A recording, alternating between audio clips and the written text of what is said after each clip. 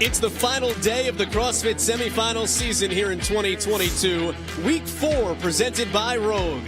Mark Twain called it the city of 100 steeples. We call it the host site of the Atlas Games. Montreal, Quebec, Canada. 5 men, 5 women, and 5 teams will earn their fate, learn their fate as well, into the CrossFit Games in Madison, Wisconsin.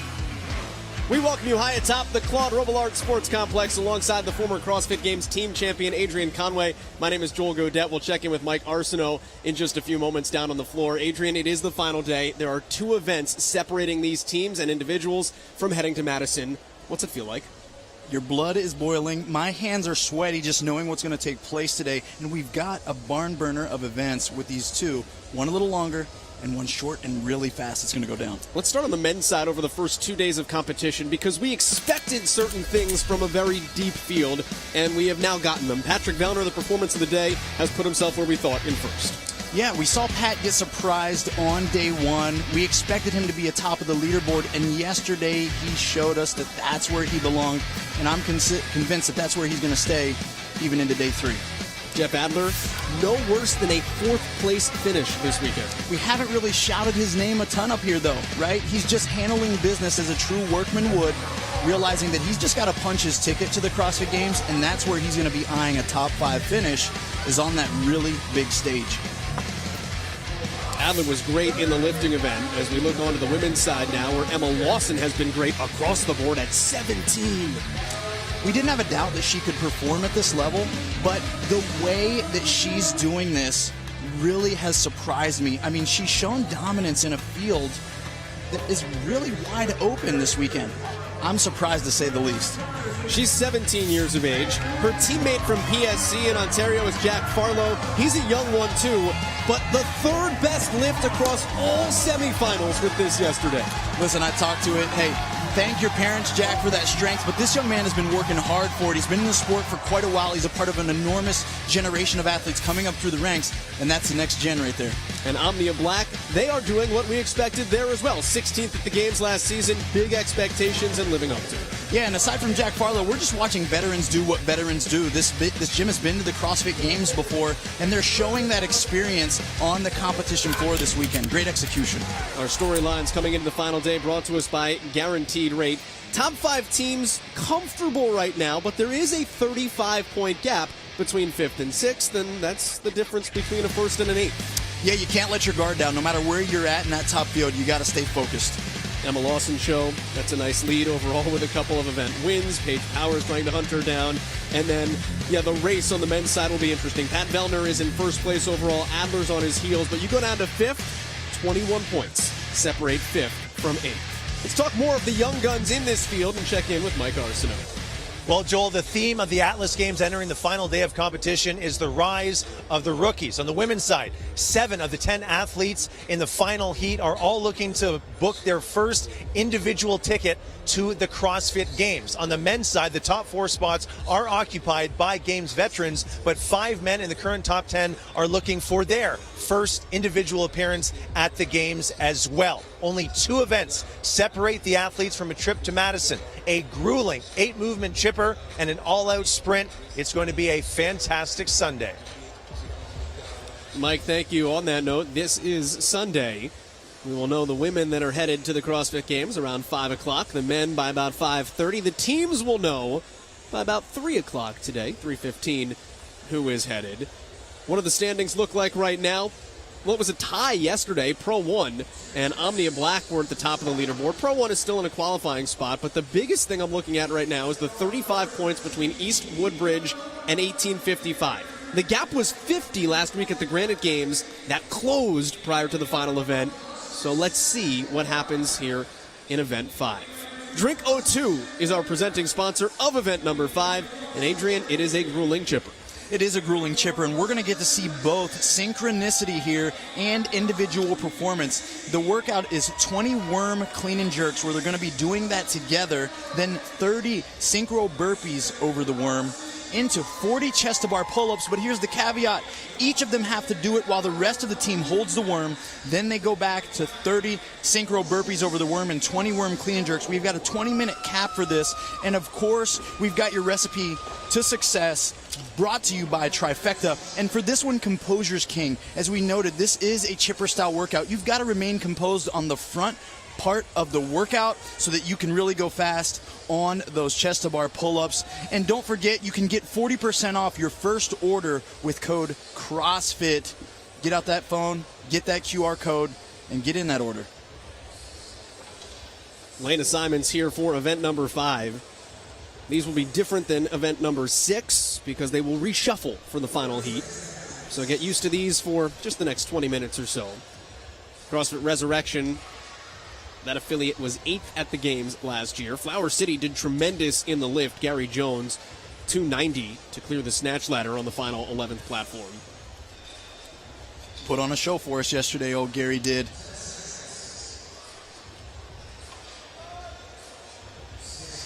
First and only time we see the worm here at the Atlas Games. The best true test when it comes to an implement for team success. Oh, we had a false start. Something's going down. Send those athletes back. Someone jumped the gun. I've never seen that. Hey, listen, me either. And it's a first, so I say we just eliminate the team who false started or whatever happened. That does happen at the Olympic level. I know, that's why I bring it up. I'm like, man, there's a lot on the line here. Boy, that'd be a looks bad like hit.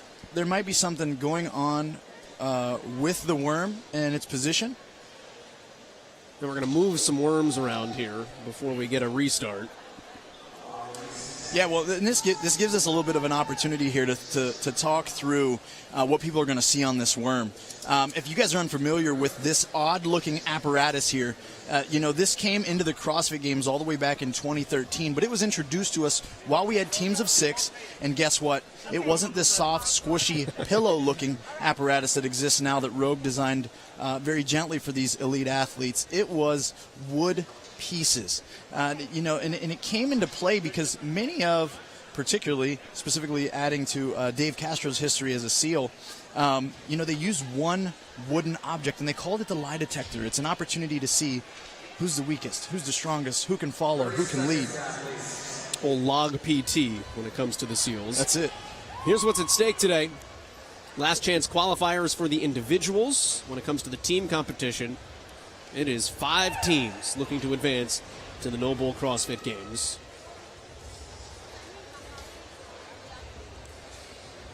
I will say the first year we had the worm, and it was in those wooden pieces, there were some casualties out there. Miscommunication was more costly than just a no rep. Yeah, wood held together with a rope through it. That's tough. Yeah. It made it fun, though, because your adrenaline was pumping, not because you were nervous at how you performed, but nervous because you didn't want to lose a finger. All right, now we're back to it. Clean start, 20 worm clean and jerks. Okay, so a few things here. One of the key aspects in this recipe for success is stronger together. Every time you move that worm, pulling it from the ground, getting it to your shoulder, the transfer to the other shoulder, if you truly aren't moving as a unit, one person's going to be doing more work than another, one person less than another. The worm will become non-rhythmic, and it makes it very difficult. You can bleed energy away from where your focus needs to be every single rep. And you can see Chris Cooney in the front for Ocean State Gold in the yellow tops. He is the caller here. Adrian, as a team, how do you orchestrate who's making the call and how you base this movement? There's a few things that you can consider. A lot of times it's going to be the natural team leader that's going to be the most verbal, or the person at the front of the worm. When I was on a team, we would allow different people to take the lead at different times, meaning that often in the worm, you want the verbal person giving the cues to be somewhere in the middle, so the people in the front and in the back can both hear. If it's either in the front and you're facing away from your team, that makes it really difficult on a loud stage with music and announcers for everyone else to hear you. 20 worm clean and jerks advancing after 10 reps. So as you see everybody march the worm forward, that means they are halfway through the work. They'll then work with 30 synchronized burpees over the worm. Here's another thing that's crazy, Joel. At this stage of the game, the elites, they don't even say anything. We have a fire alarm. That's what that is.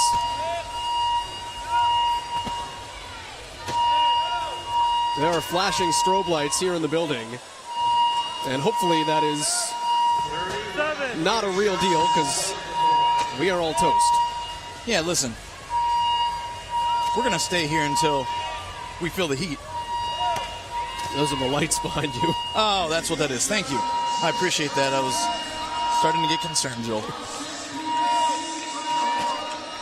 Advance the worm again after the 20 worm clean and jerks in sets of 10. And now we go to the burpees. 2 athletes on each side. These are synchronized at the bottom. I'll ask you the same question. Who calls these out, and how do you pace these? Or is it one of those things where you just go off of your slowest athlete and let them dictate your tempo? Yeah, you want to certainly have these conversations before you take the floor, and I would say you need to dictate it off of your slowest burpier, knowing that they are responsible for eyeing the bodies of the 3 people likely ahead of them. So you want it to often be the person in the rear, so that then once they hit the ground, you can start the next rep. So this doesn't often have to be a verbal cue, and really, teams at the top of the level here, they're able to move through these clean and jerks and even these burpees without saying a word. SAG 1, 819, and Raid are the teams in the 3 lanes at the top that are still working with the worm. Everybody else is on the burpees here. PSC and Querétaro Tech, the W pack, are in lanes 5 and 6, middle of screen, right now leading the way. And the fire alarm is just a malfunction, we have been told, so no worries there.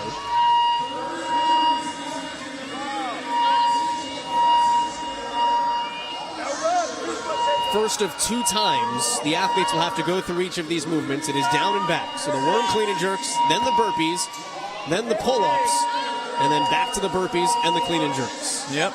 And these synchronized burpees, what you're looking for, folks, is that these athletes all have to have their chest on the ground at the same time. So it's less about, hey, when their feet hit the ground and when they jump, but it's more so every athlete has to have their chest clearly on the ground at the same time before they can begin the next repetition. And that's what you can see in the top of screen in the blue shirts. All right, and here we go.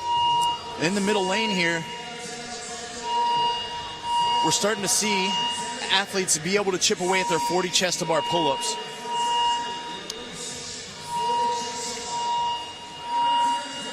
This is PSC, the first one to the chest-to-bar pull-ups. And you can see Nicholas Anapolsky in the middle, just bent over, wearing the worm on his back there. Go WOD Mobility first. Matt Fraser's 14-day free trial by downloading the app now. It's the only mobility program that the fittest man on earth trusts. Anapolsky is on the chest-to-bars.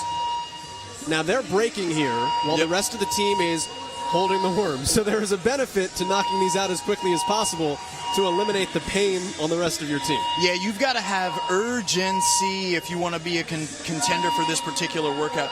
Each and every athlete's going to have to go through 40 chest bars. That's a long time holding that worm. 2 different styles. Look at those 2 different styles. And it looks like they're going to let that fly with the elbows on the thighs. I'm not sure that was standardized. No hands on the legs, maybe elbows on the thighs, but it certainly looks different. I'm not sure if that makes it easier for the lady behind him or not. And they dropped the worm.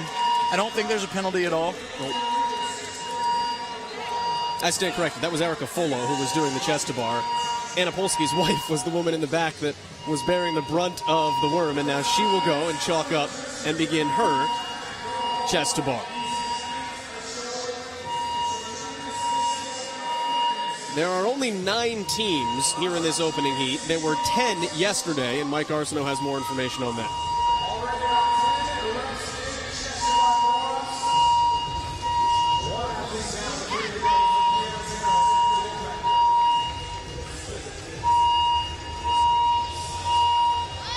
I've lost Dot. Hold on.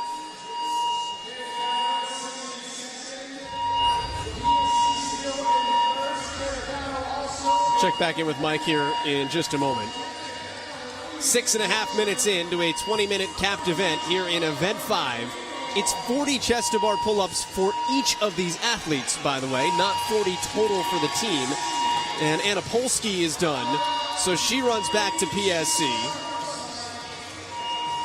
And you notice, look at the composure there by the team. They're just trying to find a point of relief. Hands on the hips. That worm is not like, clearly when one of your teammates takes an absence away and we're watching these athletes just have conversations. They're like, hey, how'd you do your chest to bar? Did you break them up? How you feeling? CrossFit 819 there. You wonder what's being said. Joel, what do you think they're talking about, man? Well, Marc-Andre Savard is just shaking his head there, so I don't know if that's I can't believe what I'm doing right now. Please like, did you go unbroken? No. No, I did not go unbroken. That worm total is about 360 pounds. 100 pounds for the section being held by the men. Yep. 70 pounds in the sections being held by the women. And then in between the red markers are 6-pound spacers. Now, of course, that's typically with 4 people having to hold it. You've got to figure out different ways to construct your building here with only 3 pillars. Yeah, and that's important. You want to make sure that you're considering many things, not just how we hold the worm and keeping it off the ground, but who do I need to keep fresh? Who struggles with this worm most often? I want to make sure that those athletes still have some juice and have the ability to help us cycle it when we need to do these next clean and jerks and the next worm over burpees. We saw a false start from PSC. They're now right of screen. This is going to be their second attempt at picking up the worm here. Sean Clark went to grab it, and it just fell right back down off of his shoulder. There has got to be fatigue when you're standing there for what is now 4 minutes with that much weight on your back. A lot of fatigue, and let's not forget, he was the one that just returned from doing those chest-to-bar pull-ups, which is very grip-intensive. So when he's asked to come back, grip that 100-pound sandbag of that worm and try to get it to his shoulders, it slipped right from his hands. That's why this workout is uniquely programmed, and I really like this test. Once we see the first team get the worm moving again, they're going to be hard to catch because of the natural cadence of the clean and jerks and the burpees. So it really pays to be the winner off the rig here. I'm showing you Nicholas Anapolsky going to work. As we now take a look back at Querétaro, the W-Pack Tech here, and Delfina Ortuno, you can see the way that she was working her hand grips here because she's about to duck out and go to the chest to bar here. So the Argentinian now to the chest to bar. She's a former national level gymnast down in Argentina. So, and I'll say to bring this back, in 2017 when we were at the CrossFit Games on a team, it was the first event where they said, hey, you got to go away and do some work and come back. I've started to see some of these teams do what we practiced before the event, which was we turned laterally so that our surface area of our bodies held up more of the worm and had less sagging portions. So we actually tried to turn a bit parallel instead of just facing forward. And of course, I don't know what standardized this particular hold for these athletes, but it might be a way for them to think about. Some of these athletes look like they're in a really compromised position. PSC and Querétaro, the W-Pack, not Tech, but in lane 8 at the bottom of your screen are the 2 lead teams right now. Now let's go check in with Mike on that absent lane 10. Thank you very much, Joel. Yes, it was a very scary scene yesterday when Sean Fantuzzi from CrossFit Explode injured his arm during the snatch event. I have an update on his condition. So he got back from the hospital last night. He was x-rayed. The good news is the x-ray came back negative for a fracture. They put him in a cast. He'll be having to wear that cast for the next 7 to 10 days. Now, they're not fully sure if there's ligament damage or not because an MRI was not done. He is in better spirits today than he was yesterday. So hopefully we'll see Sean back competing sooner rather than later. Our best thoughts go out to that CrossFit Explode team. Absolutely. That was devastating to watch, man. And to then watch 2 other teammates go out and clear the snatch ladder after seeing that. Incredible. This is Polsky Strength and Conditioning. What a weekend for that gym. They've got a team competing. Jack Farlow wins the barbell complex on the men's side from PSC, and Emma Lawson's going to win the whole dang thing from that affiliate. It's a fit community, Joel. When you're putting out that not just that volume of athletes, because hey, we see affiliates putting out a couple teams or whatever, but when you're watching these athletes come do this thing, and then you got 2 elites in the field that are both in striking distance to go to the CrossFit Games, wow. Ocean State Gold on the rig with Jessica Deary. It's another affiliate with a ton of teams. The PSC has about 40 athletes on the competitive track at their affiliate, so they like to get on the big stage and show out. It's PSC who has the worm furthest on the floor. They're now being joined in lane 8 by Querétaro, the W pack. But on to the clean and jerks, which is the last movement here with a 20-minute cap. We're only 12 minutes in. All right, and their athlete on the front of this worm is struggling as he's verbally saying, yo, man, get me off the worm, switch this other dude. And in case you didn't know, guys, as you're watching this, the worm is not equal, right? Like, hey, there's 100-pound bag in the front and 100-pound on the third for the other male. And they're like, hey, bro, switch me back. That didn't work. It's not my time. You do it. Guys, I've been at the CrossFit Games and watched teams argue over who's going to man the front because they're in such duress. And there's a difference between the 100 pounds in the front with nothing supporting it and the 100 pounds in the third spot, which is connected to a little bit of support, right? Correct, and that's why it's so much more difficult to navigate that. You don't need to just be moving 100 pounds. You've got to really be controlling the entirety of the worm to some degree. And when you're at a point of fatigue, that's what it looks like. And you've got to control the descent because now this is lost time going to re-straighten the worm before your next event or before your next rep. And the W pack from Querétaro is now leading. And they're just staying a little bit more sharp, a little bit tighter. They're waiting a little bit more between the reps, but it's allowing them to make them count and not get sloppy under these worm clean and jerks as they get to advance on to the next final stage 10. of reps. Just 10 more reps here for the W pack. Alan Garcia leading the way here up front.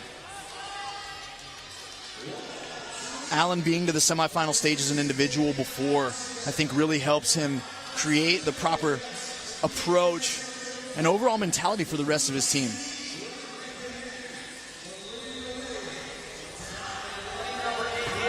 This is where you've got to really fight verbally to keep your team focused. And as a leader, you've got to make hard choices. If you're verbally cueing your team into the next rep, it's important not just to consider yourself, because you may be ready, but you've got to consider the least fittest on your team.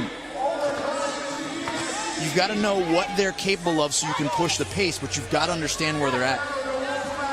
And this is the Querétaro Tech team. CrossFit Querétaro has 2 locations. Each of these teams is from each one of those locations. They're coached by Pablo Augusto, who coached the Samurai team out of Argentina back in 2018 that Delfina Ortuno was on. I like that. There's even more motivation for them to beat each other. They're like, yeah, we're the same, but we're different. Let's go. We're not taking the back seat here. 5.5 minutes left. And you can hear, vamos, vamos. Vamos. Get that worm off the ground for this final round of 10 clean and jerks. And what we're saying, it's showing its fruits. We think about the trifecta, recipes for success. Hey, you had to pace the first half of this workout because the race happened after those 40 chest to bars. Hand is in the air. 5 reps left to go here for Tech. 5 reps also go for the W pack. Oh, I love it. This is playing out great. We're out just under 5 minutes to the cap. And that's going to give these guys just enough time to slug through these reps and be forced to finish. 1 rep left to go here for Querétaro. The worm no rep. Dropped on a no rep. They will have to redo that. Hands up, several lanes. Tech and PSC in the middle of the field trying to finish here, both with hands in the air. And then it will be the W pack that comes across first. They beat the no rep, but they've got to go get the worm. You got to move your worm. You got to advance it. Get it out of that lane. So after collapsing across the finish line, they've got to move their lane or their worm out of lane 9. Okay. And still come away with the finish. That was going to be quite the story if they had to go back and pick that thing up and move it, because let me tell you, it wasn't happening. And the 2 Mexican teams both finish on top. Querétaro finishes first, and then Querétaro Tech comes in second. PSC comes in third. Made it happen. And we still have 4 minutes left to go before the cap. And Adrian, you're going to look at this and say, well, that's a lot of time. a lot of these teams are going to finish here, but I think that's important on a chipper because everybody has to do all of the work to try to keep this even going into event 6. I completely agree, and I'm a big fan of this. I think when you look at an event and you program correctly and you test correctly, you want to give an opportunity for the majority of the field to finish the workout because of the point that you just made. Hey, it's okay to be slower if you're like, hey, I'm not worried about this particular event for me, but what if you're conserving so that you can keep yourself more fresh to get an event victory on the next one? No, let's see these guys do the same work. Let's see them all finish this workout. Buffer the time caps as much as you can so that we see the work done. Now, that being said, CrossFit Raid is still on their burpees in lane 3. Same in lane 1 at top of screen with SAG 1. So they've got some work to do in less than 3 minutes. But the teams that are on the clean and jerks should be able to get across here. Yeah, they're going to have time.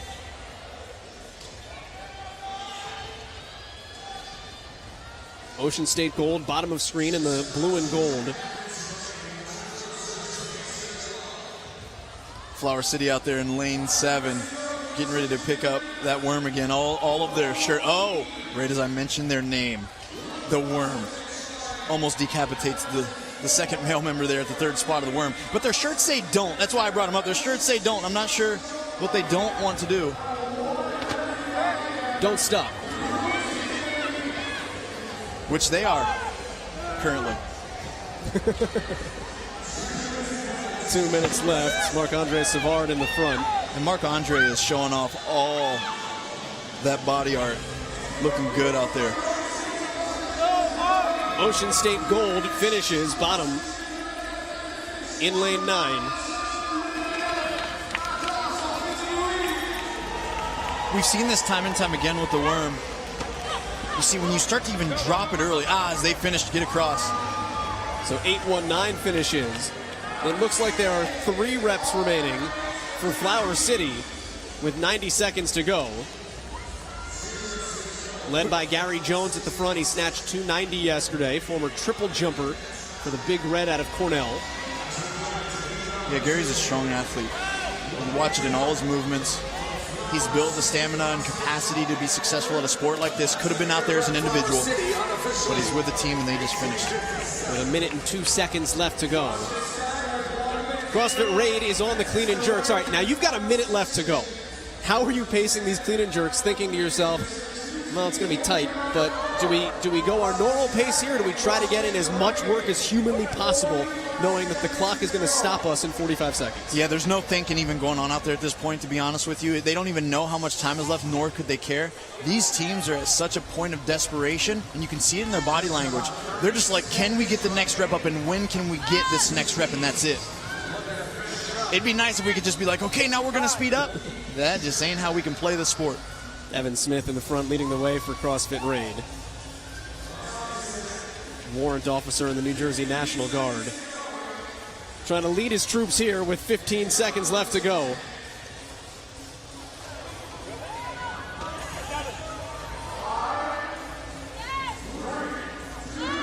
And they will not get one more rep. So 2 teams are kept. No casualties, though. No casualties in Heat 1.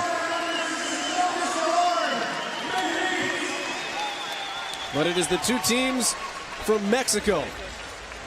Querétaro, the W pack, comes away in first, and Querétaro Tech, the W pack, comes away in second. See how those times hold up as we look into Heat 2.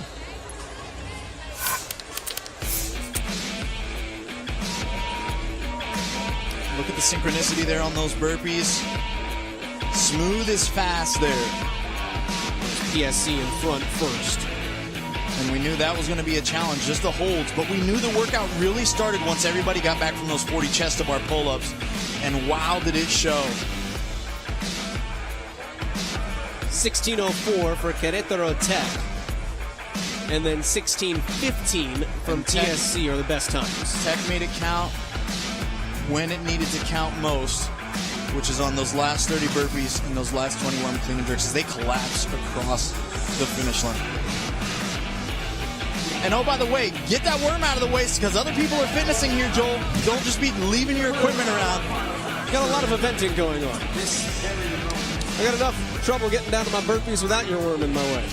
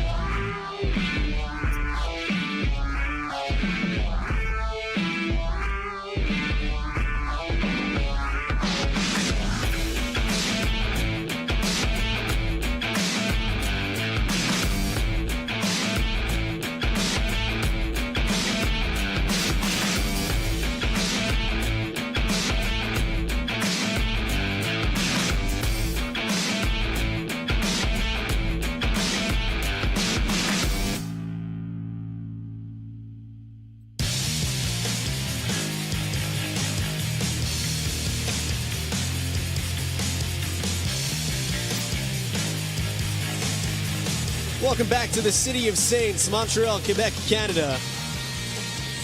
Team event number 5, the Flip.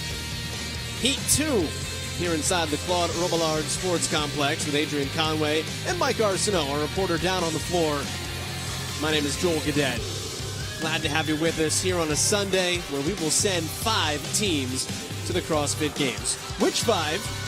We'll find out. 35-point difference between East Woodbridge and 1855. That is the difference between 8 spots on the team leaderboard. And when you're talking teams, 1 through 20, it's a 5-point step between each spot. It's not the progressive scale you see on the individual side. So keep that in the back of your mind as this event plays out. Brought to us by O2. Yeah, event 5 is a great one. 20 worm clean and jerks, 30 synchro burpees over the worm. Then they're going to hold that worm while each member goes away for 40 chest-to-bar pull-ups and comes back for the latter half, 30 synchro burpees, and 20 more worm cleaning jerks. The 20-minute time cap is going to be beaten in this heat. And then we have got your trifecta recipe for success. And for this particular event, it's going to be composure is king. You need to pace the first half so you can go fast on the back half. And then you've got to remember on this worm, it's stronger together. Unity is everything. And don't forget, get 40% off your first order with Trifecta using code word CrossFit. Sounds cooler when it's a code word. Omnia Black in first place in lane 5. Look left, look right. See everybody trying to hunt you down. Milford Team Conquer is currently in second place, just 15 points back. That is the difference between, well, a first and a fourth. I am excited for this heat, to say the least here. Let's get this thing rolling. Underway here in Heat 2 of Event 5. Penultimate event at the Atlas Games for these teams, and it all starts with these 20 worm clean and jerks. And we just saw touch and go. Milford Team Conquer's not messing around in the middle of your screen, lane 6. With that kind of strategy, I'm not sure how wise that is. Again, gravity will take the worm to the ground. But also, here's the other question. Are they playing with something new? Do they want to see what they're capable of? Do they feel like they're in a controlled enough position for them to be able to take these risks and still make it to the CrossFit Games? Perhaps. I mean, the hand is in the air, but it's also in the air for a handful of other teams. So how much time have you bought yourself? To me, the workout needs to be fast in order to do that. And you've got to be very confident that you're going to create a significant amount of separation in order for that to be the case. And they're just continuing. Tell me they go 20 unbroken. It looks like that's the game plan, Joel. And that's going to be impressive. But we look at these athletes, what they're capable of physically, what the lifts were yesterday. We know that they can move external loads very well. So this grunt work on the worm certainly favors them, no doubt. Milford Team Conquer right now is in second place. They're gunning for gold. 15 points back of Omnia Black. Tony Facchini is in the front there leading the way. And they are executing those clean and jerks very clean, I will say. They've practiced it. It's smooth, it's refined, it's relatively effortless. But remember, folks, it's a tremendous amount of time under tension. They just got a no rep. No, I think they have one left. They tried to advance. I think they just lost count. Well, they had to bump it back to the other side. So they were correcting something. And now they're going to drop the worm and try to figure this out. So the problem here is that now they've cost themselves enough time that teams are within 1 rep of now their pace that have not done touch and go. Yeah, they had 1 rep left, and then they put it down to advance it here. So they lost count, I think is what happened there. Okay, well, here we go. They're now joined already by the team in lane 5 here, CrossFit Omnia Black, who did singles the whole time. And Pro 1 Montreal has joined as well, the bottom of those 3. Unfortunately, those touch and go reps literally gained them 0 advantage. But it looked cool. Well, if they win, it still won't matter. And we'll have Mike Arsenault find out the thought process behind it for us. No doubt. And I'm excited to hear it. Because you always got to learn. Different approaches are going to teach them something for the future, or they're going to feel like it was going to create them the difference in making, first to second or second to third. Larry Paraprobe fall in lane 2 was 4th here to the burpees.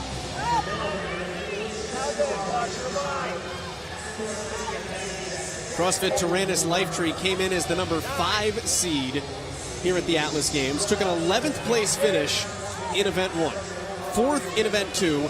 3rd in event 3. They went 2nd in event 4. The only thing that's left for them to do, as Jake Taylor would say, is win the whole darn thing. Well, I guess they're 25 points back of 1st right now. Well, see, there you go. Negatively splitting the weekend. What great momentum that creates. Hey, a little bit of a slow start. Maybe we didn't get our event of choice in the opener. And, hey, let's just walk the leader down as the weekend passes. I love that style of competition.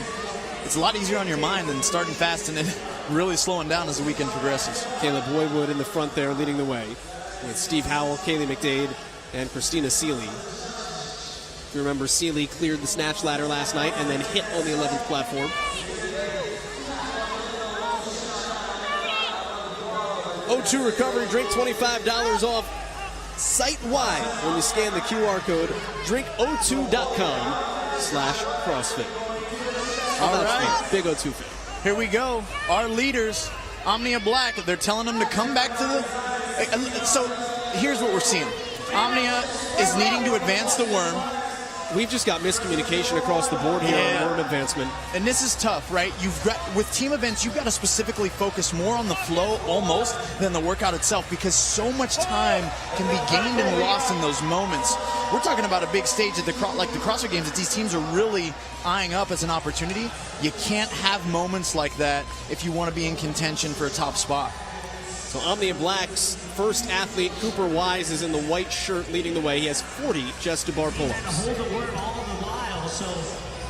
Adrian, we're seeing a lot of teams at the beginning of this event using verbal cues to communicate. But as the event progresses, the music gets louder, the crowd gets louder, your heartbeat starts thundering in your ears. So what are some non-verbal cues these athletes are going to use as they progress further to communicate with each other? Hand gestures is one of them, Mike. That's something that we used in the past. But so many of these teams, particularly at the top, those that were really looking to establish themselves as top 5 going to the CrossFit Games, they're likely communicating nonverbal all the way, and a lot of it's timing and rhythm. We watch teams at the top of our sport right now even do clean and jerks without someone giving a verbal cue. They do a shift of the worm, and they know the way it feels and the timing for the next rep. And their fitness level can be such a baseline where they trust one another so greatly that they know the worm's just going to go up no matter what. I was thinking slaps, kicks, and death stares. Death stares are certainly a part of it, which we're going to see that here from this field, I guarantee it, with some of the communication or lack thereof that we've seen already. There's going to be some death stares in store, there's no doubt. I think we saw probably at least 10 in the first heat. Jacob Schmidt, white shirt left of screen, leading the way for Omnia Black. He is the second man to the rig here for the 40 chest-to-bar pull-ups. See how folks break these up as we go. And this is really where you've got to hold on and go big. You're looking to strap those hands up onto the rig and be able to get to 40 as fast as you can by all means necessary. Just trying to do your 3 teammates a favor, trying to take them off the pressure of having to stand there with the worm. And you saw, again, in the white T-shirts, Schmidt break, but it almost looked like his rhythm broke more than he broke intentionally. Because you're not seeing athletes come down off these bars. They are looking at 40 and saying, unbroken, let's go to town. Yep, and you gotta risk it. Go fast and take chances is this portion of the workout, and it's important to do. You know, you're not just trying to do it for your teammates so they get more of a rest, but you're trying to win. So I'm not trying to just cycle chest to bars, Joel. I'm trying to do them as fast as I can unbroken. And you saw Schmidt barking, drop as he was running back. So there's nonverbal cues, and then there are ultra-verbal cues.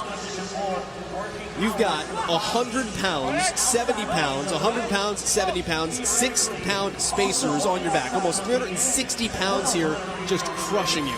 Absolutely, and we're looking at that. They're loaded on the left side. You got to think it's not just this equal thing that's loading down your spine. It's one side. You're getting one oblique working harder than the other. One hip's taking the load over the other hip. And all this starts to add up over time when you're trying to actually breathe. And that's a big team that we just showed you, CrossFit East Woodbridge.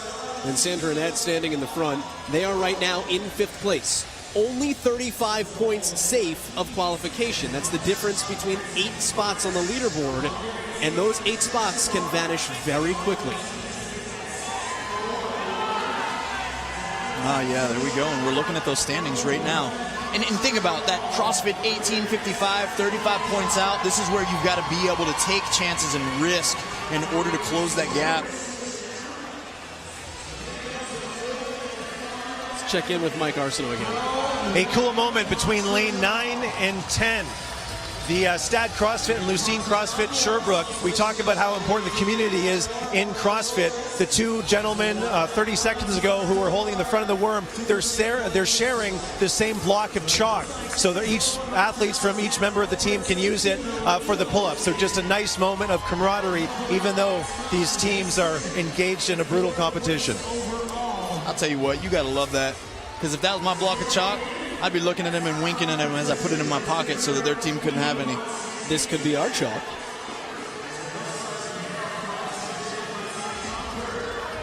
You do love that, though, and this is a rare sport that way.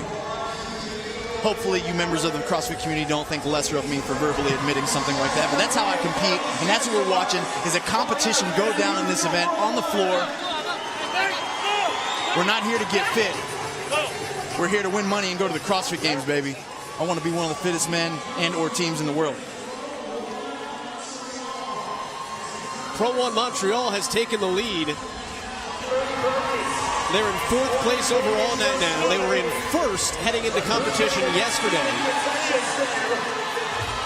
Pretty comfortable in terms of qualifying. They're actually only within striking distance of being able to take the lead, though.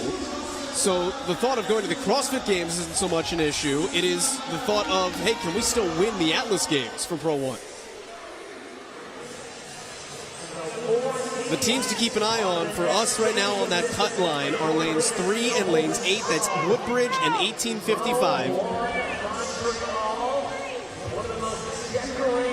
Teamwork makes the dream work, guys. 1855 is one of, right now, the 4 teams on their burpees. They are chasing East Woodbridge, who is still holding the worm, working on their chest-to-bar pull-ups. 1855 is on the bottom of the screen. The closest team to the bottom of the screen working on the burpees. We're noticing there's a bit of some different pacing going on. Some athletes are quicker off the floor. Some groups are transitioning a touch slower. This is going to dictate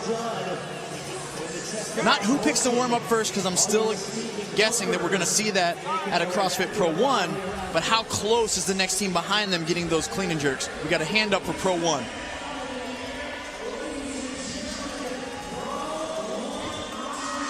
CrossFit 1855 started in 14th. Games team last year, they came in as the 9th seed in this competition and have steadily climbed their way up the leaderboard. They right now have the lead on the team that they're chasing in CrossFit East Woodbridge. They don't have to make up 35 points in this event. They just need to get themselves within reasonable striking distance for event 6. Chip away, chip away, chip away, knock at the door as we watch Pro 1 advance their worm forward. And they're looking strong on these clean and jerks already. That first one's easy, no doubt. We're going to want to check back in here about 13 reps in, but they're smooth. They transition the worm effortlessly from shoulder to shoulder. And notice, I can't tell from here. You've got two teams right now, Pro 1 and Omnia, that have advanced back onto the worm clean and jerks. They're now joined by 1855. This is huge.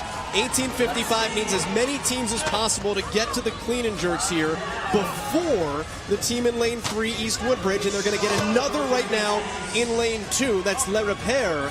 Put some space between you and the team ahead of you. That's the name of the game.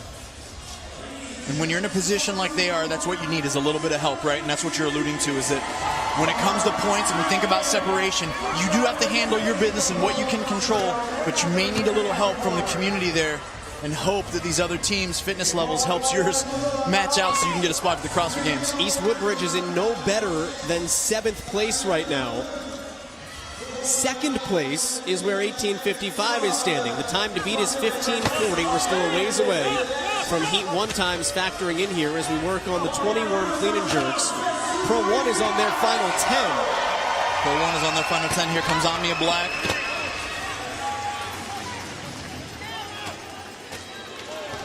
As we watch towards the middle there, CrossFit Milford, Team Conquer, just getting started with their clean and jerks after coming out with that 20 touch and go, which was a cool flex, but showed very little fruits. Now Tyrannus Lifetree has moved ahead here on the clean and jerks of 1855. 1855 wants Tyrannus Lifetree to do well, but not better than them. They need people between themselves and East Woodbridge.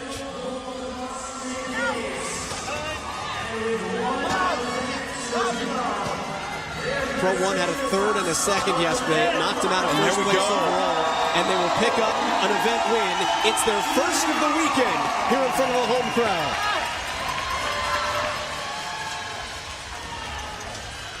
They're not just trying to go to the CrossFit Games. They want to creep. They're coming for that first spot. One more rep to go here for Omnia Black. They Omnia too Black finish. Handling business, as we've seen them do all weekend long. That is the second place finish for Omnia Black. Time to beat was 15:40. So again, Heat 1 times not a factor at this moment. There they go. Milford brings back the touch and go as they're towards the latter part. The hand just went up in the air for two teams simultaneously in Tyrannus Lifetree and 1855. 1855 needs these points here in lane 8.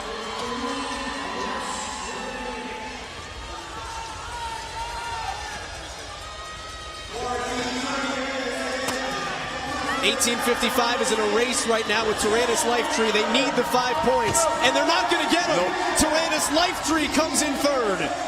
And they looked immediately over. They looked immediately back to see that they were still working with relief in their eyes. 1855 with one more rep here on these worm clean and jerks. Now they're still going to do some damage. Yep. 1855 finishes in 4th place. Heat 1 times have not become a factor. Now they need as many people as possible to finish between them and East Woodbridge here. Every finisher is 5 points away from that 35-point lead. Closing that 35-point gap. And they will get another. There's another in Milford. I think the next help is going to come from Le Repair. And then it looks like you're going to get a finish from East Woodbridge with times starting to come into effect from the first heat. Right. At 15:40, that begins to happen. So that has now happened. Yeah. 15 points have been cut into the 35-point lead for the final games ticket. That's where you got to focus and not just worry about what's going on the floor and assume things are all going to play out the way you see it there, because you can't forget about what took place in a Heat 1. 4 more seconds, another 5 points will come off the board of that lead. And there's another 5 points, and at 16:04, another 5 points. Event 6 is going to be very interesting for the 5th and final spot to the CrossFit Games on the team side. That's what we come for. What a race. What a throwdown. East Woodbridge has a hand in the air. They are on their final 2 reps here of the worm clean and jerks. Final rep here. Get across that line. And they are done in 11th place, but 1855 took a 4th. Not only did 1855 close the gap, but I'm going to have to do some math. I think 1855 just leapt into 5th place overall.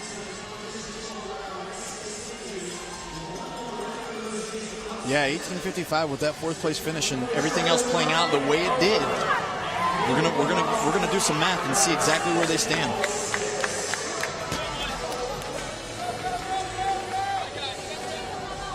$35 points is the difference between a 1st and an 8th. 8-point gap.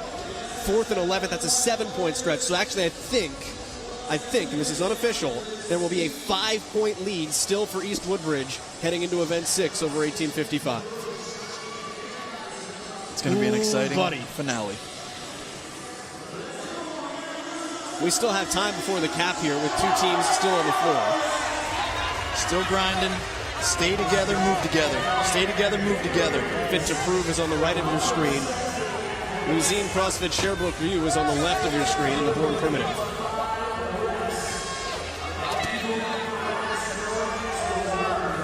This is where you've really just got to show some grit and do it for your team. You're hurting. Put your hands on the worm. Shift it back and get that thing moving. This is devastating for Fit to Prove, who came in 8th place, 65 points out of a qualifying spot, so a little bit more distance, but certainly doable if you had come out and crushed events 5 and 6. Yeah. You come out, almost everybody within the 70-point range has an opportunity to at least chip away to some degree at their opportunity to close the gap, but when you start like this, you know it's just getting greater, and that can be a bit defeating. Fit to Prove is finished about 80 seconds before the cap. That was 15th in the event. Great effort by all these teams. I mean, that worm is devastating. And we can't also shortchange the fact that, you know what, Joel? This isn't a common piece of equipment to have in every affiliate across the world. Some of these teams might have very little exposure to this unique stimulus that only the worm can bring. Sometimes you have teams traveling to other affiliates. Hey, do you have a worm? Can we train with it on Saturday? And that's really where you see the beauty in our community. That affiliate's like, yeah, we might not have a team competing at semifinals, or maybe we do, but guess what? We're going to let you come here and have an opportunity to share some of this equipment that we have. 45 seconds left to work, hand in the air. So Sherbrooke U should be able to finish here with 1 final rep. And there is the last of the 20 worm clean and jerks, and the athlete with the chip timer races across first. And everyone finishes in Heat 2. But whole buddy, it is all going to be on the line in event number 6 for the team. All of it on the line, brother. I can't wait to see it, honestly. It's going to be quite the showdown. We've got thrusters and guess what? Legless rope climbs coming up in the next event. And there's a lot of pressure there, not just on the men, but specifically on the ladies, because their performance is often what sets teams apart. Let's go down to Mike Arsenault. Pro 1, a fantastic performance here on event number 5. 4th place coming in. That should put you into the top 3. How were you guys able to communicate near the end of that event when the crowd, it's your home crowd, is so loud? Yeah, it's all about this was a back end event. So we went into it going, okay, don't lead from the top, be smart, be intelligent, and it's going to be the burpees and the clean and jerk. So once it got loud, we already had our pace. We already had everything down pat. So it was all about just trusting all of our training and just being able to flow. Even if we didn't hear each other, we just knew each other. So it was home from there. You had a rough performance in event number 4 last night, 14th place. What was the message to the team last night and this morning to bounce back like you just did? Absolutely. We knew coming in strength would be probably an issue. So we said, get every single point you can. Do the snatch for the fun. You saw my power move. Enjoy it. Go for a PR for yourself. Because if you're not training for yourself, then why are you training? So this is a damage control. Let's go and win the worm. We did it. I'm fired up too. Pro 1 Montreal, congratulations. We'll see you for event 6. Thank you. Pro 1 puts themselves back in the conversation to take the overall win. And they did so by chasing down Omnia Black, who right now is in 1st place overall. Yeah. And we saw Omnia Black come out. They executed. but they had some costly errors, right? Not understanding the flow of the workout, getting called back. This cost you precious time, but would end up allowing them to not finish first, but finish second to these studs right here. And you give it a little tongue out action, maybe a wink to the camera. You're in your flow, you're feeling good, you're suffering, but when you're leading, suffering feels so much different. It's rewarding, it's elation as we watch them celebrate to the finish. What communication. And then Omnia Black was able to regroup, get off that worm, handle their business, and be the vets that we've seen that affiliate be all weekend long here. They've been to the games, they know what it takes. Pro 1 Montreal finishes first. Now, they were in fourth place. They were only 40 points safe of 1855. So you saw 1855 hunting down East Woodbridge. Montreal was not out of the woods. And Pro 1 Montreal does their job here. An event win in 100 points puts them in a much more favorable spot. But look at 1855 lurking, trying to get back to the games for the second time in as many years. Life tree creeping too. And there are the standings, and it is in fact a tie, 360 each. Tiebreaker as Woodbridge in the games though at the moment, but 1855 close a 35-point gap in event number 5. Look at these races, what a showdown. 360, 360, 410, 410. Event 5 for the women on the individual side is the next thing on the docket. We've got it coming your way from Montreal, Quebec, Canada next.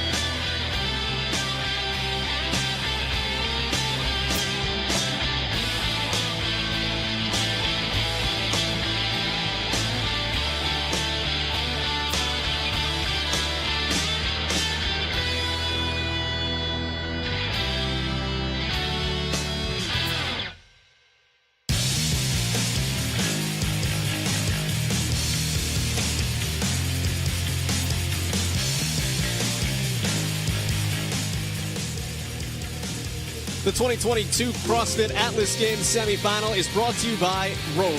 Don't weaken.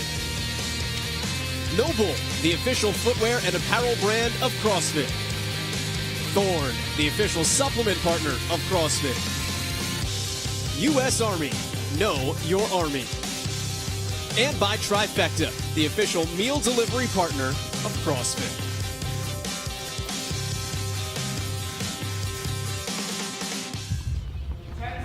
What does it take?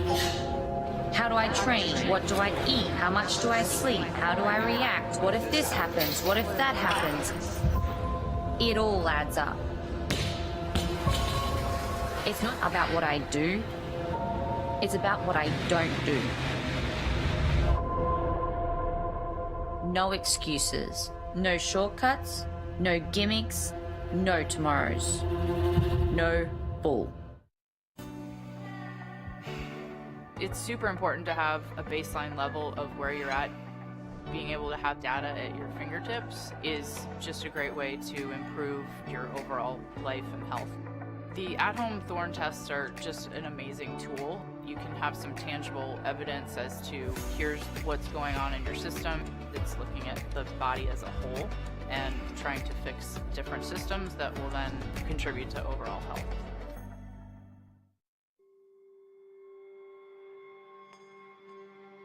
Do you know, it's our belief that CrossFit is the world's leading platform for health, happiness and performance. I've talked to you a lot this weekend about health.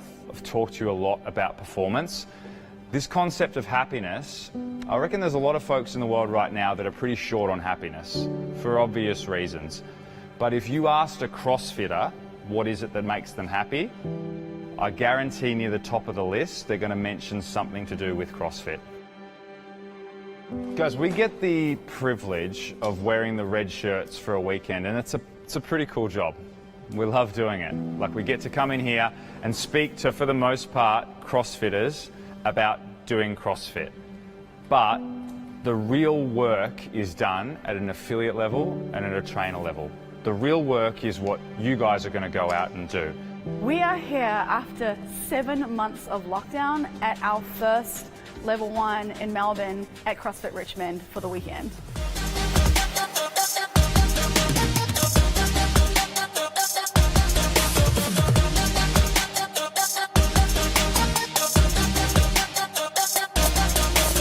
Really, I think it's about empowering people that love CrossFit, arming them with the resources they need and the information that they need to put to use when they want to go and train people with this thing that they love. I think what's cool about the structure of the course is that people are like, that was a fun seminar. It never felt boring. You know what? It was so nice to sit down and learn something, like learn a big concept. And what distinguishes it from other courses is the fact that people are watching how to make people better.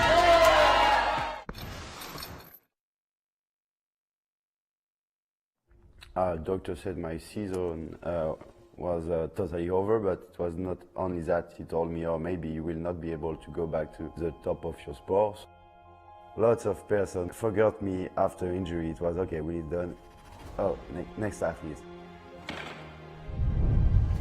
I'm really angry to show to some person that I'm not done and I can do some good stuff in CrossFit again.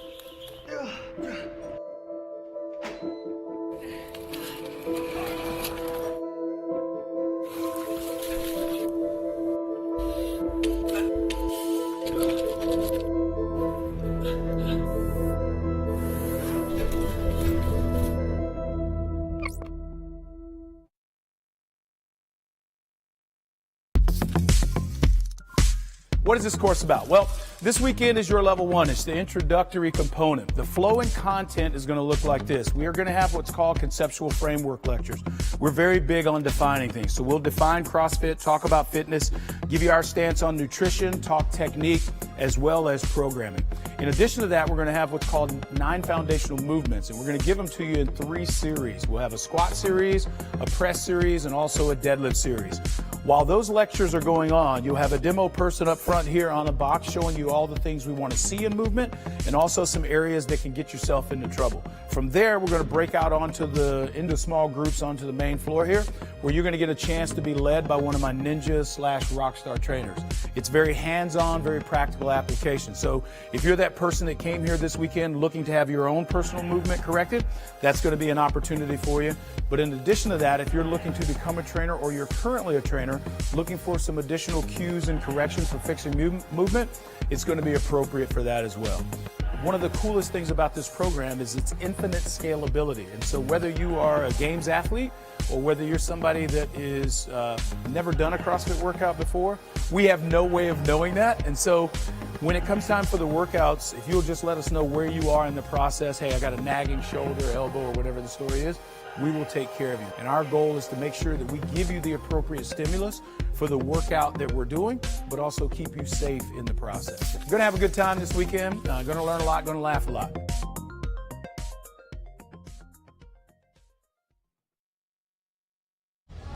My name is Adrian Conway, and we are at the Atlas Games here in Montreal, and I am joined by Daniel Mazur, the founder and CEO of Cold Tribe. Daniel, why is it important for people to be getting cold right now? Yeah, right now, cold is such an important part of your recovery. You're getting such a strong lymphatic flush when you get in the tubs, so it gets you back on the field for your next heat so you can perform at your best. I love it. Now, I've been an athlete my entire life. I was in and out a lot of these tubs throughout my career. It used to only be looked at as for athletes, but it can be for anyone, right? Yes, that's right. There's a lot of mind, body, and even esoteric benefits. You really get to, once you're in the tub, you're going to be able to really get into your body, be present. And there are a lot of different kinds of like resilience training that I personally do. So yeah, there's beyond just the athletics recovery, there's overall wellness. I love it. I love it. Well, let's start working our way into the tub, because I'm going to tell you right now, it's been a long 3 days for me. And I don't know if you know this or not. We broadcast from our feet, so I appreciate you letting me get into this tub. But notice, this thing is unique because I'm sitting on the edge of this and it's supporting my body weight, but it's inflatable, right? That's right. Yeah, this thing packs up in a backpack, and it can go with you anywhere. And very rigid. You can see we're both sitting on here, and yeah, you can withhold a bunch of weight. And yeah, you can take it to all your competitions, tournaments, and actually just keep it as a setup in your garage in the summer and keep Ori in the winter. This thing heats up as well. So yeah. So you're getting cold and heat as an option. We know that both those things are important with recovery. I will say that it's a little chilly on me, but we should go a little bit deeper here, because I think what's important to note is that consistency with exposure is key. So if people have this at their home, they know the water can stay clean, and the benefits are going to be only to everything else that they want to seek here. What's the best place for them to go to in order to get one of these tubs? Yeah, the best place to go to is coldtribe.com. And right now this weekend, we're hosting actually a crazy blowout sale, 20% off. If you guys give us a message, we'll give you a code, and you guys can get that in your house this weekend. And yeah, we're excited to support the community, get cold exposure to as many people as possible, and help everybody through their life and recovery. Yep. Well, you've got a great company here. This is a great invention, and I'll say I'm going to be recovered and fully ready for day 3 here at the Atlas Games.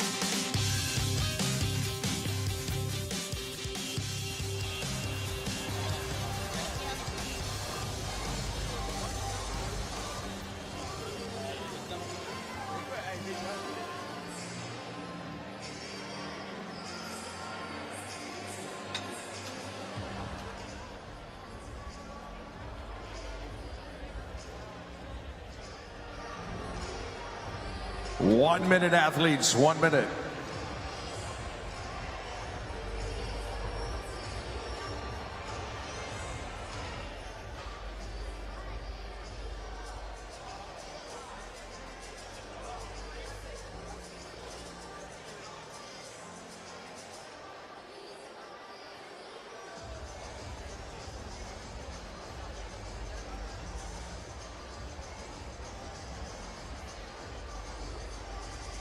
"30 seconds, athletes, 30 seconds.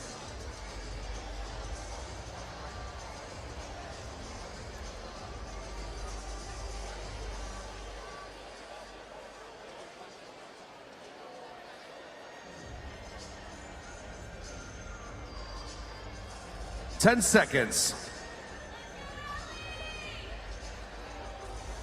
Stand by.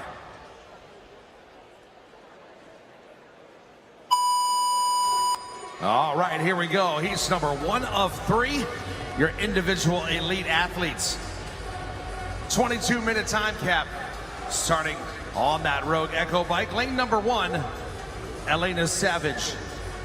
Lane number 2, Haley Hunter. Lane number 3, Alexei DeToyle. Lane number 4, Miriam Couvret. Lane 5, Ellie Terrence Hiller. Lane number 6, Logan Filolus. Lane number 7, Jackie Violette.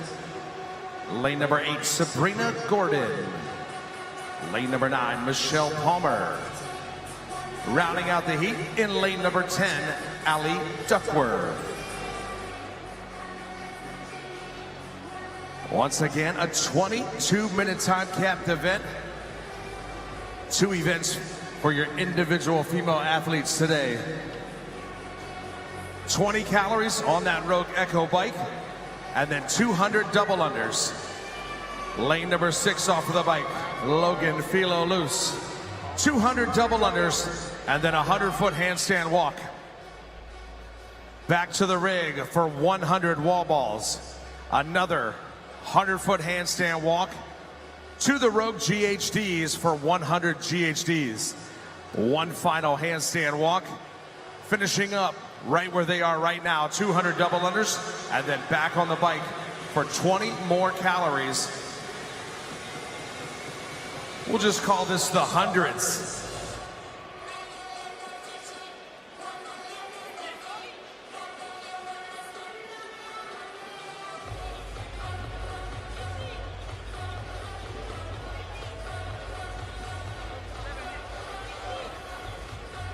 A lot of things here.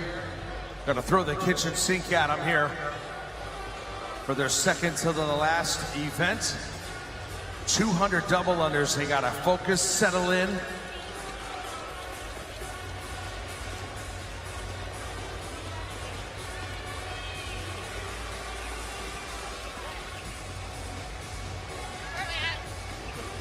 If you are keeping track, 100 double unders, then our athletes are being forced to move forward.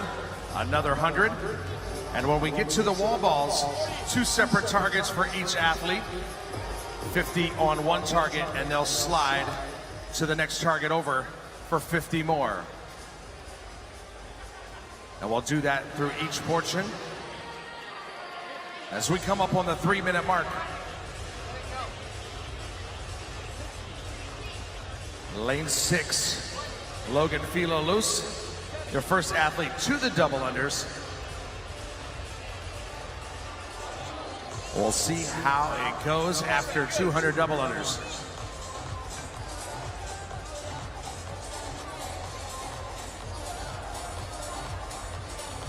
Ellie Terrence Hiller off with the dubs. First one, they go inverted on the handstand walk. 50 foot down and back, total 100 feet. But down in lane number 1, sneaking past me in my periphery, Elena Savage. Inverted, making quick work of that first 50 feet. That is your leader, Savage in lane 1, Hiller. In lane number 5,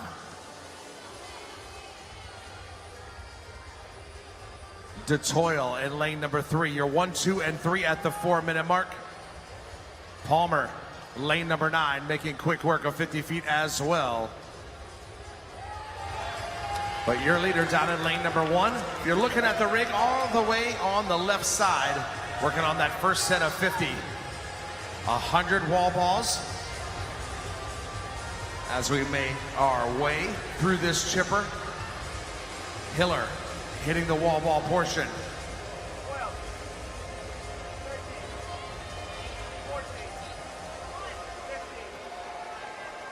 DeToyle, now that number 3 athlete.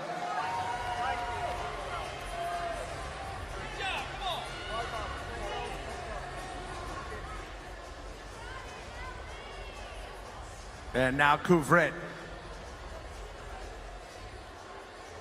So it goes 1 Savage, 2 Hiller, 3 Couvret,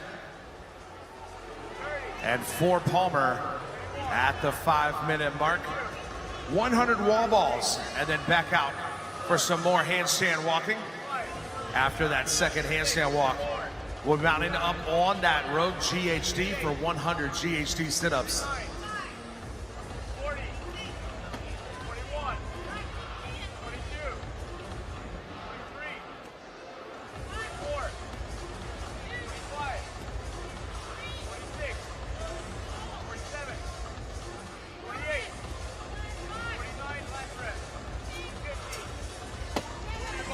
Once again, if you're looking at your athletes, just like now down in lane number 1, Elena Savage switching to that second target, signaling that she's 50 or more reps in. Looking for a total of 100 wall balls.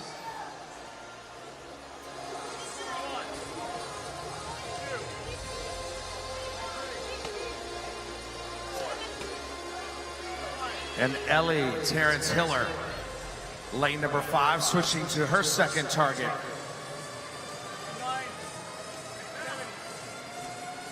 But deep into that second set of 50 is Savage.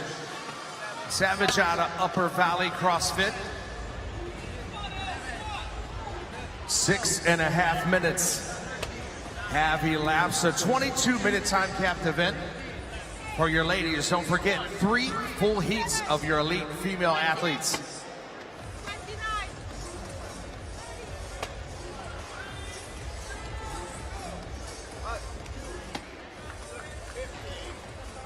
Couvret on to her second set as well, as is DeToyle. Crossing over the 7-minute mark. Gonna be watching for those judges' hands to go up. Elena Savage out of lane number 1, leading the way. Looking for her to come off about a 15-rep advantage going into that second round of 50, and she's off of the wall balls, back out to the handstands. 2 50-footers, a total of 100 feet. Gonna be your second handstand portion of 3 here for this event.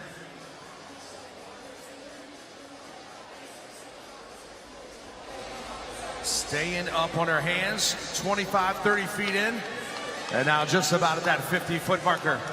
Good. Savage, quick little breather before heading back. Another 50-foot, staying out in front at the 8-minute mark, and now she'll reset.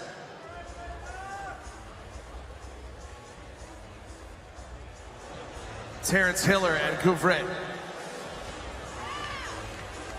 Couple of your nearest athletes going into the wall ball section. We'll see if somebody picks up the pace.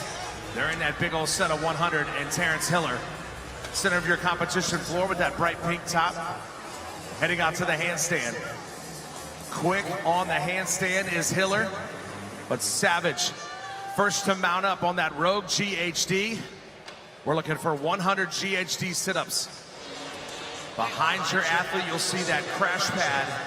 Fingers got to touch up. Hey, you know what a GHD sit-up is.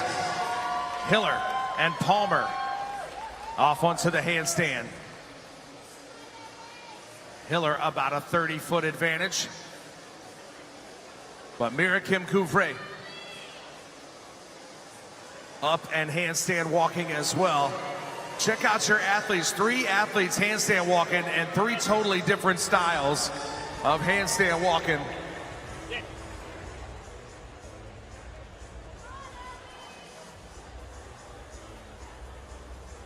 Chipping away at that 100 GHDs is your leader. Down in lane number 1, Elena Savage.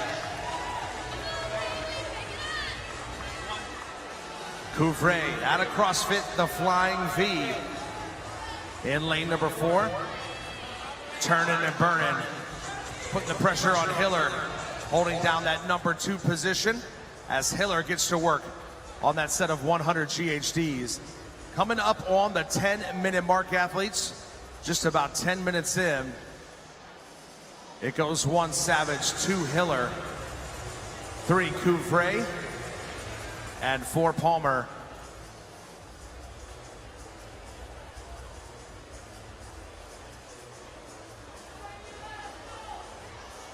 With just about 4 movements remaining.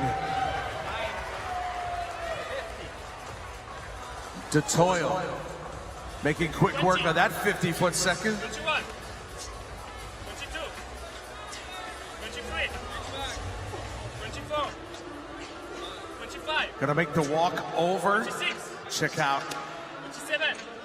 Elena Savage down in lane number 1.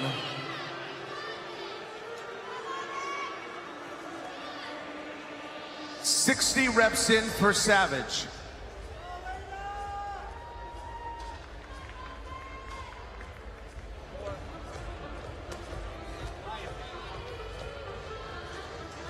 Hiller hitting the GHD in that number 2 position. Can she put the pressure on Savage down in lane number 1? Always a gamble. How much do you want to push on that GHD? How fast can you go before that core goes away? 27, 28, 29, 50.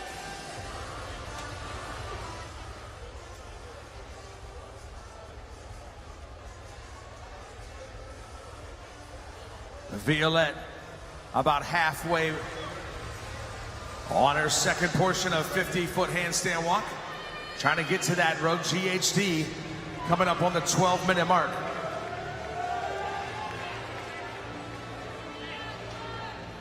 Just over the halfway marker. 10 minutes remaining, ladies. 10 minutes to go. And all but 3 of your ladies working on that GHD. Once again, 100 reps already done on the wall balls and working on the GHDs. 200 double unders already. Hands are up for Elena Savage down in lane number 1. Last 5 reps, she'll dismount. Back to the handstand walking for Savage at the 12:35 marker.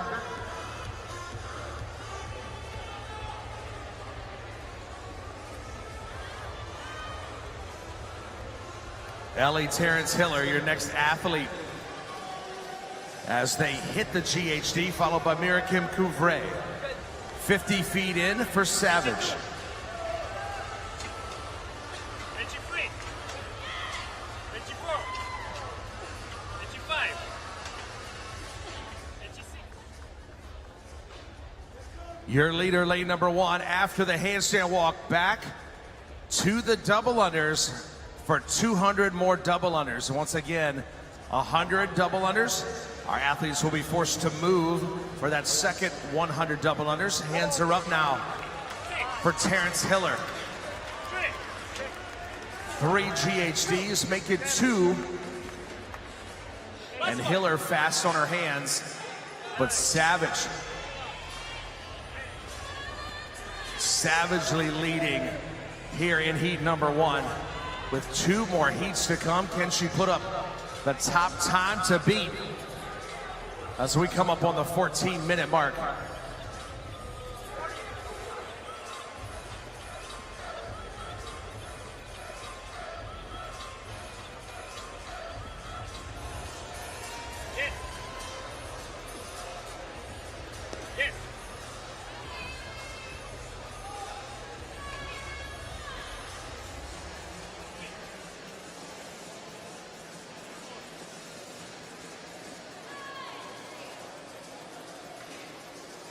Watching for those judges' hands to go up. Couvray set to dismount that GHD as Hiller heading back, trying to make up some ground on the double unders.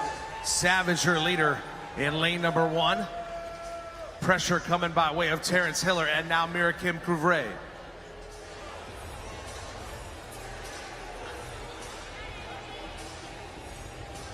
Savage on that second portion of double unders, making quick work, finding that groove. Once done with those 200 double unders, back onto that Rogue Echo bike for a final 20 calories. As Hiller off to the double unders, Couvray at the turn, getting some encouragement from the crowd to get back up on those hands.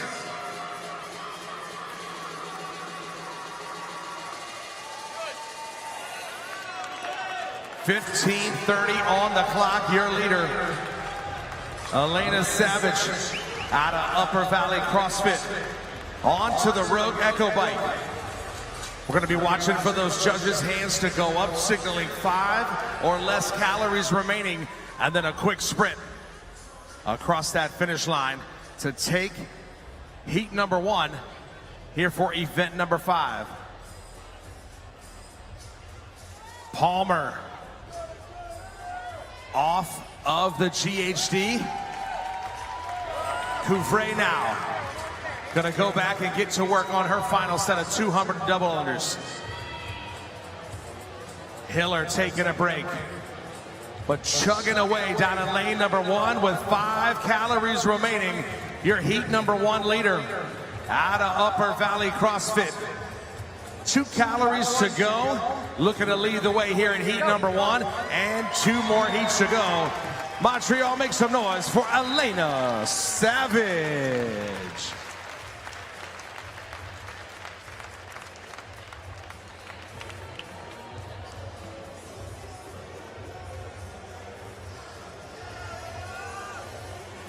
Hiller with the slight advantage over Couvray on the double unders. The race for second as your athletes start to dismount that GHD and work their way down and back for 200 final double unders. Handful of double unders remaining.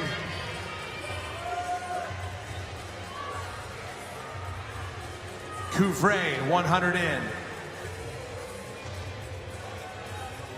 Hiller 200 in onto the Rogue Echo bike. Looking to lock in that number 2 position with Couvray putting on the pressure. Looking to finish up that second set of 100 double unders as we approach the 18-minute mark. And then there'll be a race for that 3 and 4 position.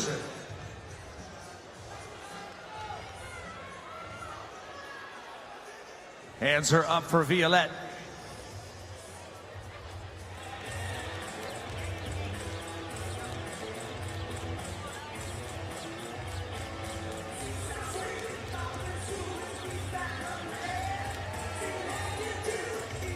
Violette coming off the GHD, just a few reps in front of Haley Hunter. Down in lane number 2, off and moving on her final handstand walk.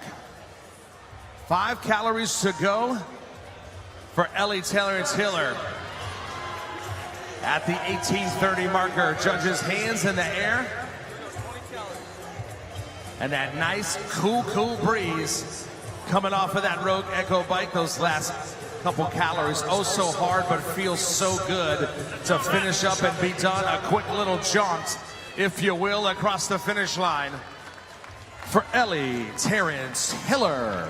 18:52. Mirakim Couvray onto the Rogue Echo bike as we cross over the 19-minute mark. 3 minutes remaining, ladies. 3 minutes to go.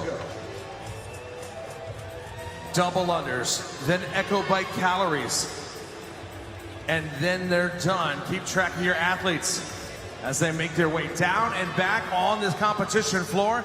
final day of competition here at the Atlas Games. What a wonderful weekend it's been. Tough competitions. And some great finishes here by your leading ladies here in your elite to finish. Out of CrossFit, the Flying V. 2 more calories to go for your CrossFit veteran, Mirakim Couvray. And she'll lock up that number 3 position at the 20-minute mark. 2 minutes remaining, ladies. 2 minutes to go.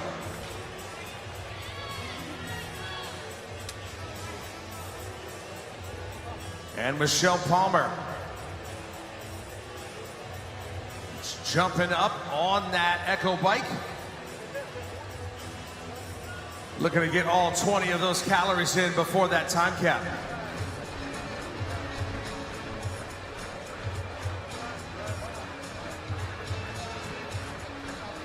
Hunter, DeToyle, Violette, and Duckworth looking to finish up those 200 double unders. Not just this heat, but 2 more heats to follow. Too early to tell how these scores will stack up. All the points matter.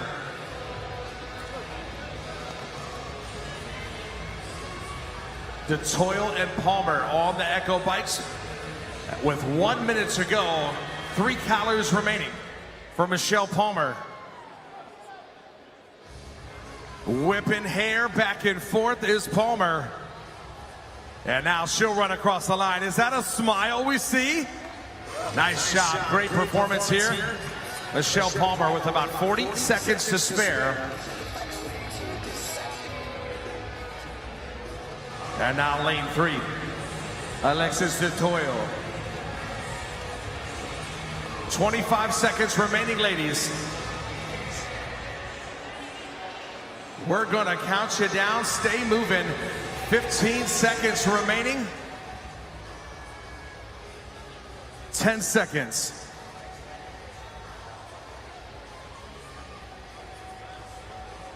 3, 2, 1, time.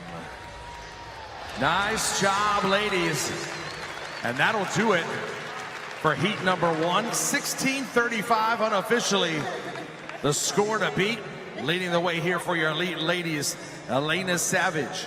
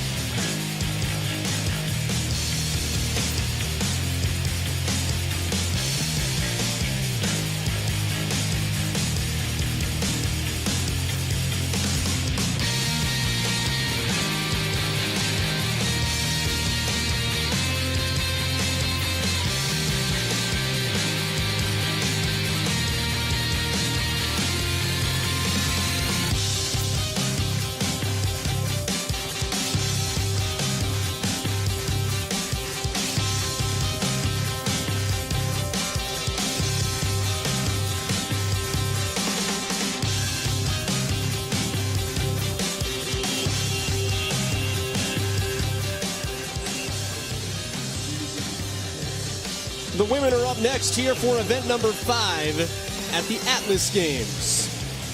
Heat 2 coming your way with Adrian Conway and Mike Arsenault. My name is Joel Godek. Glad to have you along with us here this afternoon. This is event 5, and it is brought to us by O2.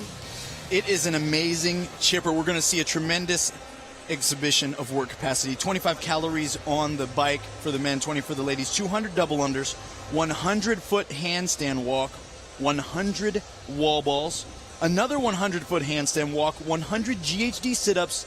Oh, and one more 100-foot handstand walk, 200 double unders, and then another 20 calories on the bike for these ladies. And they got to do that in under 22 minutes. That's the time cap. And as usual, we have the recipes for success that are brought to you by Trifecta. Now, for this particular event, these athletes need to reserve and conserve. They've got to really focus on not coming out too hot because it is a long workout. And then they've also got to toe the line on the handstand walk. They're going to constantly be at threshold's end there, but they could lose too much time if it's too slow. And don't forget, 40% off to Trifecta if you use code CrossFit. They're just going to walk around telling people that for the next couple days. Yeah. Why not? Like you're going to leave dinner and look at your wife and go, honey, 40% off. Use the code CrossFit. This morning, people leaving church saying the same thing. Danny Horan is in lane 2 for individual appearances at the CrossFit Games. A lot of women here in Heat 2 that are at least trying to make some moves, get themselves into the final heat. Heading into event number 6. Amy Morton, a year away from joining the Masters ranks. Gabrielle Auker, though, yeah, boy, she turned some heads yesterday in lane 8. Mine was turned, to say the least. Put together a strong complex yesterday. Auker with a number 1 finish in the barbell complex yesterday. Moved her into 16th place overall, her first top 10.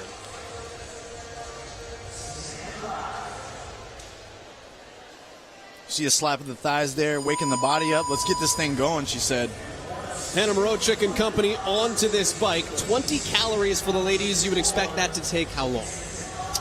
In this particular situation, these ladies aren't going to be in a rush to get off the bike in under a minute. At least they shouldn't be, because we know that this is literally just breaking the seal. If they approach this appropriately, they're using this almost as like a revamp in their warm-up to prepare them for the rest of the work that they're going to be asked to do.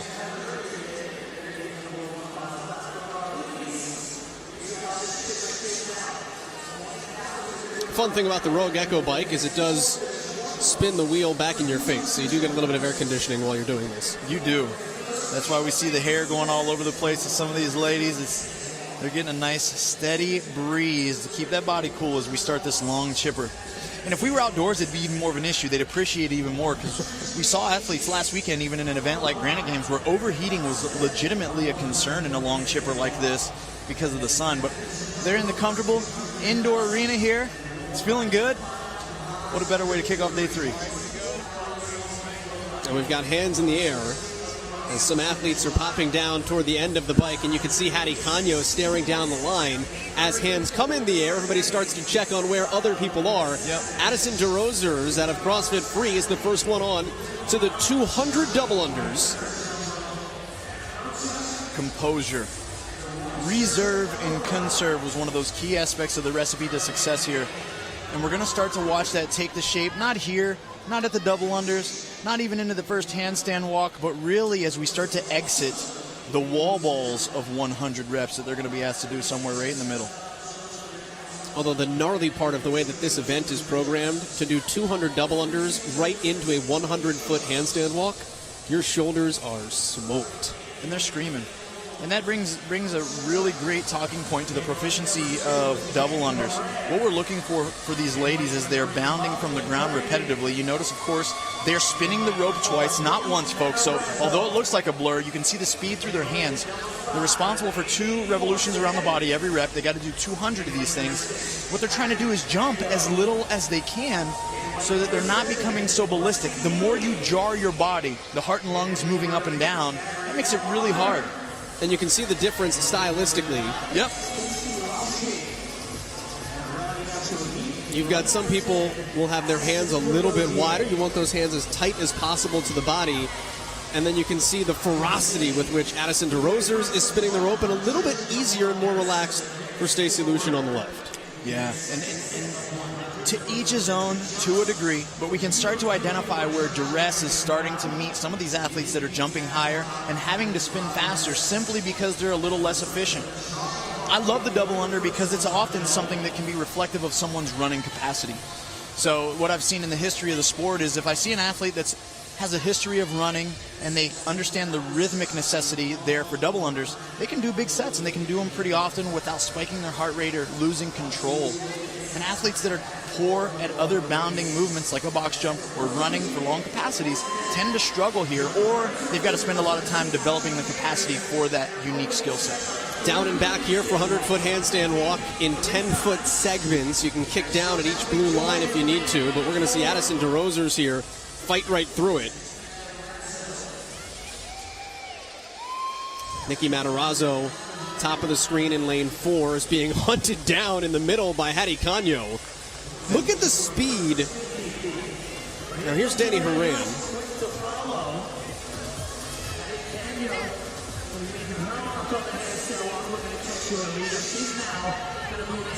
We see Danny Horan there rolling, moving, doing her work from end to end. All business. And she understands her threshold here, and it might be different than in years past because we know she's coming off that elbow surgery. Just a few seconds later, Hattie Canio, that'd be your 1 and 2. Adrian, we talked about this earlier in the weekend, but the handstand walking technique, we're seeing some of the women with their legs almost perpendicular to the ground, others with their feet way in front of their bodies. So if you can just kind of take us through what is the most effective technique to handstand walk and why we're seeing the different strategies in this event. Yeah, when I'm presented with a question like, which one is better, my answer is often yes. And I say that because it really depends on what these athletes have history-wise. We've seen gymnasts come into our sport that have a tremendous self-awareness and ability to create rigid lines. So their body looks more like a pencil with their feet up high. Everything's in a straight line. It looks beautiful as they transcend from end to end. But then we've got people that have learned to walk on their hands and know what it means to truly create momentum. That's what we'll see from the vast majority of the field, where they're going to break at the knee slightly, allow those heels to be over what would be considered the center of gravity there when they're upside down, and that's going to help pull them forward using less energy in their upper body. Back to the wall balls here. Hannah Mrochuk tossing to a 9-foot target. 14 pounds in that wall ball. And you can see the arm movement. Look at the way that Hattie Canio is attacking this here. Thrusting the ball up into the air and then spreading those arms, kind of making an air angel. Yeah, it's interesting, right? And what we think about there is time under tension. If you toss the ball and you look to lane 7 there and look at the difference between the two. Canio is allowing her arms to come apart and rest for every repetition. And while that might not seem dramatic, the advantage to that is that she's getting slight relief for every repetition. Through the course of 100, that adds up. Versus in lane 7, Lexi Neely there, she keeps her hands above her head. And again, the time that she'll spend there, several minutes to do those 100, that's going to add up to her overall shoulder fatigue. Not to call out Lexi, that is the preferred method of most of these athletes here, but the way that Hattie Canio is doing it, a lot of other athletes at very high levels do utilize. Thinking specifically, we were both in Minnesota last week. We saw it a ton at the Granite Games. Yep, we know the professor loves that method, right? He almost made it very well known as people watched him do it and be very smooth. Another thing that he does is he begins to squat before he catches the ball to speed up his cycle rate. And that's really when we're dialing in the details, right? But we know that that's how you create separation with using less effort as we watch some of these wall balls go down. Again, depth, guys. Hey, hip crease needs to be below the top of the knee. And I'm going to call it like I see it. The blue bottoms there, hip crease is still above the knee for me for many of these repetitions. That judge might need to scoot up, and his gaze should be going down every repetition to watch that. If I set a marble on her thigh, I should clearly roll back towards her hip, and I haven't seen one count yet. Stacey Lucian in the blue bottoms there in lane 9. Your leaders right now are in lane 1 and lane 6, Hannah Mrochuk and Hattie Canio. There's Danny Horan as we pan the field. Yeah, and Danny showing it, right? Hey, hip crease below the top of the knee. Show that judge. Get the work in.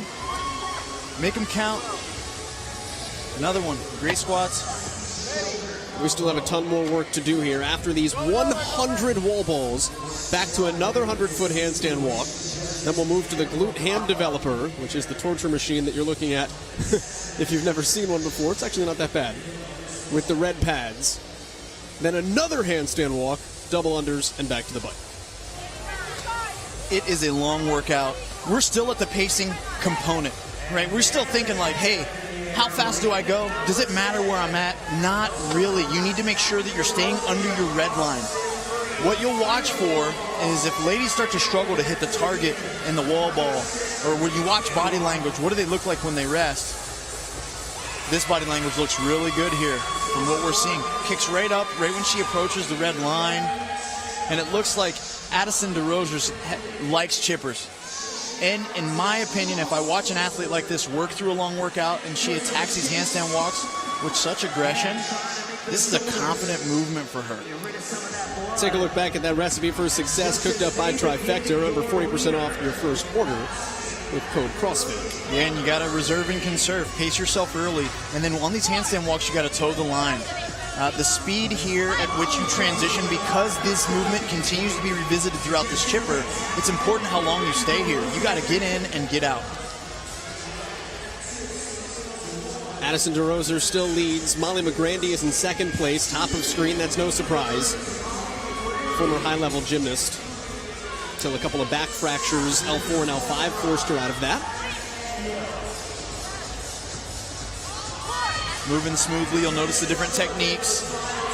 Addison keeping her legs bent. She's almost got that scorpion position throughout the entire time. Some of these ladies' legs moving while they're in the air. Almost like their feet move as their hands move. All right, so now we make it to the GHD. And this is a complex movement, Adrian. Everybody looks at this and says, oh, it's an ab machine. Yeah. GHD stands for Glute Ham Developer. This involves so much more legs than you might think just watching it at home. No doubt. And when we think about traditional strength conditioning, this apparatus wasn't used for sit-ups. That was something that uniquely became a test through CrossFit, and what a great test it is. We reverse the body, put them facing upwards, and what you want to do is make sure that your hips are free so that we can see exactly what we're seeing there. When she goes back, she doesn't need to deform her spine a tremendous amount in order to touch the ground. Molly's showing us a great example of going down, touching the pad, and as she sits up, a good way to save some juice in your abdominals is to fire yourself up with your quads. Your abs should simply be bracing in an isometric contraction as you sit up aggressively every rep. 4 athletes are on the GHDs here. Addison DeRoser, Molly McGrandy, and then these 2 here. Hattie Canio is in the background. Amy Morton is in the front. Lexi Neely is now joining. Those are your top 5 here on this chipper. And I'll tell you guys, this is another way to be upside down. So not only are we asking these athletes to handstand walks thinking a football field's length, right? But then, hey, get upside down on these GHDs for another 100 while you're at it. Oh, and by the way, you need your abs to handstand walk really well, Joel. That's tough. So the thing about CrossFit, as a competition, as a training methodology, it is a full body engagement, and you're seeing that in a lot of these movements. That's why this is a really elegantly designed chipper. Universal motor recruitment patterns is something that we're looking for when we choose movements to program, not just workouts, but even events for CrossFit. We want to make sure that the things that they do, from the way they sit up to the way they brace for a wall ball or a handstand walk, universally contribute to one another. We can add variance this way, but it allows movements to not be revisited too often, and it can still continue to improve. 10 minutes left to go here. At the conclusion of this movement here, down to those crash pads you have to touch before coming back up. Yep, that's what I was going to mention. Those risers are there for the ladies. Of course, height differential, and then of course arm length is different from the men to the women. So they often put the pads out. That's going to be the regulator for when they've reached the bottom of the GHD sit-up. And this is what we might call prayer GHDs for Addison DeRoser. You just get to the top and slap the feet because you are exhausted at this point. Exhausted at this point, there's no doubt. Or grief GHDs.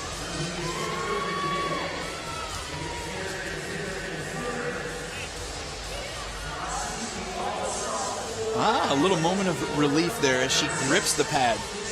Not making her abs stay flexed as hard at the top, using her arms to grab it. Would you want to see a little more of the leg kick necessarily in terms of being able to engage your lower half here? When it comes to me teaching a class 100%, when it comes to that competition floor, honestly, at this point, Joel, if she's already thinking now about the work that's going to be demanded of her after she gets off this GHD, it might not be a bad way to save the quads and tax the abdominals, right? But if you're thinking, hey, my abs are blown up, you got to drive the knee down more, and that'll save that. So it's a little give and a little take under duress, and at this type of threshold, that'll be tough to keep the form very tight, but it would pay off for the athletes that will.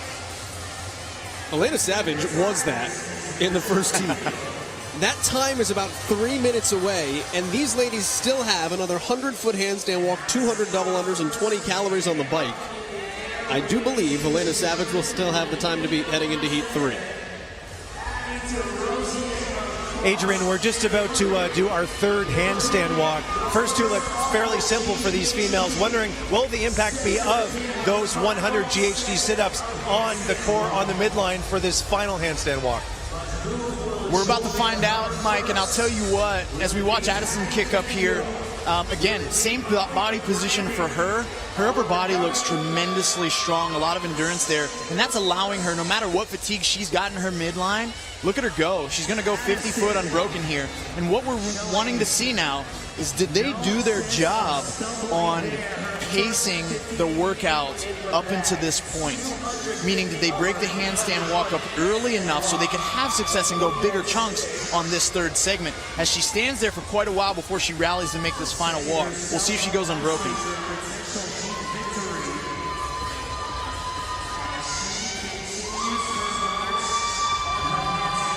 I cannot reiterate enough how hard it is to breathe in that position also. And if you guys have been upside down walking on your hands watching this, then you know what that experience is like. But it's hard to breathe through GHDs. It's hard to breathe through handstand walking.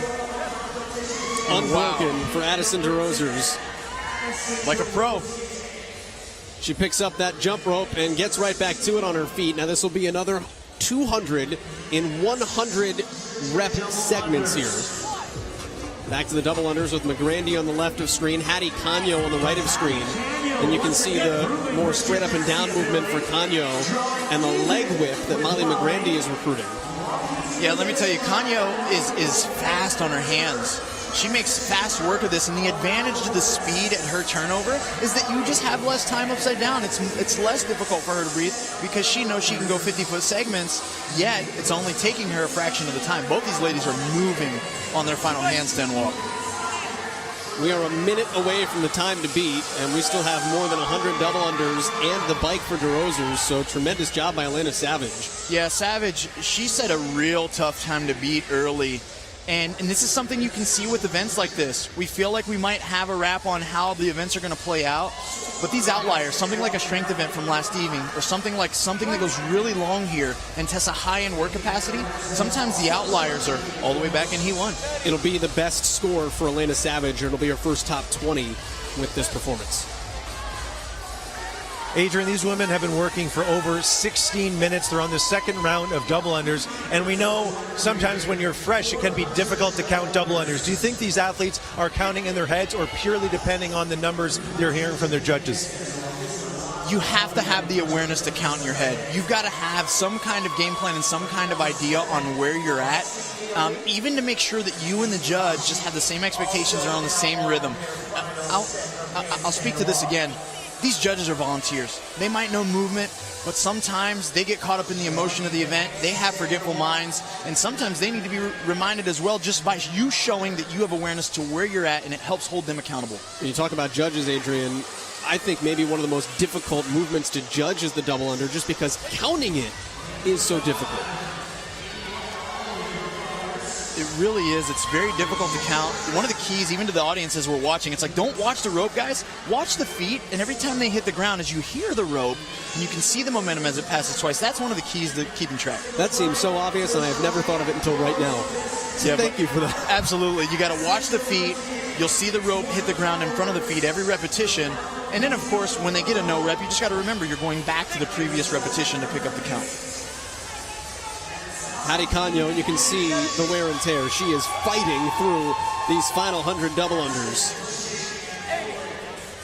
And I like her body position is tall. She's relaxed. Now she's jumping more through her knees to help her calves as she's reached a bit of fatigue.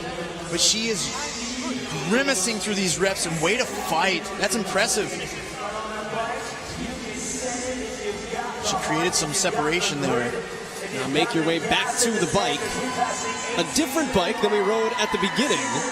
helps tell the story a little bit, show us where everybody is on the floor. You'll get off the bike and sprint to the finish. Or right now looks like a Heat 1 for Addison DeRozers. Yep, and it's a different bike with the same kind of pain as you look at Addison just settling into the pain cave here. This is the final stretch for her. This is where you reach for whatever you've got in your soul and try to shut off your brain and go dark. It's we use the term go stupid or go dumb, and it's because we literally lean into that animalistic side of our brain at this point. It takes no skill, only effort and sheer will.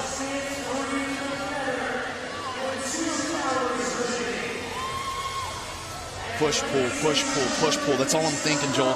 I'm thinking about scraping the ground with my feet and pushing and pulling with my arms, as we say, Addison. Look at DeRozers just try to run. She is so gassed, but it is a Heat win for Addison DeRozers. What a beautiful thing to see, honestly. I mean, look at that. You're just encouraging her to dig. Push, push, pull, dig, reach. You can do this. It takes positive feedback. You've got to believe that you can be great, because you are at the ends of your physical capacity. Your mind has to be what holds you together. Final 5 calories with about 2 minutes and change left to go before the cap. DeRozers wins the Heat. She is in 3rd overall. Canio comes through. She's now in 4th overall with a 19:30 time unofficially. All she wants to do is go back to living in Bali right now. Get that vitamin D. Molly McGrandy right now positioned for 3rd. Yeah, or she could go over with our friends over there at the Cold Tribe. She's going to take a dip. Always be selling. They hooked me up. I took a plunge in there. People might not know this, Joel. We've been standing for 3 days straight. And we've still been getting into some fitness. We met each other in the basement of the hotel today. Got after it. You can do CrossFit anywhere. I did get reprimanded. You did. You dropped a dumbbell too hard. Guys, I didn't even drop it. You touched it to the ground too hard. Joel can cover my back here. The lady came in and said, "Hey, sir, we need you to be more quiet." Said the restaurant is hearing you work out. Joel said, "I didn't even hear that the dumbbell touched the ground." I said, "I know. I'm gentle." 5 athletes are on the bike. The hand is in the air with just 2 calories remaining for Molly McGrandy out of CrossFit Whip. Does a lot of bike. Her affiliate's in the process of moving, so they don't have the ring set up. So they do a lot of bikes and barbells. This is right up her alley, and she will finish 1 minute and 14 seconds ahead of the cap. Great job. Well done for her. And this is where the race really matters a lot for these ladies, as they want to think about being in the best position possible to finish the weekend. You're side by side of the competitors. Yeah, watch the legs here. Yep. I mean, this is an end of a marathon run. Great comparison. I ran a marathon last October, and let me tell you something. I thought I wanted to finish fast. I had nothing in there. When they get off this bike, you might be watching at home and see, oh, well, why wouldn't they run fast? I will tell you why. They can't. We're literally seeing them do the very best that they can and finish as fast as possible. Look at the encouragement there from other competitors. This is that community aspect. You got a friend in the field, someone that you're close with. You're trying to pull them through. Could be a training partner. Here comes Lexi Neely with 15 seconds left to go before the cap. She does finish and collapses. Danny's going to make Danny it. Horan for what will be her final CrossFit competition at this level. One more event for her. She gets in under the cap, and we are 2 heats down.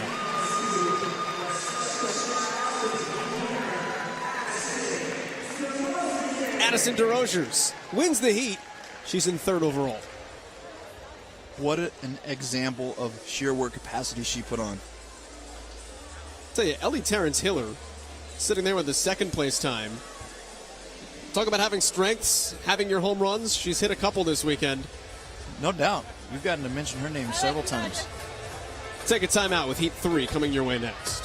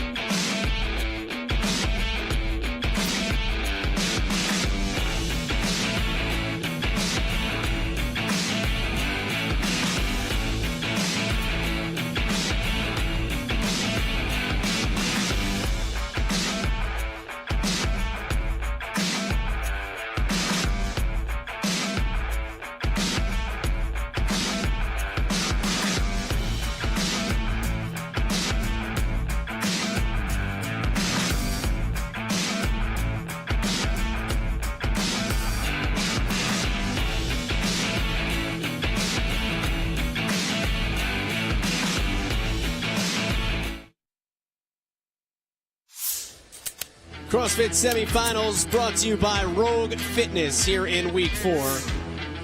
Absolute exhaustion after this event 5 chipper. What is left in your body on the final day of competition? No matter what they came to do, they're trying to find greatness in themselves, and that's the byproduct of it. You got to reach. You start to really know who you are, and you have honest conversations. Can I do this? Can I finish? And these people are doing everything they can to do that this weekend. Getting set for Heat 3 of women's event number 5 here in the 514. Montreal, Quebec, Canada. Mike Arsenault is our resident Canadian. He's patrolling the floor for us. Adrian Conway is the CrossFit Games champion. I'm just Joel. Glad to have you along with us here this afternoon, where we will send 5 women to the CrossFit Games. The men's side is a little bit tighter, a little bit more definitive through 2 days of competition for the women. However, Erin O'Donnell has been to the CrossFit Games before in 2019. I wouldn't count her out, just 44 points back.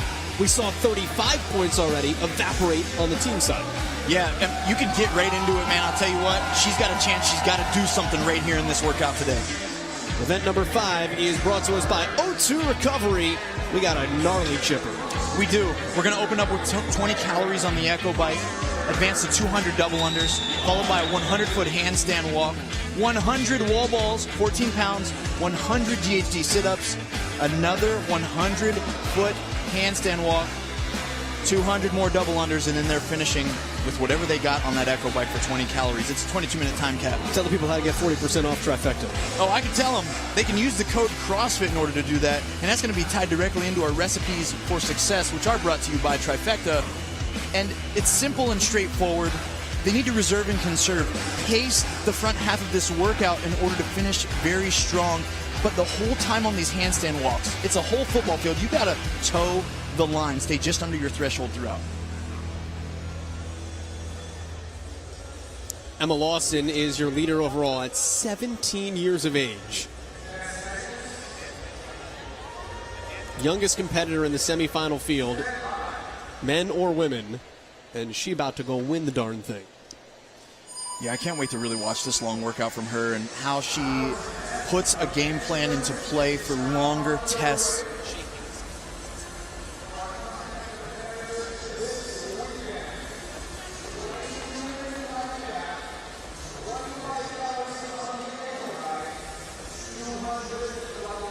The athletes getting to work on this Echo Bike.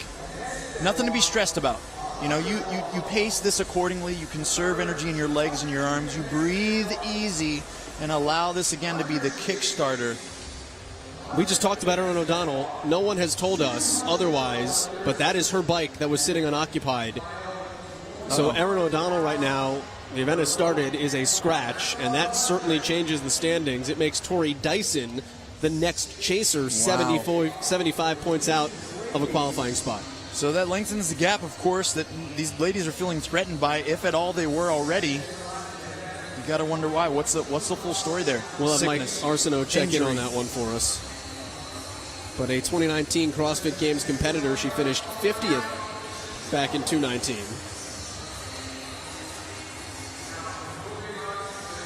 Hands in the air here for the bike. 20 cows for all these ladies. Yeah, and we got Heat 3 here with the elites, the ones that we predict to be in the fight for the top finishes of events. But we can't forget the finish by Savage all the way back in Heat 1. She put on a clinic on how to actually transcend the floor here, move from side to side, do it smooth. And I think that's going to be a tough time to beat. But I will say, I believe there are a couple ladies here within this heat that have the high work capacity and the ability to get inverted on their hands to attack it confidently enough to challenge that time. Guys, I have the update on lane 8, Erin O'Donnell. She withdrew because of an injury, potentially upper body. That is unconfirmed, but she is now out of the competition. You hate to see that as we look at that empty lane just sitting there. You got to think, we don't get many opportunities as CrossFit competitors to actually throw down and make it count. You know, you get the Open, you get the quarterfinals, you get the semifinals, you get the CrossFit Games. In a whole year, that's 4 opportunities if you make it the full season, and we know only a very select few make it to the CrossFit Games. So to watch an athlete have to withdraw is heartbreaking. It's something that you never want to see happen, but we know is certainly a part of the pursuit of being an athlete. We hope all the best for her, and hopefully she heals fast and recoups for another opportunity to be out on the floor. Now, who that is good news for, and that sounds weird, is Allison Scudds right there in the middle of your screen, because 6th, 7th, and 8th place finishers advance to the online last chance qualifier for a last chance to the CrossFit Games. Allison Scudds came in 10th place. Well, now she is 9th because Erin O'Donnell has withdrawn from this competition, and Scudds is now 1 spot behind Elena Buds, 9 points behind Elena Buds to keep her season alive. Here's your leaders, Lawson and Powers, left and right, both in this heat and overall. Yeah, both the young bucks with the eye of the tiger, trying to stay smooth and steady on these double unders as they're getting ready to advance to the first handstand walk just after this. You're thinking keep the elbows tight. Jump easy, only as much as you have to, and allow yourself to feel ready. Tori Dyson actually beats both of those ladies to the handstand walk. Pink shorts, top of your screen. But look at the speed from Paige Powers. Oh, she's flying. She's using those long limbs that she does have to cover great ground each and every stride. That's impressive. You know who she looks like? Handstand walking? Haley Adams. How ironic. And they train at the same affiliate down at CrossFit Mayhem, but the way that she uses those legs and the speed with which she moves. You know who else does that? Mr. Rich Froning. Good. You might learn a thing or two, I guess, if you stay in the presence of people that are pretty fit. It's not just that you get to get your butt kicked every day. You take some lessons from it. Well, and didn't you ask Paige Powers that question about how do you have a measure of success when you're getting your tail kicked every day because you're training with such high-level competition? Yeah, and it takes a unique and special mindset. We're looking at some of the most elite females in the entire world when it comes to playing this sport of CrossFit. And Paige is at a gym where she gets her butt kicked on a regular basis. How do you tell yourself the story that I am improving, I am making gains? That's a unique athlete right there that is growth mindset enough to know that she doesn't need to win every day in order to know that she's going to have the opportunity to win on the floor. It's like success dysmorphia. You think you're not as good as you really are because you're training with the best every day. But then you come to a competition like this, and here you are, 2nd overall onto these 100 wall balls for Powers and Lawson. 19 and 17 years of age on the right and left of your screen. The future of CrossFit as a sport. And we're watching 2 different styles of wall ball again. Paige leaving her hands over her head, Emma dropping them quick. Talking more about Emma Lawson. How did she get here? Oh, we've got our coach for that, Mike Arsenault. Emma Lawson has been very impressive this weekend, as well as Jack Farlow, and they belong to the same gym, the same affiliate, CrossFit PSC in Southern Ontario, Cambridge, Ontario. I'm joined by their coach, Josh Woolley. What is it in the water in Cambridge, Ontario that producing top-notch athletes at such a young age? That's a good question. I don't know if there's anything necessarily in the water, but just a lot of hard work. It's a really good environment to train at CrossFit PSC. They also have a team here, so like Nick and Kate are the owners. They do whatever they can to help out Jack and Emma, so it's really just a team effort. And you know, Emma and Jack put in a lot of work. But yeah, there's a lot of people supporting them. What makes Emma so special? We know she started focusing on her CrossFit competition career at 13 just 4 years ago. What is it about her that makes her so successful at such a young age? Yeah, she has an uncanny ability to kind of just turn off her mind and go into that pain cave, as people like to say. But she's also a very smart competitor. You know, young, and that's one of those things that usually takes time to teach. But yeah, very, very, very smart athlete. And she has a very, very high, window to plateau. There's still lots of room there for growth, and she's constantly looking to improve and to learn. So, Josh, I appreciate the analysis. I'll let you put your coach hat back on. Thank you very much. Thanks to Josh and thanks to Mike. Hey, everybody comes from somewhere, Adrian. If you're thinking at home watching this, I can't do anything that these ladies are doing. When Emma Lawson got into CrossFit, she saw a barbell for the first time, thought that the plates on each side were permanent. She didn't know that you could switch them out so that you could change the weight on the barbell. Obviously you can. She learned that very early on and has learned how to put a lot of weight on both sides of the barbell. From there to winning a semifinal, which she's in line to do. She has, and I'll tell you what, it takes a mind. It takes a special mindset to be great at this sport. And if you're watching from home and you think, hey, I could never do anything like that, well, if you're confident in your ability to work and you also enjoy suffering the way that the coach just alluded that we know she can handle, that's one of the aspects that's very key. People often ask, like, hey, man, CrossFit, you guys are pretty humble, for being the best in the world at something. And I said, well, you show up for a sport every day that you get punched in the face for, pretty much, because you got to enjoy suffering to be at this level. It's a whole approach of being humbled every day. Lawson has fallen behind the pace of Paige Powers by about 50 feet right now on the handstand walk, by exactly 50 feet. So Lawson will begin her handstand walk as Powers is on the return lap in the lane right next to her. Again, look at those strides by Powers. Still the confidence. We know they get inverted a lot under that Mayhem, umbrella there. They love GHDs and they love handstand walks. So I don't believe this movement here is going to slow down her progress at all. Back to the glute ham developer. Lawson will head there next as soon as she completes this 50-foot handstand walk. Emma also has a very smooth stride. Legs almost matching the movement in the hands. Every time her left leg or left hand makes progress, her right foot moves and vice versa. And Lawson taking a break. You just did 100 wall balls, which is basically a weighted ball thruster. So your shoulders have just taken a huge brunt of load. You're going to go put more on it with the handstand walk. So Powers has a little bit of an advantage here. Came in 12 points back to start the day in second place with a first, a seventh, a second, and a third place finish for the first 4 events. Lady on the right.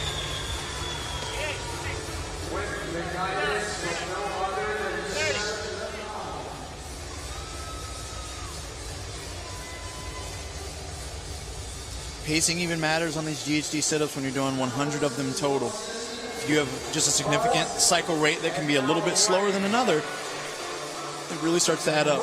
And look at this long event that they're going through, Joel. 20 calories on the Echo, 200 dubs. They're right now, we're starting to see a lot of them get to the GHD sit-ups where they've got to do 100 of these things, and then we're really getting rolling with the back half of the workout. That's kind of sick to think about, that we haven't gotten rolling with the back half of the workout yet. Look at that score to beat for Elena Savage. 16:35 is the score to beat. That's incredible considering how much work we just showed you is left. I would not be surprised if Savage's Heat 1 score not only stands up as the time to beat, but as your event win. She has a chance. Paige Powers is moving fast.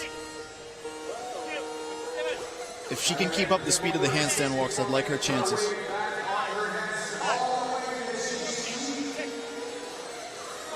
It's also tough to know exactly where she is on the GHDs. Oh yeah, we're clueless. We hear 70. Hey, thank you, Judge. Did you give him an earpiece earlier? Yeah, is that what that was? Yes. Okay. You're smooth, man.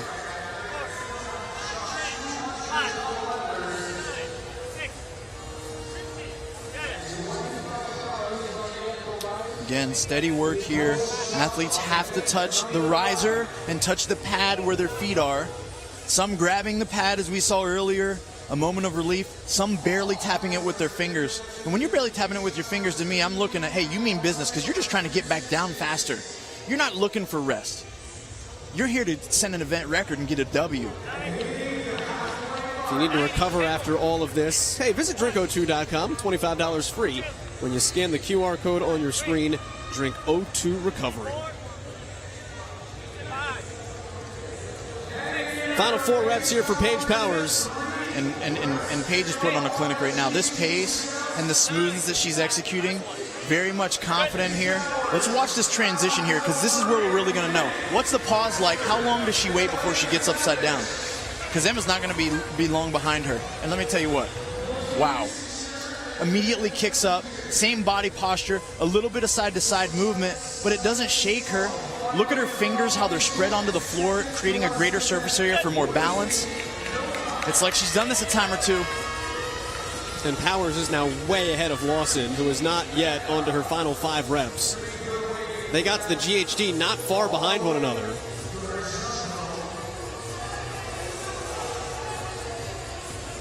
Powers is going to be a full movement ahead as she heads to the double unders before Lawson even comes off of the GHD.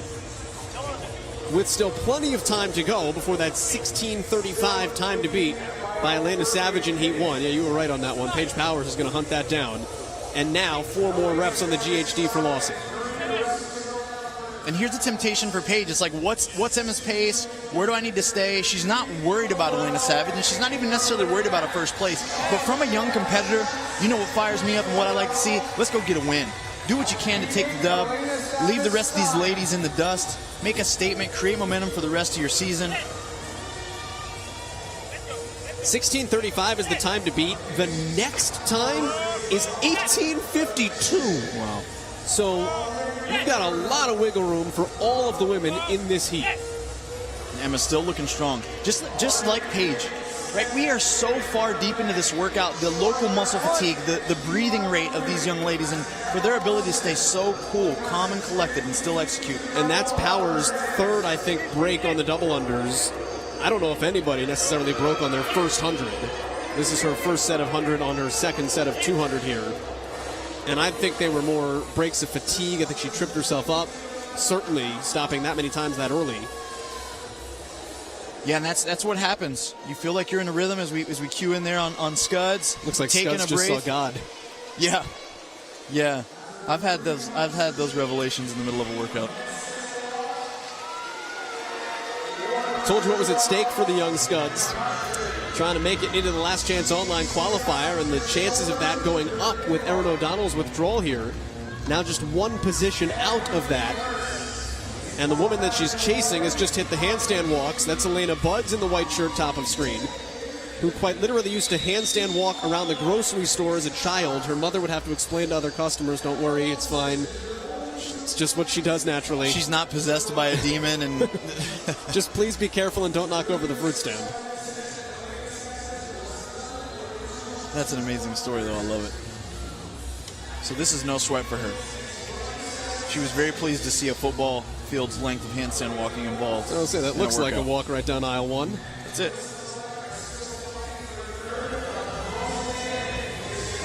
So Buds is now third to the jump rope. Callista Lang is in fourth. Tori Dyson is in fifth. And Dyson is the person that's trying to move into fifth place overall. 75 points back. That is a healthy chunk, but how much can she reduce it heading into our sixth and final event? Here we go. She's got to lay it down on the bike here. We're approaching the 15-minute mark. What was the time? 16:33? Yes. So you can't play around here if you want the event win. Now 20 cows in 90 seconds. You should typically be able to do that easily, fresh. But No after doubt. you just spent all this time crushing yourself, what is left in you? Yeah, and not much. But she's also got to finish across that finish line, too. We can't forget that extra 5 to 6 seconds that might take her. So how bad does she want the win? Does she know what the time even is? Would you know as an athlete what the time is, or are you just out there, hey, I'm doing my thing, I'm in first right now in my heat? Yeah, it would really depend on the situation. For me, I would love to know because I like this workout for my capacity. So we're talking, right, me as Adrian Conway, and for Paige, of course. She just took a look to the left. She is stationed immediately next to the clock, Nice. so she was definitely checking. I She's love aware. it. And she should have been, right? Because if she knew she could come out and hold this type of pace and have this type of performance, why not know what first place is? So you can go get it. Just did it again. I see her. Yeah, that's great awareness. And Emma at this point is just like, cool. Guess what, guys? I'm pretty content with another top 3 finish. Powers has got this. 4 cows left. Watch her keep checking that clock. 16:35. Anything less than that gives Powers the event win. And it'll be close, but she's getting it. That's Yeah, awesome. she has Good plenty for of her. time to salter her way across on those jellied legs. Paige Powers, event win again. What a stud. Hey, way to kick off a Sunday. She said she wanted to make sure God's plan was executed. Well, maybe he's got it in the cards for her to go to the CrossFit Games and do it in a suitable fashion. Emma Lawson is still your overall leader.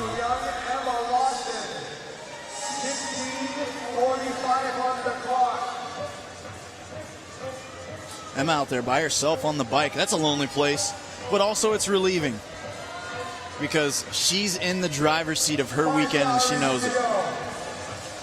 Final 4 cows.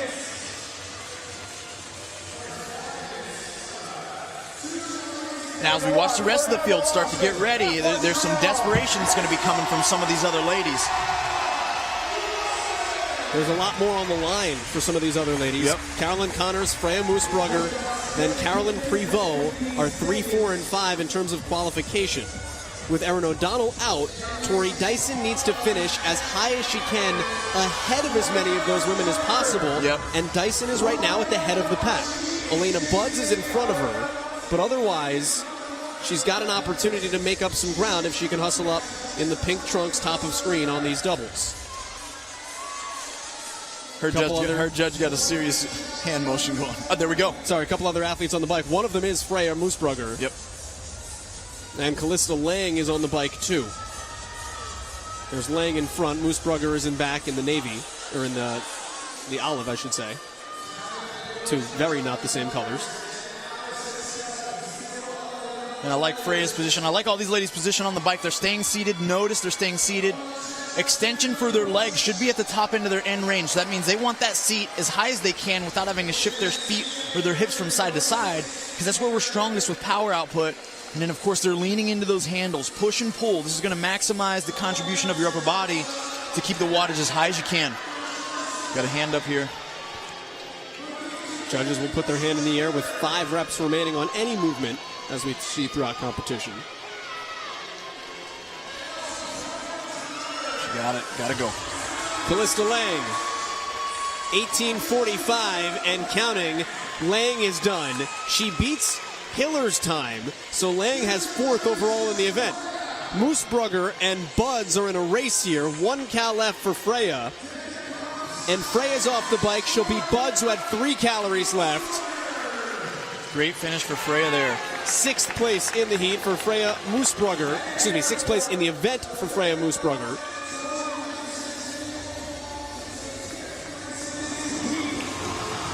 And now here comes Buds. Remember, trying to get herself in the last chance online qualifying spot. That's a really big finish for Elena Buds, 8th in the event. Yeah, so many of these ladies are competing for something. Dyson, here she goes. Final stretch here for her. Going nuts, 5:30 class at CFNE. Your coach just finished 6th in the heat, 10th in the event, 19:34.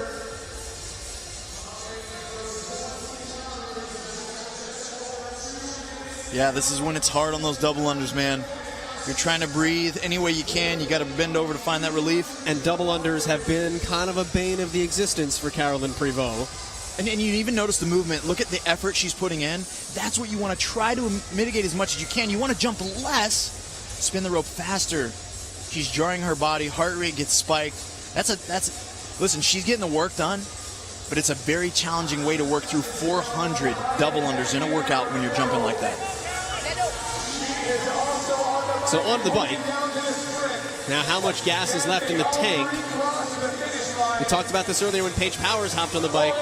20 cals in 90 seconds. You should be able to crank that out, but can you do it under this much fatigue? Yeah, and this is where you need to see a significant change of pace and attitude and body language. You just got to lay down the hammer. You're trying to fight tooth and nail for every second that you can, and that's where we really lean into the bike. You push, pull, push, pull. Try to think about scraping the ground with your toes every time you cycle down on those pedals. Prevost, 5th place overall coming in. Erin O'Donnell's withdrawal helps keep her safe a little bit because that was a 44-point difference between 5th and 6th place. But you have to wonder who else might come up behind her here as the seconds and the placements tick by. Scuds is also still on the floor. Someone who is trying to make some moves here, and you can see Scuds trying to grit this thing out. 45 seconds remaining. Scuds will finish. Get it, girl, all the way through. Nice work. Allison Scuds comes across. Hand up for Prevost. 8th in the heat, 16th in the event. And Carolyn Prevost, 30 seconds, 2 cals should be okay here as well.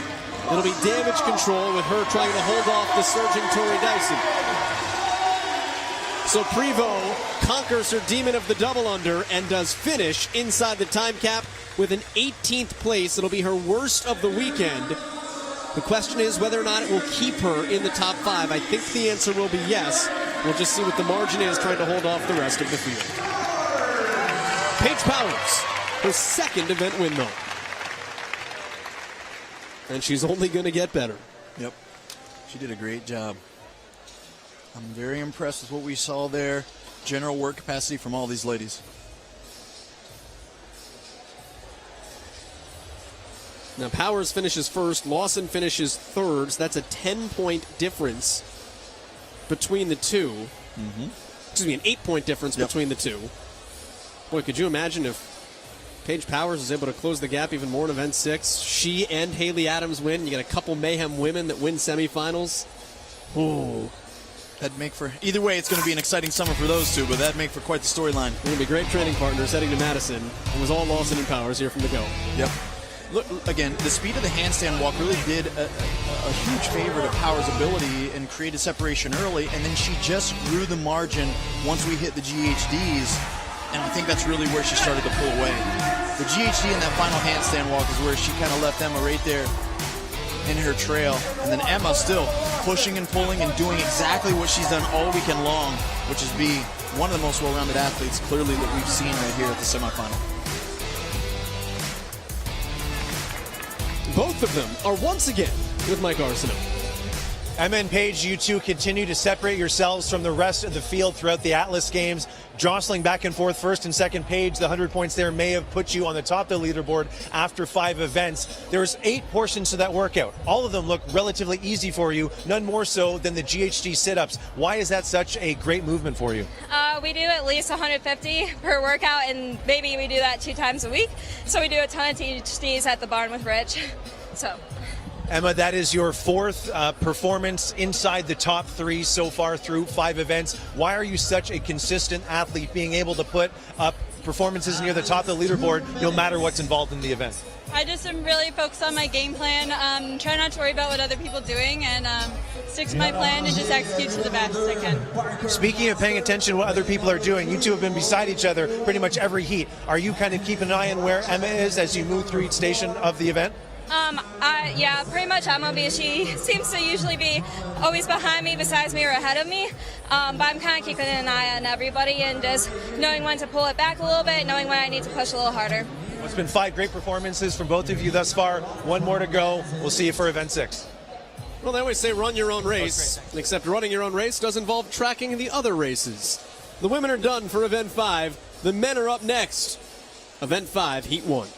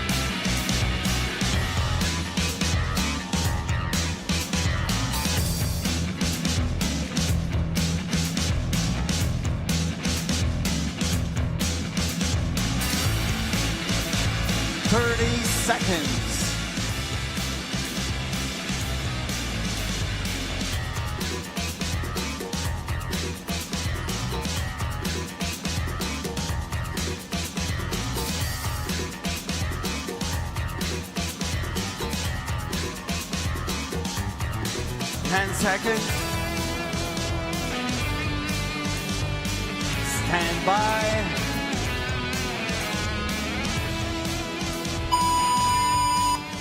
Et mesdames et messieurs, c'est parti pour la première vague des hommes. Je vous ai donné déjà le WOD, mais je vous le redonne encore une fois, c'est quand même assez gros.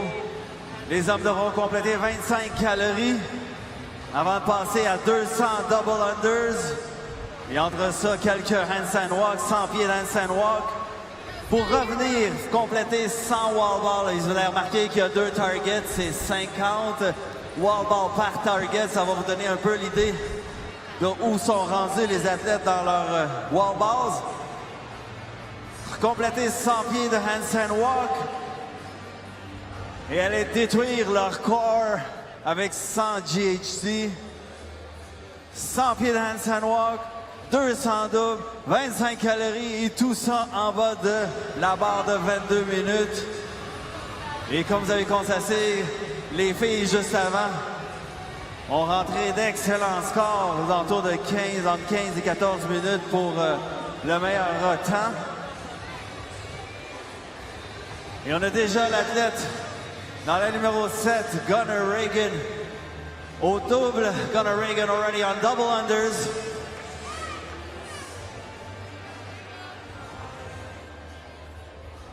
And guys are moving on. Colin Garnick, Anthony Voracek, all the guys are slightly easily moving on to double unders. 200.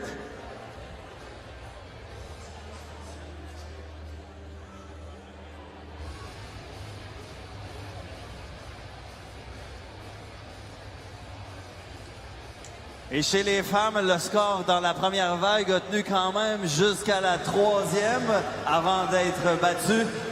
Est-ce que les hommes vont être en mesure de compléter un temps qui va tenir jusqu'à la troisième ronde?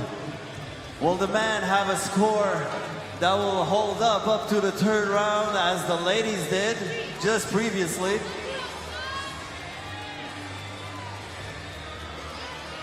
And Gunnar Reagan moving on. Slightly in the lead. Colin Garnick sneaking up. As well as Kyler are sneaking up on him.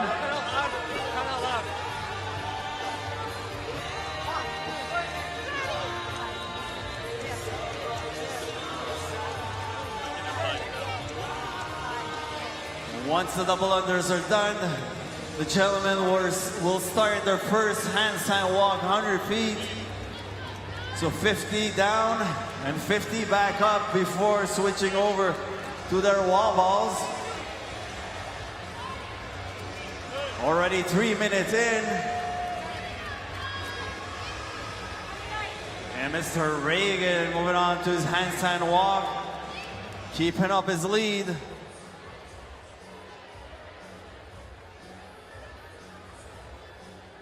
Tyler also sneaking up.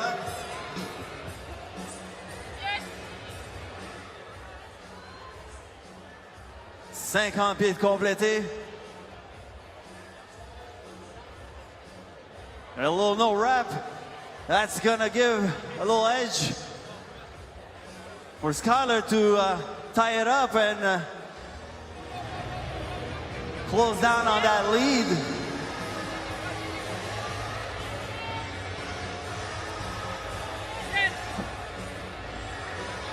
Tyler and Reagan now moving on to 100 wall balls. 100 wall ball, 50 par target.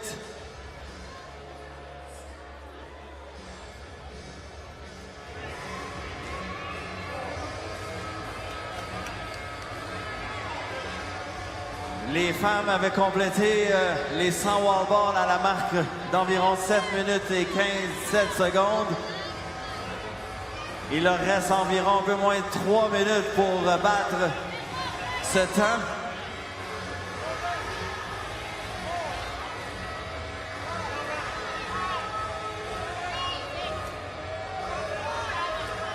Stephen Neer completing his handstand walk in just a few feet.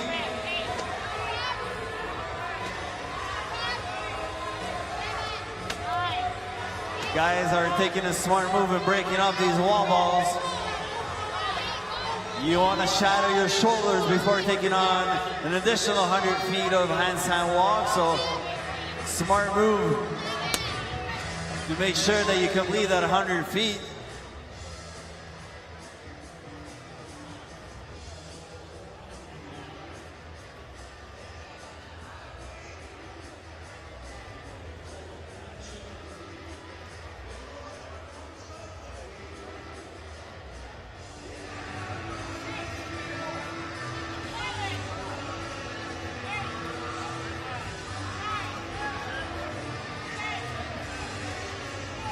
On vous rappelle que les athlètes en ligne 5, 6, 7, généralement, c'est les athlètes qui sont meneurs dans cette vague. Alors, on devrait garder un œil là-dessus. Il devrait avoir une main levée d'ici quelques secondes.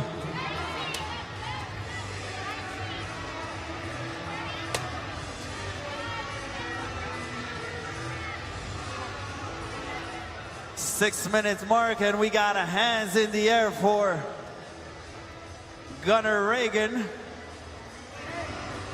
One more. Switching over to another 50 wall ball. And one more also. In lane number 5, Skylar Osatnik moving on to his final 50.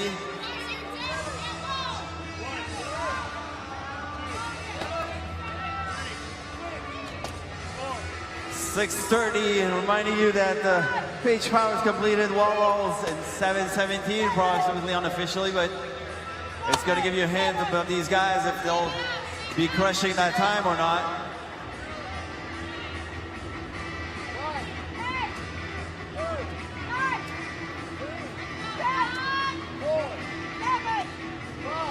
Et c'est tranquille dans les estrades pour cette première vague des hommes. Montréal, êtes-vous toujours là? Let's go, make some noise!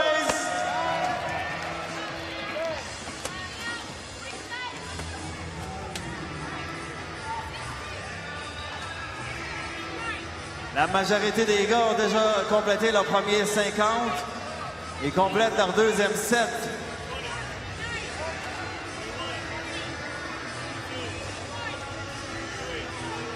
Maybe one of these athletes will be able to set a time mark that's going to hold up for our 2 other heats. A little break for the guys, looking at each other, making sure that no one's taking too much of a lead. Close to 8 minutes in.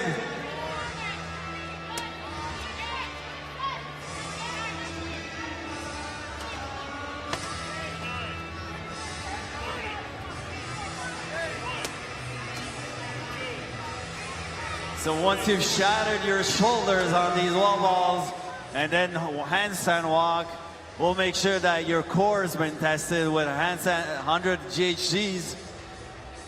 Fait qu'une fois que ces hommes ont complété, éclaté leurs épaules, on va les éclater encore plus sur les handstand walk, puis après ça, tester leur core.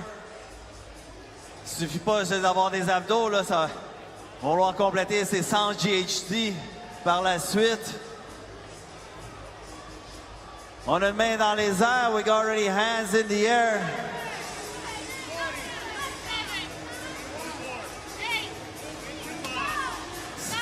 Skylar was setting it, taking the lead. Sneaking up on the other boys. We got hands in the air. In lane number 6, lane number 7 is already done. Gunnar Reagan walking up slowly to his handstand walk. 9 minutes in.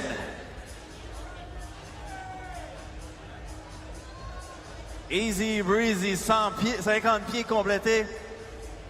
Assez facilement pour Tyler.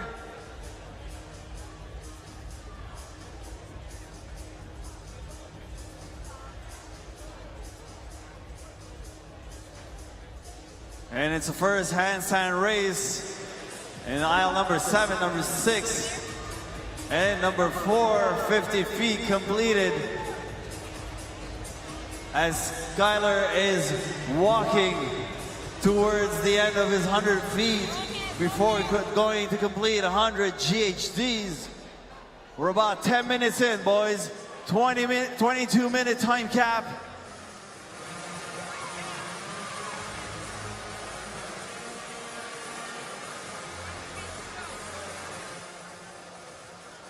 Once you go up, you need to touch your feet, touch the pad, and make sure that rep counts. On number 6 and number 7, Gunnar and Colin joining up on the GHDs. Also now number 4, Anthony Voracek already started.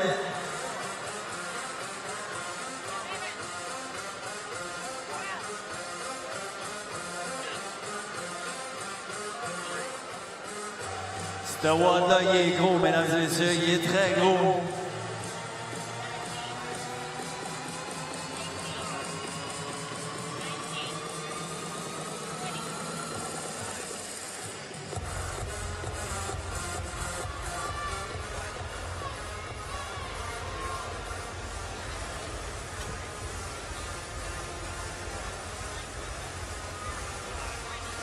Parker Foster completing his handstand 100 feet before also switching to GHC, joining the party.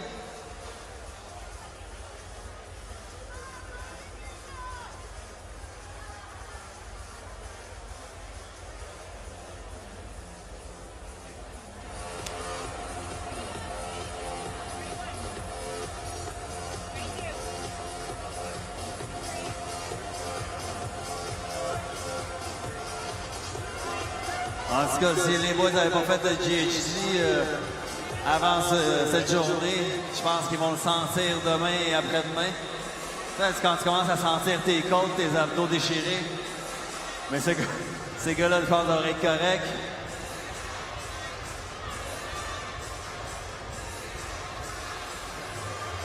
On est à 12 minutes, 12 minutes in, boys.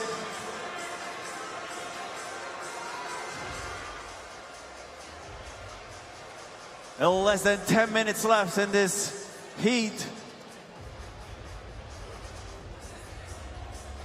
Handstand walk, a lot easier with your shirt off.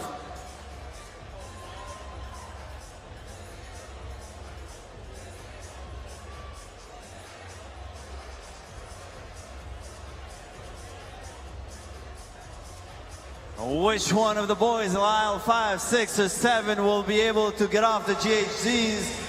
Will it be Skylar, Colin, or Gunner? The boys are taking a slight break, making sure that they'll be able to go through the handstand walks after. I mean, you need to flip over after destroying your abs.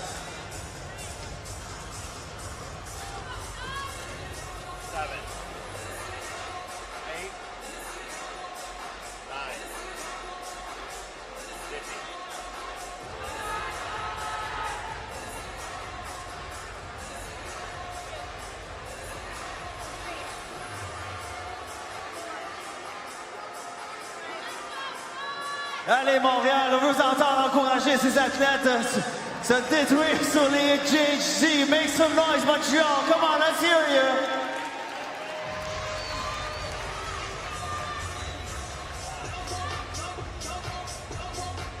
We should soon start seeing probably some hands up as these guys are completing their 100 reps.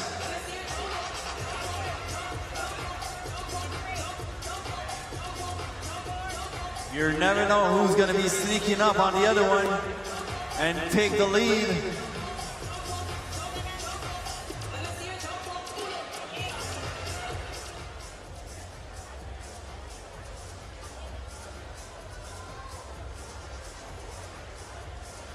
Skylar Setnik previously did that on handstand walk.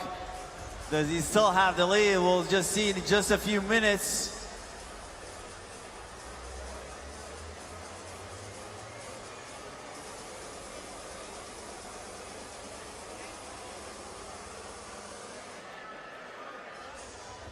C'est là que ça fait mal.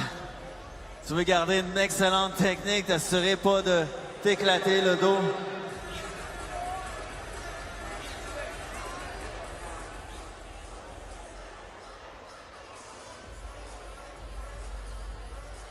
We're approaching the 15-minute mark, guys. 15-minute mark.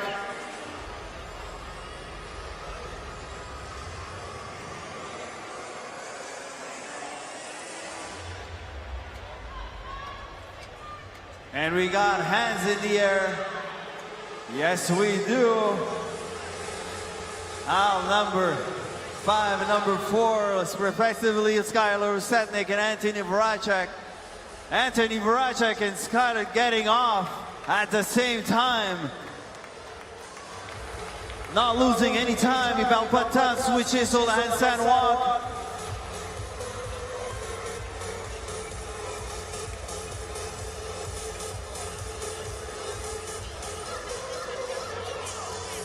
Slight lead for Voracek on those handstand walk, who will get back on it faster. Gunner will be soon joining the handstand group.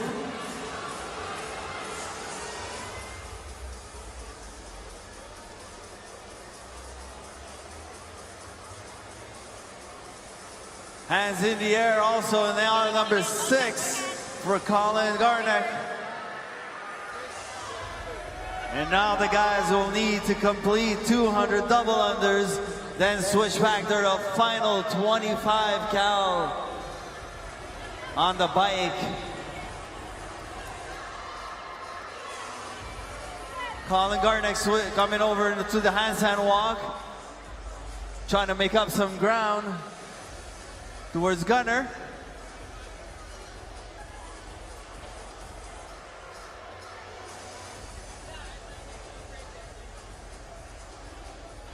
"16 minutes 45 seconds in, ladies and gentlemen. Time cap 22. The men are trying to set a time to beat.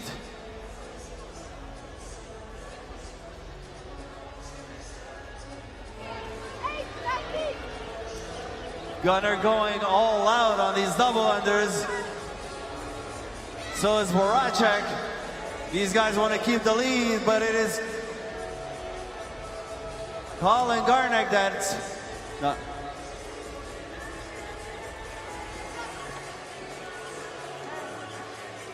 It's Osetnik, sorry about that. Osetnik that's in the lead, that moved up to his final 100. And Voracek just joined the party. It seems that the race will be between Osetnik and Voracek unless the boys in aisle 6 and 7 meet up to the party. It's going very well on those double unders.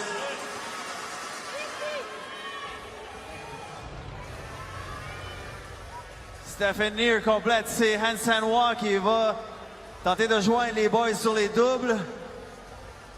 Alors ça semble être un party entre Voracek et Osetnik. Un numéro 4 et numéro 5 qui complètent leur dernier 100 avant de sauter pour un dernier 25 calories. 18-15 in.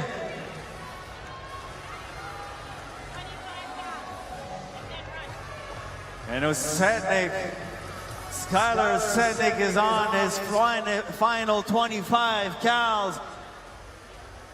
Mesdames et messieurs, let's go. Je veux vous entendre pour les athlètes sur le floor. Make some noise, let's go! And Voracek is on his last 25 cals. Gonna try to complete his 100 double unders, and it's done. He'll be joining the boys on the bike. Which one of these guys will be crossing the finish line? 19 minutes in. Well, less than 3 minutes to complete this heat, boys. We need to dig really deep, make sure that everything is going well.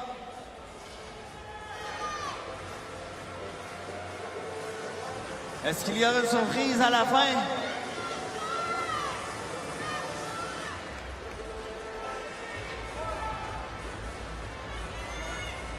Hands in the air for Osetnik. He'll be running in. Come on, make some noise. Hands in the air for Voracek. Hands in the air for Gunner. And that's it. Voracek's running in. It'll be a race to the finish line. And Voracek coming in second and Gunner third. 2 minutes left to complete this heat. Hands in the air, and now number 2 for Parker. As the remaining boys are completing their 200 double unders. And Foster Parker is going on his handstand walk.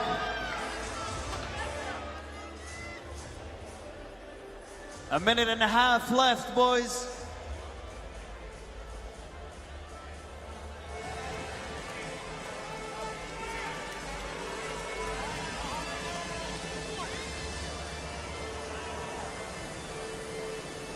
And Colin Garnick on his final 25, dernier 25 calories.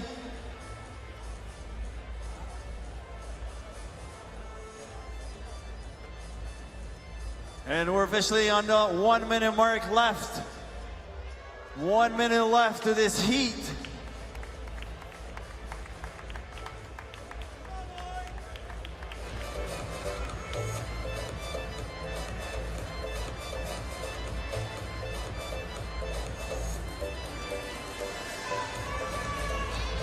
Et complétez tous ces exercices-là, puis finissez ça avec 25 calories sur ce vélo-là.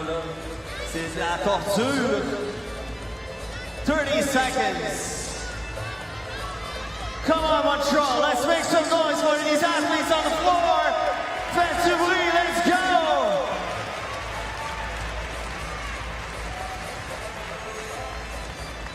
15 seconds, 15 seconds. 10.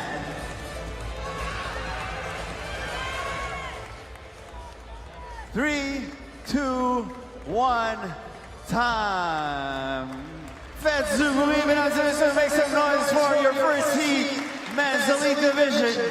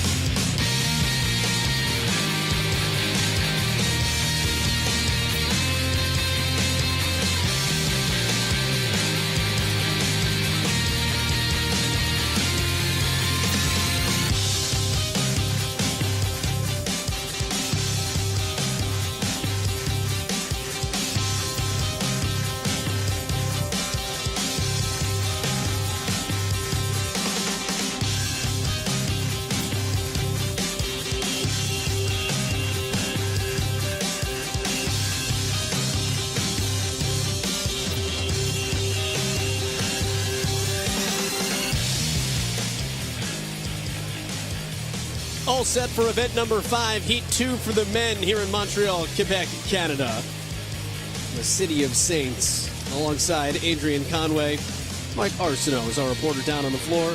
My name is Joel Gadet. Great crowd on hand for a Sunday afternoon in Montreal, where we are issuing 5 tickets to the CrossFit Games in each the men's, women's, and teams divisions. Our event description is presented by O2, and this is a dastardly chipper. It is. It's 25 calories on the Echo Bike for the men, 200 double unders, 100-foot handstand walk, 100 wall ball shots. These are at 20 pounds, 100 GHD sit-ups, another 100-foot handstand walk, 200 double unders, and then they finish 25 calories on the Echo. It's a 22-minute cap. And that takes us to the focus. The recipes for success brought to you by Trifecta. Reserve and conserve early so that you can finish strong. Toe the line on the handstand walk. You've got to gain time here, as we saw Paige Powers do. And don't forget, get 40% off your first order with code CrossFit. You conserve your money by reserving online right now, right? That's the key.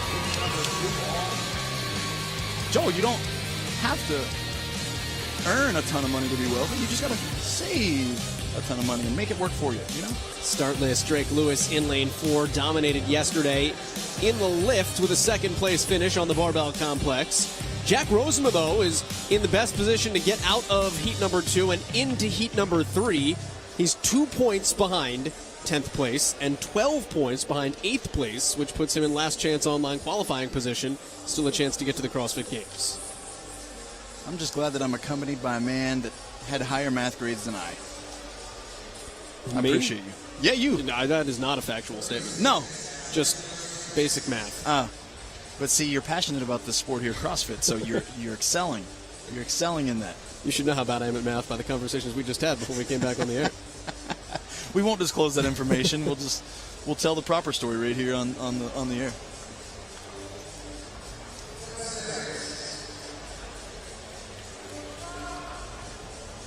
This all starts on the bike. We will up the calories here for the men to 25.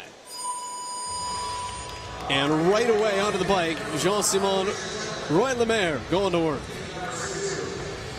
Don't get baited out, boys. It's really easy, again, to step into the heat of battle, heat of competition. Event 1 on day 3, understanding that there's desperation here in some of these athletes. Hey, they'd like to be in the final heat. for that last workout and they need to make some moves, but you can't come out too hot on this workout. You got to reserve and conserve early. This is the easiest movement to judge at this point. You're just watching calories count, but I do appreciate how intently the judges are watching those monitors. Have to catch any irregularities if they pop up, something goes dead. Yeah, it's true, and it seems like, oh, this is a no-brainer, you're good. Like, hey, let the athletes get off when they get to 25, but I'll tell you what, we've had some technology malfunctions in the history of the sport where a screen goes black and you've got to adapt immediately in order to help that athlete continue to stay in contention of the workout. All right, so some hands in the air here. Final 5 calories for some of these athletes. Keep an eye. We're looking at about 1 minute and 3 seconds as a split. I just want to save that to then compare when these athletes ride another 25 calories at the end of this event. That's just a good demonstration of the toll of the effort that is going to be required to complete the work here. Yeah, and pacing too. I mean, look, I don't really care who beats me off the first bike. And I don't care if I'm coaching an athlete who beats him off the bike. I don't even care who beats him off these dubs. I'm interested at where they're at as they attack the GHDs and they're on throughout the rest of the workout. This is like the world's most fit game of whack-a-mole. Bobbling, bobbling, bobbling. Again, we're watching body language here for these double unders, folks. They've got to spin the rope twice and has to pass under their feet 2 times for a rep to count. They want to jump as little as possible and just allow their body to stay relaxed as they spin and rotate the rope fast. Keep the elbows in towards the sides and allow the wrist flick to be what's the fastest motion throughout the repetition. Let's apply this to folks at home here. We work through these 200 double unders. A lot of times you'll see people with that dolphin kick where it almost looks like your hips fly back and your legs kick out in front of you. You just want to step up high enough on this bound so that the rope can spin twice. You don't need to do any extra leg lifting, right? The less work, the better they're on these double unders. Adrian, question for you. If you were on the competition floor during this event, would you want your judge letting you know out loud every 10 repetitions, 25, or just when you've completed each set of 100? I'd really love to hear a count about every 50, and that's a conversation these athletes have an opportunity to have with their judge even as they take the floor. We talked about this earlier in the weekend. It's important to converse in the moments before a workout with your judge, whether it's checking in on a particular movement, making sure the standards are clear between you and them. But even in that opportunity, you can say, hey, judge, just give me a clear hand wave every 50, would you? I'd really appreciate it so I know where I'm at by your count and my count.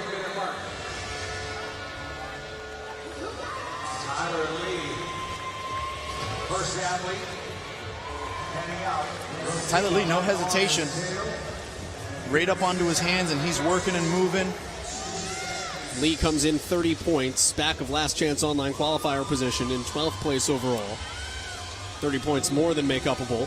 Speaking of making up ground, Callista Lang actually jumped Tori Dyson. She made up the most ground for the women this morning.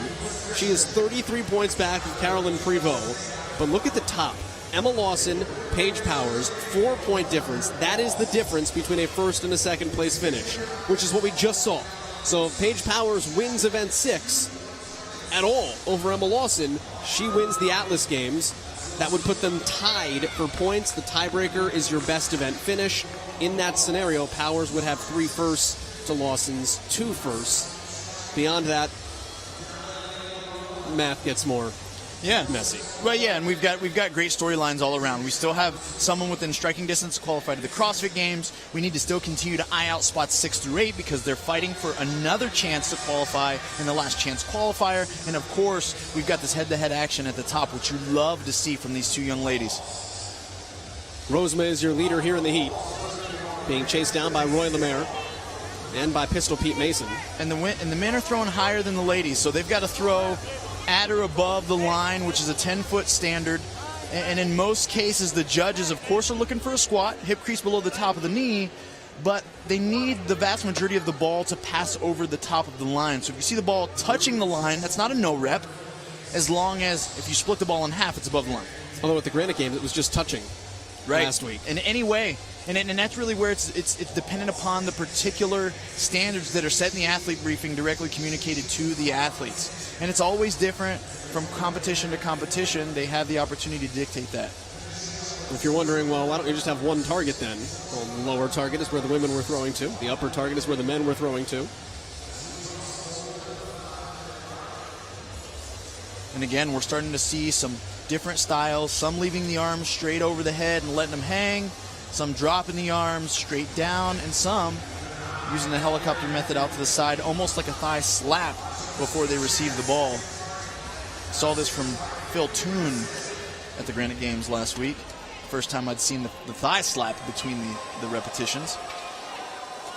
Which is like, hey, quad, stay in the fight. Adrian, speaking of different styles on the wall ball, I've noticed this through this heat right now and also the women's heats. We're seeing some of the wall balls as they approach the wall have no spin on them whatsoever, no rotation, almost like a knuckleball. Other athletes are throwing the ball up and we're seeing quite a bit of rotation. It seems like that is slowing things down a little bit. Why would that be? Yeah, you don't want the ball coming off the wall or out of your hands with rotation.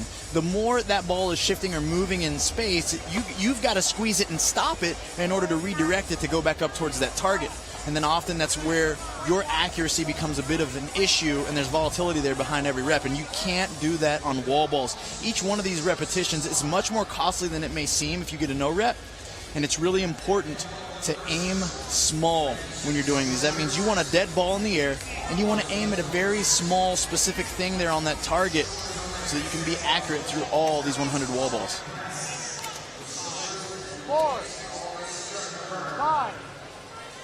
What was the velocity there that you shared with us yesterday? Was it 18 miles per hour? So if you let the ball hit the ground, like we just saw, from the wall ball target, now that was a 30-pound wall ball, but it's minimal difference here at this point. From the target to the ground, that ball is falling at 17 miles an hour by the time it hits the ground.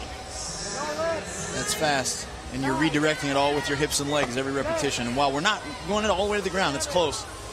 The point is, you're redirecting that ball, traveling at approximately or more 15 miles an hour every repetition for 100 reps. It changes the way 20 pounds feels in your hands. That's also where sometimes it pays to be a little bit of a taller athlete when it comes to the wall ball. You're catching it higher in that descent. Obviously, a free fall, you're picking up speed as the ball is falling, so you catch it at its slowest point. You can get into all sorts of physics and math when it comes to kinesiology and the way that the body works and exercise. It's so true. And some of us really enjoy that aspect. And as these performing athletes, I think it's important for them to be aware of as well. They might not all need to know all the details, but to understand is extremely important. That's where, hey, having some of this coaching expertise and having a level 1, even when you're out there on the floor, can be a huge advantage. All right, so 100 wall balls are done for Roy Lemaire. He is on to his second 100-foot handstand walk, and then he'll make his way to the GHD, the glute ham developer. 50 feet unbroken before hitting the turn. Yeah, these guys are going big chunks. We're not seeing any of them go quite as fast as we watched Paige Powers walk, but they're walking very smoothly.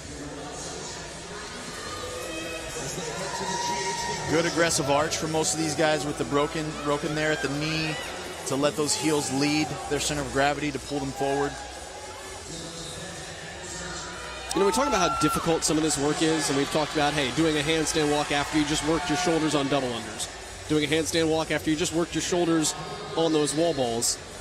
How do you build up that shoulder strength so that you can go out there and compete at this level? Oh, that's a great question, and that is one of my favorite things to do, is build specific aspects of fitness or capacity. I really like to expose athletes to what we would call movement redundancy. This trains local muscle endurance in a tremendous way, and that includes combining movements that are like a press or a push press or a wall ball where you're pressing something away from your body and then immediately making them or demanding them go into a handstand hold or a handstand push-up or a handstand walk.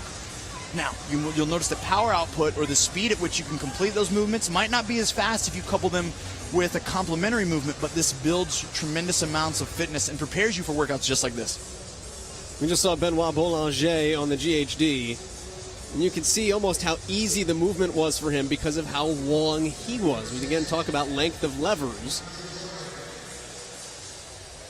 A little bit more short statured. Yep. In lane 4 for Drake Lewis. He can attack the handstand walk differently. Yeah, we see levers come into play, and I think that's one of the things that we noticed even as the women finished with the handstand walking. Paige has longer arms, longer reach. She can cover more ground per stride, and it's an advantage.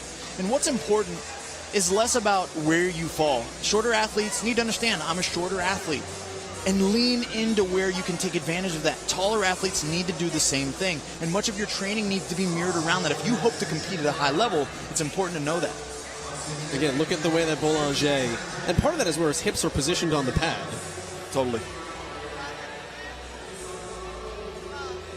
We are on the 100 GHDs here. Another 100-foot handstand walk will follow this. 300 total feet of handstand walking. Then back to 200 double unders. 25 more cows on the bike. Our favorite part. And this is really, we're entering the phase of this workout now where everyone is at what we categorize as the separating point. These GHDs, are you going to pause? How many times are you going to pause? And I will say, it's bad news for people to hear this, but when you pause on a GHD, it doesn't get any easier. It, in fact, hurts worse. I'm telling you what, I've worked through a set of 100 for time, and the worst feeling is that after the first pause that you make trying to go back to work, because then you just want to pause every 6 to 10 reps, and you're stuck there. 2 questions. 1, how long did 100 take you for time? That's a great question. I don't remember. 2, how would you break up 100 GHDs trying to limit your pauses? In this particular setting, I'm going to try to break them up as little as possible, meaning, like, in my mind, it's a one and done, and we're finishing this thing. 100 unbroken? No, 1 break. Oh, okay. Yeah, and optimally that's coming like after I'm already at 70. Okay. And it's not a fast. I'm not trying to race anyone, but I am going to try to negate pausing and hesitating, because I know, just from experience training myself and training other athletes, once you break the seal and stop the momentum, I don't know if it's the trapping of blood in your abdominals or what happens, but you sit up there, and then when you go back to work, they're all much more difficult. And it's easy to say, oh man, I'm not going to do another rep. Well, how many people have you seen, Joel, fail a GHD? Because while they get hard, have you seen anyone be like, Coach, come save me, I can't sit up? I have fallen off a GHD before, but that's for another time. Yeah, that's a different conversation there. That we need to protect you from that. We need your brain for this job particularly. Don't take your feet out of the pads before you're ready to get off. We'll leave it there. Time cap of 22 minutes. 19:44 is the time to beat from the first heat. That was Skylar Osetnik, and we did see the first heat time to beat on the women's side hold up pretty well into the third heat until Paige Powers came along. Yep. And this is one of those tough issues, right? As a coach and an athlete, or we're watching people and we talk about the difference between competing versus using CrossFit as the fitness methodology to prolong your life and live a more active lifestyle. When I'm talking to a competitor on these GHDs and they're like, Coach, but my abs, and I'm like, sweet, don't care about your abs. Don't care about how you feel. Are you going to fail the next rep? I've never failed a GHD rep, Coach. Keep going then. You're going to fail the next burpee? I've never failed a burpee, Coach. That's right. Keep going then, right? And I failed a burpee. Yeah, you just stay down there for a long time. I love it. I love it. But you really do. You understand where I'm going with this, right, yes. Joel? It's like it's a different conversation. I coach my classes in the affiliate very different than that. I want those athletes to listen to their body and have an understanding, and my athletes do too.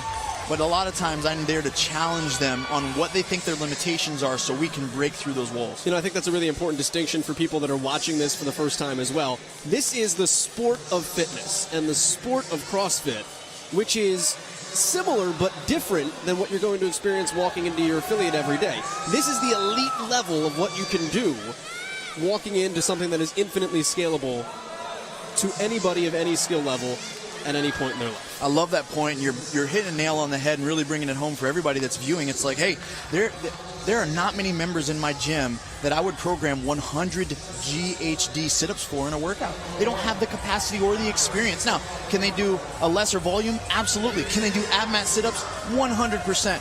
But you got to meet people where they're at, and that's what the coach is for when you walk into a CrossFit affiliate, is to scale the workout almost as if it's designed specifically for you.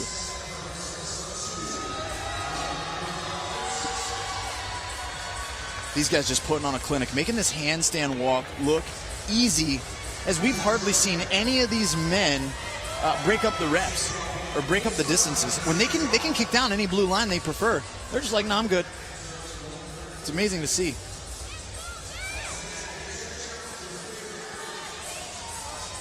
$19:44 is the time to beat. We had only 3 finishers in the opening heat for the men. It was 1944, 1953, 1955, and then caps. And that's good judging right there. Hey, come towards me, keep coming, keep coming, keep coming, because as the athlete, you might not necessarily know where you are in space, and the judge is saying, hey, keep coming, because if you kick down, you're going to have to start back at the last blue line. No doubt, and that really is appreciated from an athlete perspective because, again, it's not like every day we train we get to be out on the competition floor, so it's so helpful to have that ability to create that awareness as we get people joining the double unders. We've now got a team there, but Boulanger is advancing. Looks like he's back to his last 100 here. The double unders is the penultimate movement here. Roy Lemaire, blue shirt. After the 200 double unders, we'll go back to the bike. And we're looking to have that remain tight in your body position. He's doing a great job there doing that. Softening the knees just enough to create the vertical displacement, enough just to get that double under or the rope to spin 2 times under his feet.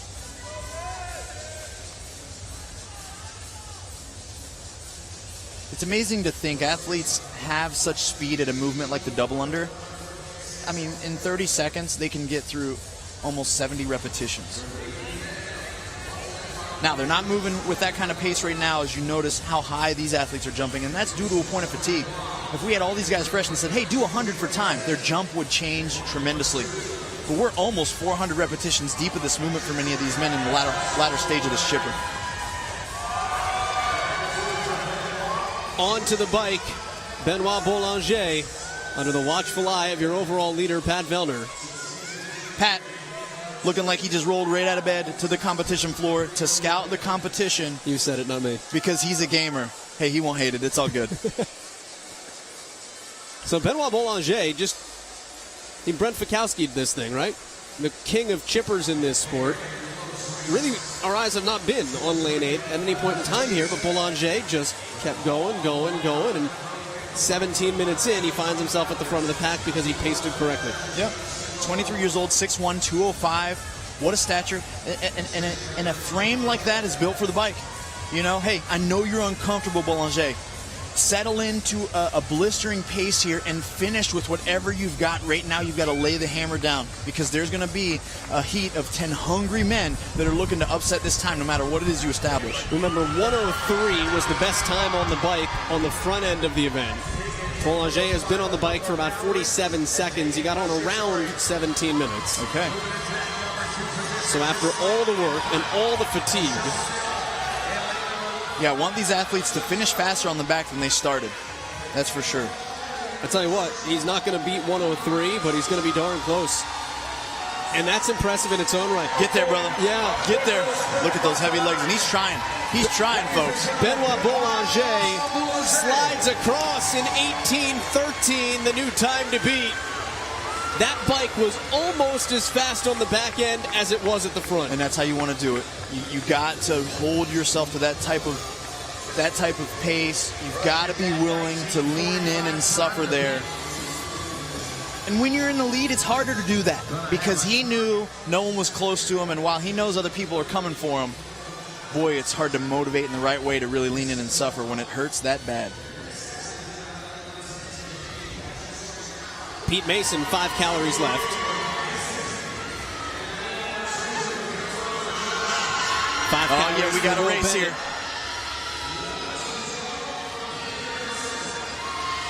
Two calories left. He's got him. Here comes Mason. Finish strong, Mason. So Pete Mason finishes, and that also beats Skylar Osetnik. So Mason is now in second. Will Bennett will come in. He is in third in the event overall. Here comes Roy Lemaire. He also beats Osetnik from the previous heat. 1944, dropping like flies right when they finish. 1944 was the time to beat. And that's going to get beaten here as well. So Dylan Pettit. Dylan Pettit is an absolute unit. Fitness. Jack Rosema, red shorts. 12 points out of the Last Chance Online qualifier and 2 points out of the final heat. Still out there working here. We're now counting times from the previous heat. There were only 3 finishers. All 3 of their times have passed. So if you finish now, put yourself in a top 10 spot heading into the final heat. Here we go. And Rosema is going to wobble. Get it, Rosema. And not fall down. Not yet. Oh, he's going to stick to his guns. There we go. It's inevitable. He's Army tough. And that's okay, because I'll tell you what, we all like to walk off workouts. I'm one of those guys. But in the heat of competition, if you're not expending every ounce, I got to ask you, why not? And if you're not there to feel like you have to submit to gravity and almost submit to the pain and be there in that vulnerable state of laying on your back, it's like, I'm not sure that you sold out the way I wanted you to. Now, Tyler Lee just finished there as well. The two guys coming into this that really had a position to move their way in to the Last Chance Online qualifier, Rosema and Lee. Not the finishes I think they were looking for in this chipper, so they've given themselves some work to do heading into Event 6. Drake Lewis getting his finish.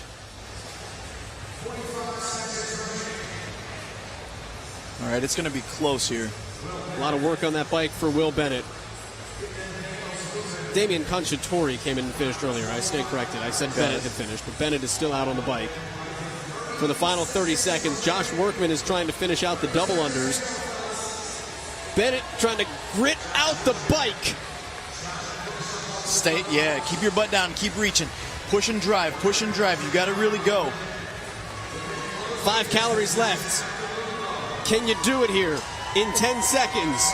3 calories. Go, Will Bennett. 1 calorie. You got 5 seconds to go. Bennett, 3 seconds.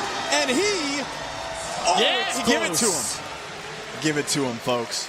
That will do it for heat number 2. If the he is capped +0. So close. 2 heats down on the men's side. Oh, yeah.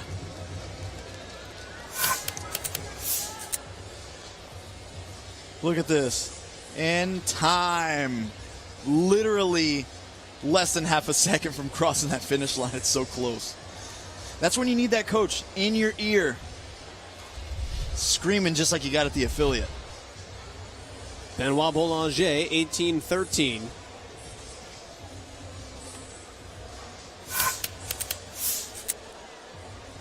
I mean, just look at the length here and how easy, slow, smooth, and easy these GHDs look. Yep, slow and smooth is right, and it paid off for him. Had a good cadence on his double unders. Arms getting a little loose there, but that's natural because everybody's tired at that point. And then he finished with urgency there on the bike best he could. And we told you earlier, folks, that's as fast as he was going on that run. Boulanger first in the heat, first in the event with 10 still to compete at 18-13. Before we get to that final heat, overall standings. Patrick Vellner is the second fittest man on the face of this earth. The only nemesis is Justin Medeiros, who beat him at the games last year, who beat him at the Rogue Invitational. Vellner won Wadapalooza. There was no Medeiros. Well, Patrick Vellner's making a pretty strong statement coming for the young Justin. First place overall here at the Atlas Games.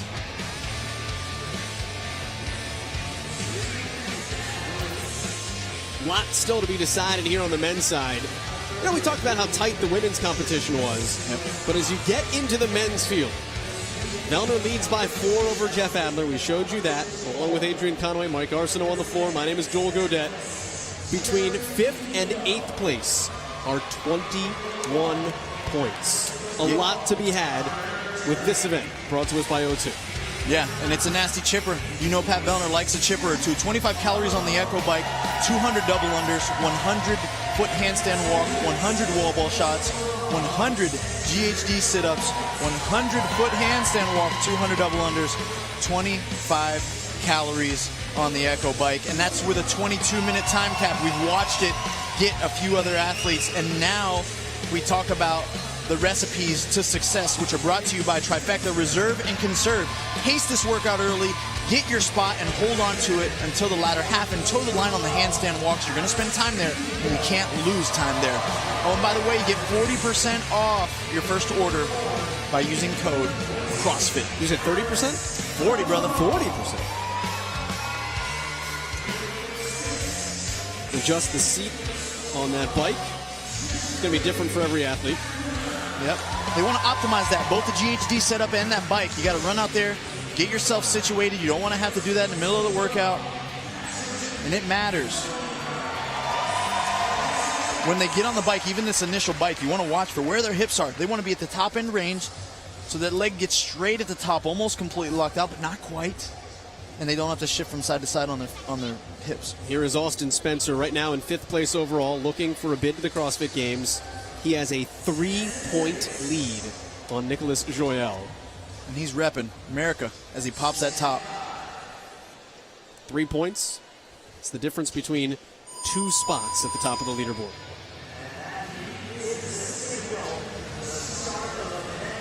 Settle in, breathe, be smooth here. You're not winning this event by being the first off the bike.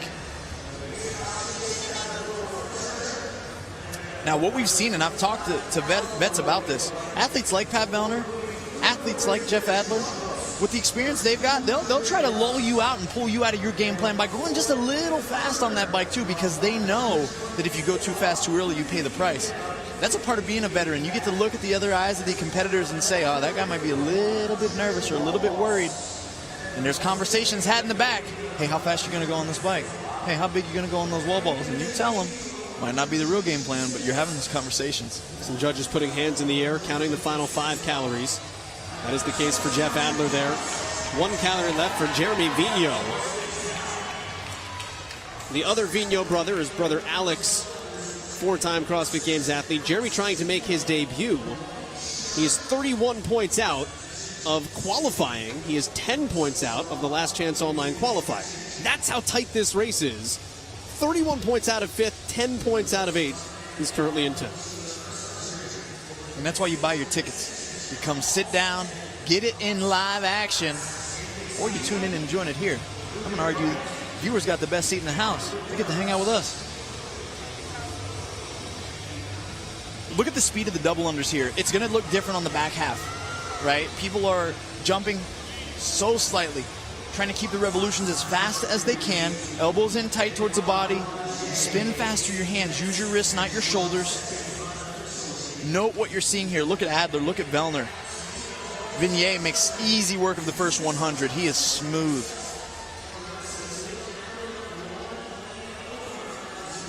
All these gentlemen, fast ropes. Vellner advances to the second 100 of the double unders. And here's Alexander Caron in the red shirt who steps forward. Such a steady week. 7th place in event 1, then a 2nd, a 7th, and an 8th. He's just kind of hung around. Alexander Caron is in 3rd overall. Games athlete last year at his best placing of his career, 24th. And he qualified out of the Last Chance Online qualifier. It looks like he may avoid that fate this year and earn one of his 5 tickets today. Yeah, and you know what I like about it? Look at his t-shirt. Guess what camp he trains under, guys? The same one that Paige Powers trains under. And she excelled in this workout because, well, some of these movements have a very strong presence in their training methodology there. A lot of GHD sit-ups, a lot of handstand walking. I like what Caron brings to the table in this workout. He's also not a full-time athlete. He owns his own lawn care business. So his time is split very much. Still finds the time to train at an elite level as these athletes now embark on their first 100-foot handstand walk. I'm going to tell you, when I hear stories like that, it scares me about a human.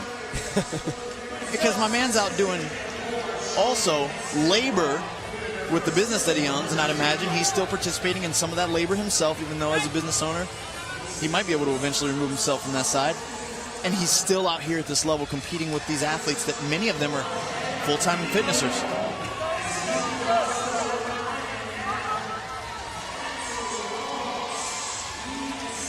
Talked about Austin Spencer from the get-go. 3-point lead on Joyel. Cedric Lapointe took that 24th place finish in event 1 and has climbed his way all the way back up.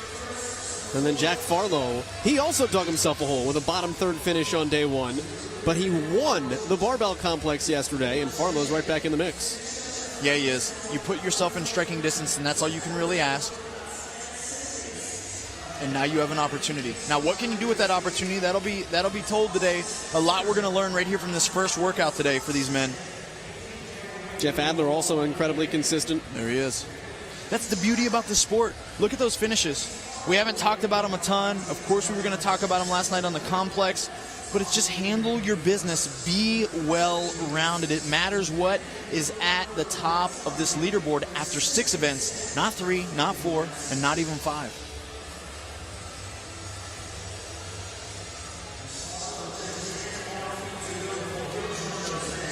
We saw those top 5 finishes for Jeff Adler. That puts him just 1 place behind Pat Vellner. Just 4 points different between first and second on the leaderboard. After day 1, Nicolas Joyal was your leader. He had 2 event wins, but then a 24th and a 14th. Now here's the hitch. He kind of knew those were coming. He did. So he controlled the damage enough to be 3 points out. He likes chippers. He's got to have a good start to his day 3. He does, and hopefully these movements are in his wheelhouse as well. As we found out, those workouts on day 1 couldn't have been written better for an athlete like Joyal. So he knew he had to seize the moment, which he did, but now what can he do on day 3 to recoup from yesterday, which seemed to be damage control?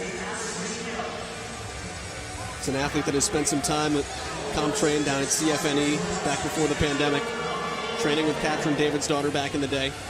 We just watched him receive 2 no reps, not because his ball wasn't high enough to the target, but because he actually didn't hit the target. It went straight up and came straight back down. And now, when you get no reps, your judge is watching you like a hawk. There's Jack Farlow. And again, we talked about him having to dig out of a hole, but a 4th and a win will do that for you. And he has the Brent Fikowski professor's arm swing on these wall balls. He does. And again, a lot of athletes see that and know about that technique by now, but it doesn't work for all of them. Some don't like it. They don't like the rhythm. They feel like it actually makes their arms more tired. But naturally, the logic makes complete sense. You've got to at least try it because you're getting your arms out of the air and under you. Pump some blood through those limbs. Jeff Adler is kind of like halfway committed to it. He's got the swing above the shoulder. Pat's all in with the helicopter method there. And you can tell both of these men are, I believe, what seems to be towards the latter part of this wall ball set here. 100 wall balls and then another 100-foot handstand walk to follow before these athletes hit the GHD.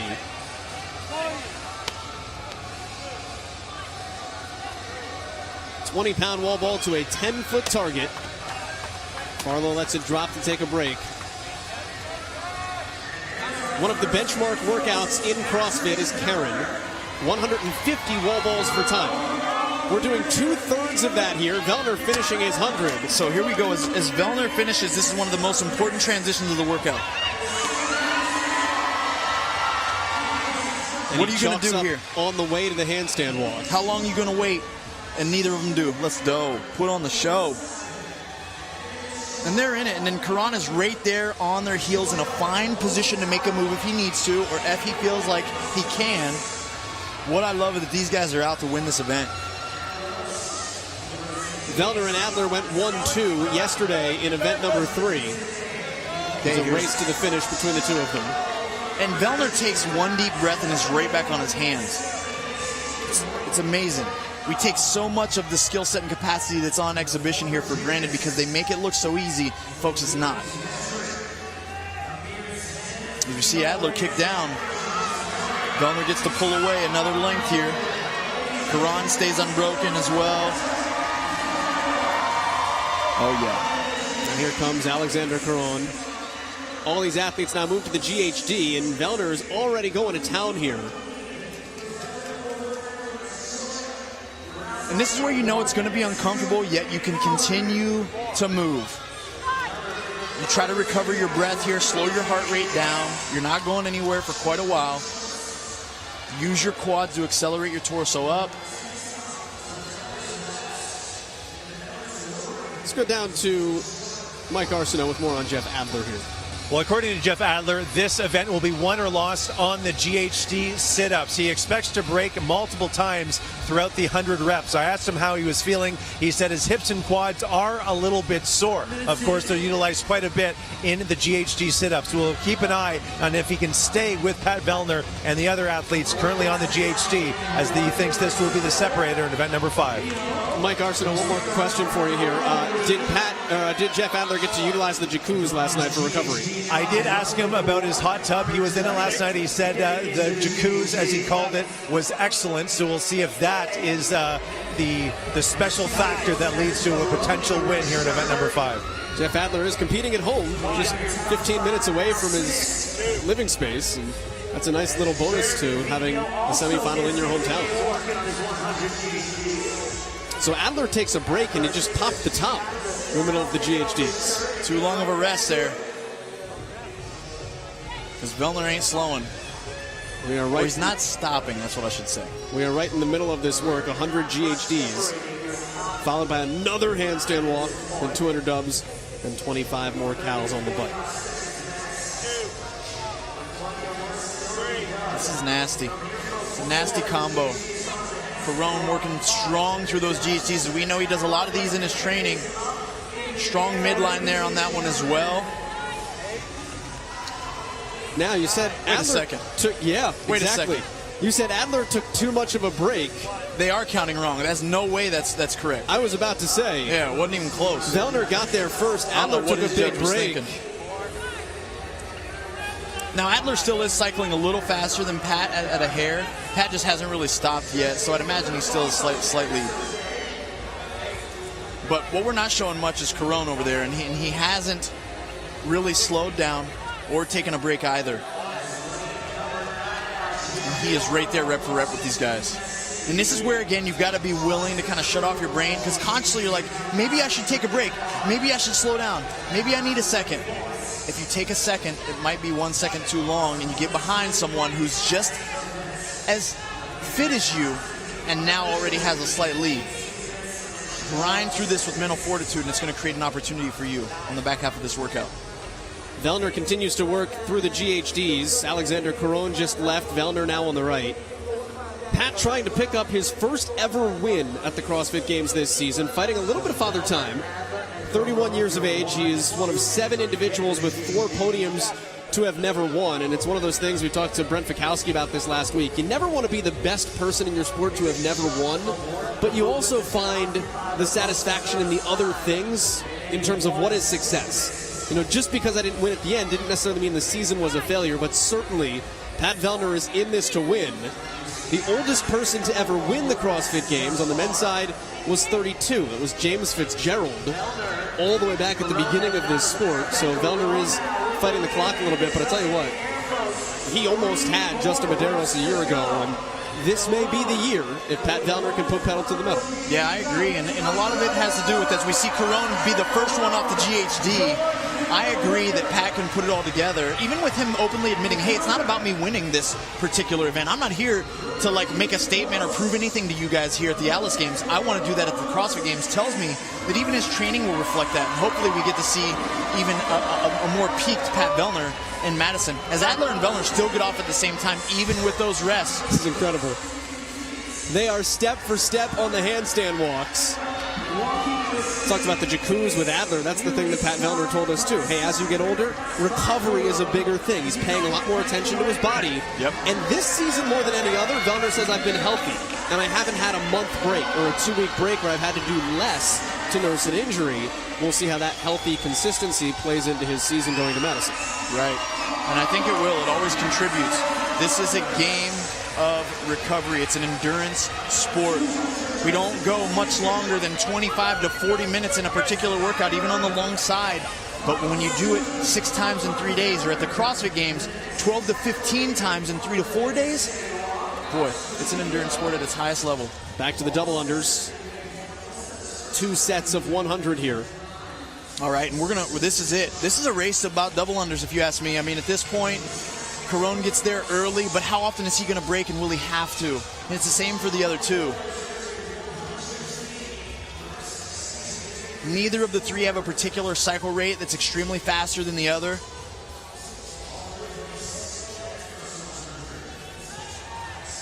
Rhythm. Create a rhythm. Breathe when you can. We've got a breaking from Vellner, elbows on the knees. That could cost him some time if Carone can keep this up. Adler on the right, Vellner on the left. We saw in the GHDs the counting discrepancy, and it looked like Adler was done way earlier than he should have been. Adrian, what happens in that instance if you're off? How do you get back on an actual right count? Oh yeah, I mean that's all the judge, right? That's definitely up to the judge, and I think maybe he just put his hand up significantly too early, like approaching 50, his hand was up, and then kind of got it back down and got focused again. But as an athlete perspective, that's why it's important to count your own reps, because you got to have whoa, judge, that's not correct. I'm not getting my hopes up for no reason here. Or in Vellner's case, looking to your left to go, wait, he's not ahead of me. Absolutely, yeah, and that's hard. That's hard too, because that happens in the heat of competition. You know your competitors might get a couple calls that you know they shouldn't have gotten. You can't argue. There's no time for that. You got to move on and make haste and try to solidify your position. Because now we see Pat break again here. Showed you the race for 1 and 2. This is the other race in this event. Austin Spencer leads by 3 points over Nicholas Joyelle right there. Both men trying to make their CrossFit Games debut. All right, so, oh yeah, look at the race on the bike here. Adler's hammering it. His cycle rate is faster than Carone's, and he got on just a fraction of a second after him. But look at his arms. Notice how he's cycling and turning over the repetitions faster and faster. He's got to continue to build speed because that's what Carone's doing. Pat's going to lean in and see if he can close the gap on both these guys. Adler I don't think you can catch Adler at this point for Pat. Adler in the overall leaderboard trails by 4. That's the difference between first and second, or second and third. And the hand is in the air. Listen to the crowd for the hometown man. There it is. Way to finish, Jeff. You gotta love it. Adler to the finish in Montreal. Carone comes in second. That is enough. Jeff Adler will be your overall leader heading into event 6, the finale.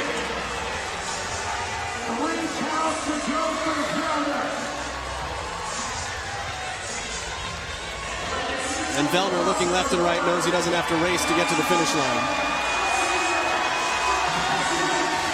Oh, man. Pat just not caring. Hey, cool. Thanks for the third. Great job, guys. That was impressive. That's what he's saying. Well done. And there's something to be noted there about Adler's performance. You talk to him.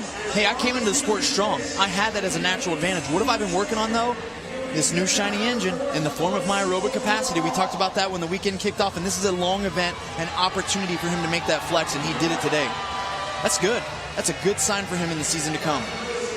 We still have not hit the time to beat from Heat 2. It's Benoit Boulanger at 18:13. So 4th place in the overall event is still up for grabs, and that is massive considering the second storyline here with Joyelle and Austin Spencer. Top 3 in the overall standings have finished.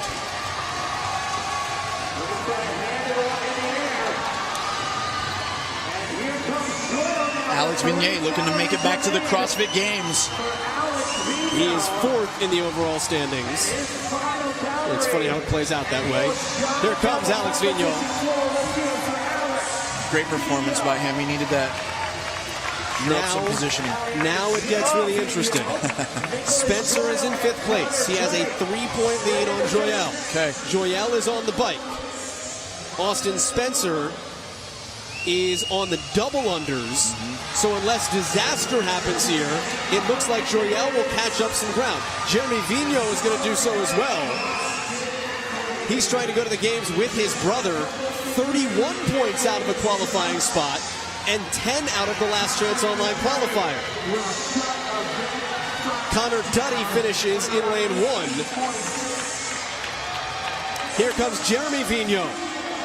So Vigneault will now close the gap as he tries to make his way to Madison. 3 calories left for Joyelle. Your day 1 leader, Joyelle, will beat Spencer here. So Nicholas Joyelle passes the man in front of him on the leaderboard, heading into the 6th and final event. And ultimately, Cedric when you're Lapointe also chasing. Yeah, and when you're playing the points game, you got to know who you got to beat.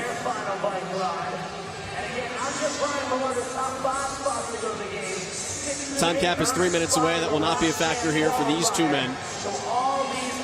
Spencer in the, I was going to say tie-dye, but let's just say like 90s attire. Yep.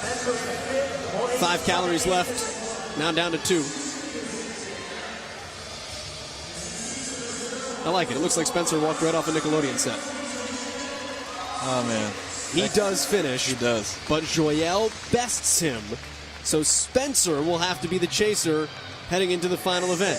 And Cedric Lapointe will see what the damage or help is to his score in chasing both of those men. Cedric was 16 points out of games qualification prior to this event. As we see Farlow still working through those double unders. He was 21 points back. Cedric done. And Farlow, I think, is going to wind up getting capped here. He will. He's going to get time capped, and I want to say, as much as we highlighted him last night in his very impressive feat of strength, showing with the complex, this is what this young man's going to be spending the next year doing. Long workouts. You can't lose what your strengths are, but let me tell you something. You've got to develop your weakness as fast as you can so that this type of thing doesn't happen to you on the floor, where you have such a knockout performance and then such a drastic fall to the opposite side of the energy system pathway. Spend time in that energy system that you struggle with, and his growth is going to be exceedingly obvious throughout this next season if he can put his efforts where they need to be. It's actually a little wild because with all the other men that are younger, Tudor Magda, well, Tudor's a strength guy, so actually this is not the case for Tudor, but you know, Dallin Pepper and James Sprague, they have the engine, right? Big engines. But when you're a male and you're aging up, the strength has to come. Farlow's the inverse, right? He wins the barbell complex yesterday, but developing that engine, being able to compete in these long chippers, and Jeff Adler telling him, hey, you got 45 seconds, don't stop now. And I know a really fit guy who had a struggle like this in a way. You might know him. His name is, it rhymes with Fraser. Keep going. It rhymes with Fraser? Nah, it actually is Matt Fraser himself. Look at the way he started into our sport. Now, he had skills, and he's a fast learner, but my man could Olympic lift like it was nobody's business and struggled a little bit with pacing and engine work, and look at what he developed himself into. Fittest man in history. It's not bad. It's not shabby. These types of lessons go a long way. To the bike with 10 seconds. Farlow's going to try to pick up as many calories as he can. Get that fan going here with Adler screaming in your ear. Time count. And that will do it, ladies and gentlemen. Great job by all of our athletes. Good work. That will set the field for us, and we will have to check the final standings and how that will set going into event 6. And that's a memory for Farlow there. Adler came over, gave me some love, and supported me through this workout. I don't want that happening again.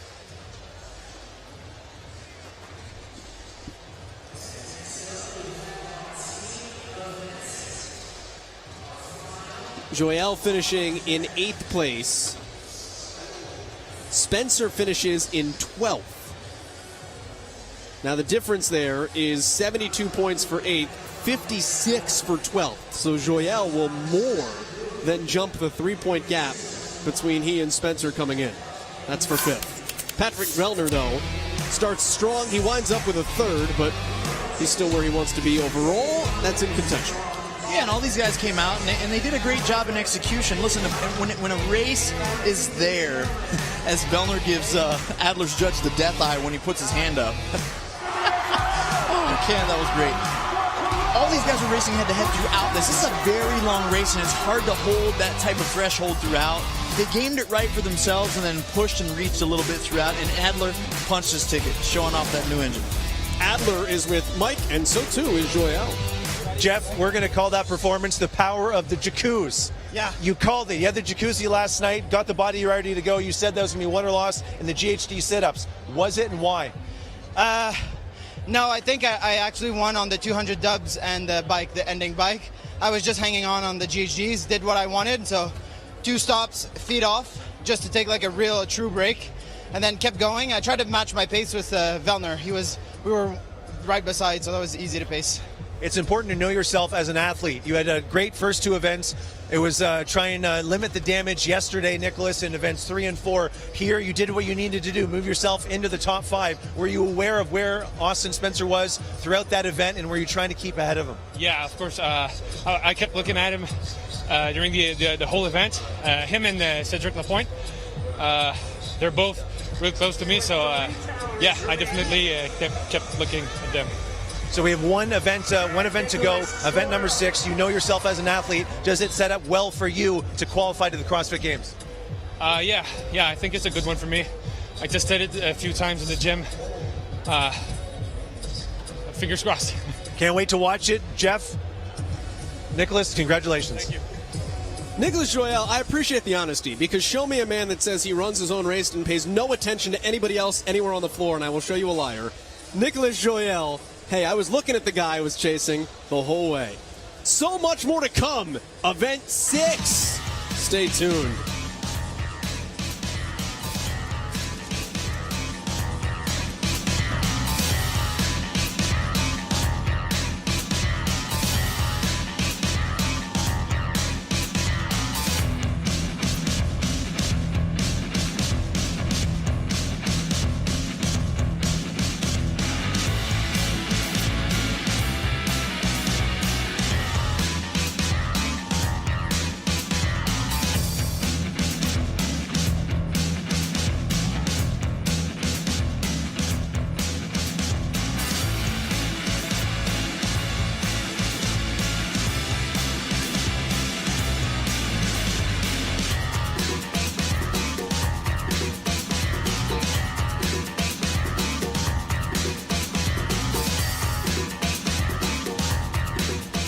The 2022 CrossFit Atlas Games semifinal is brought to you by Erosti, the official rapid recovery provider of CrossFit.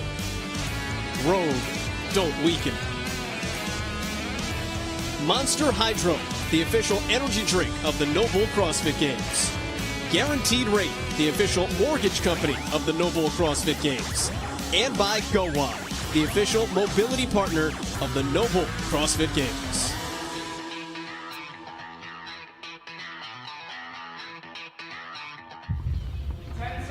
What does it take? How do I train? What do I eat? How much do I sleep? How do I react? What if this happens? What if that happens? It all adds up. It's not about what I do. It's about what I don't do.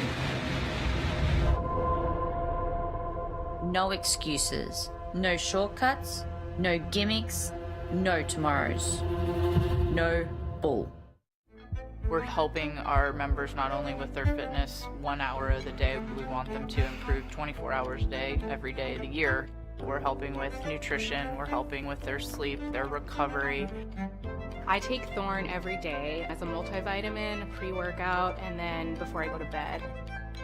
After using Thorne products, I feel a lot more powerful in my workouts, and then I can also focus better not only in the gym, but outside of the gym as well.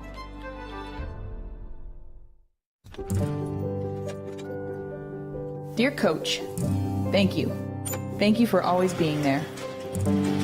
For running a class at 5:30 in the morning so I can get home before my kids wake up. For making sure I build on my strengths and work on my weaknesses. For being a compass that guides me toward a better version of myself.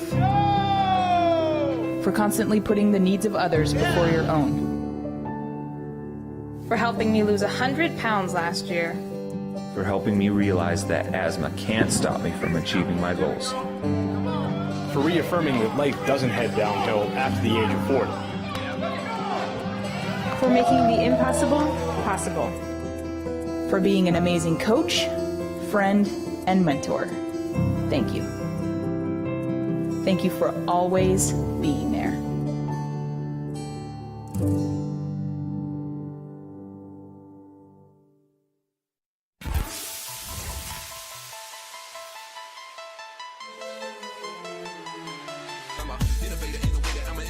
Entertaining all the player hating imitators who imitate us, simulators, but they can't debate us. Why even losing? You can see that I'm a winner, baby. Y'all just don't know.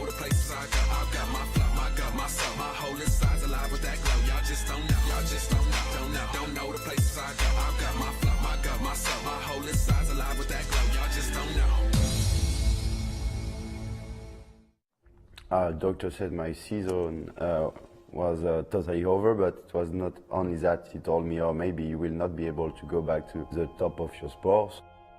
Lots of persons forgot me after injury. It was okay, we're done.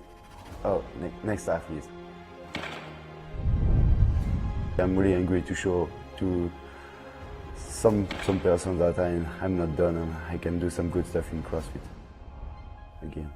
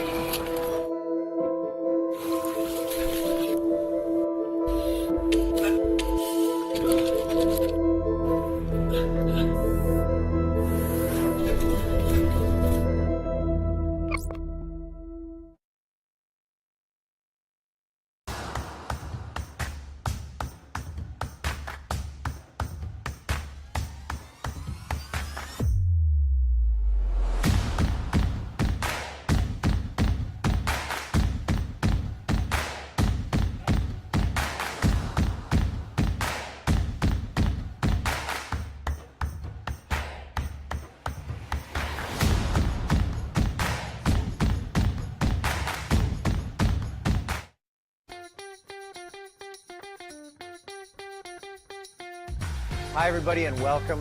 We're going to first begin by talking about the definition of CrossFit. All right guys, go ahead and sit back and down.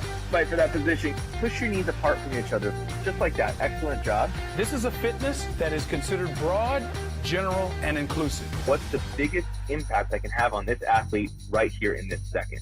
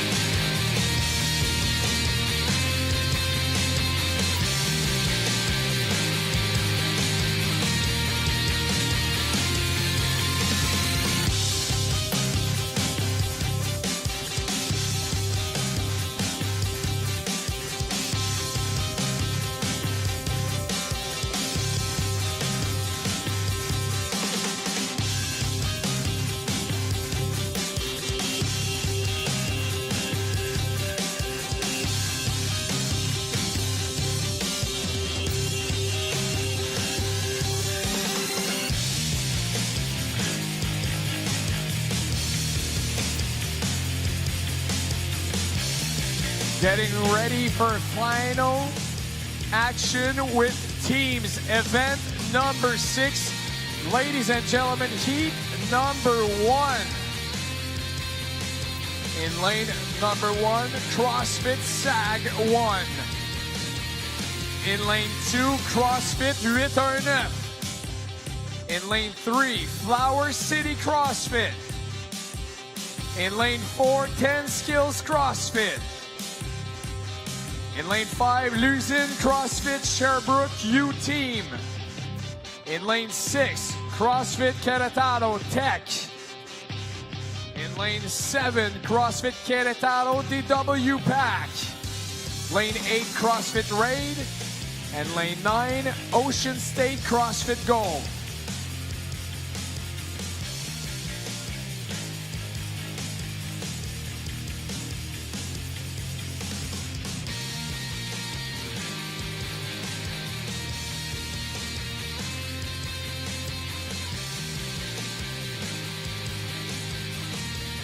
One minute.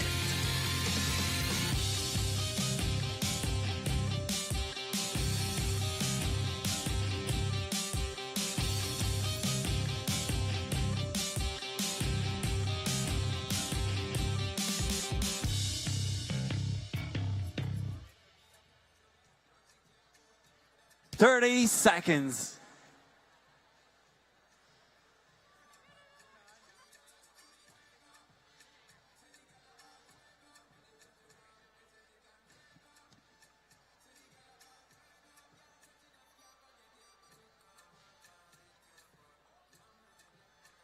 Ten seconds. 5 seconds. Stand by. 20-minute time cap. This is where it all comes down. Final event of your teams. We are looking at thrusters and rope climbs. 40 thrusters. 6 rope climbs, then 30, 4, 20, and 2. Your female pair goes first, and then the men.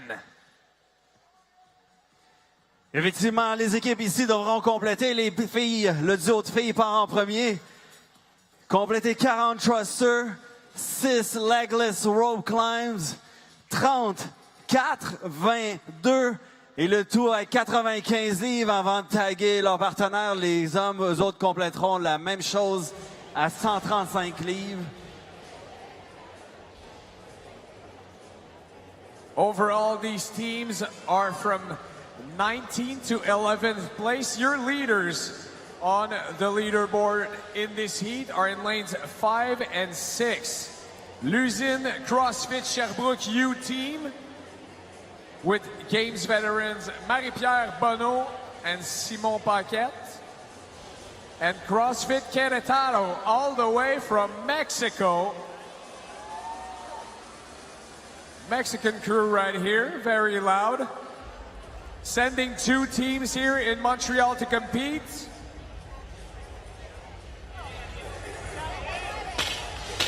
Et on rappelle que les équipes se retrouvent dans les allées 5, 6, 7, sont généralement les équipes meneurs de cette vague. Et bien évidemment, il y a 2 équipes dans l'allée 5, l'usine CrossFit U-Team et l'allée 6, CrossFit Querétaro W-Pack sont déjà sur les legless.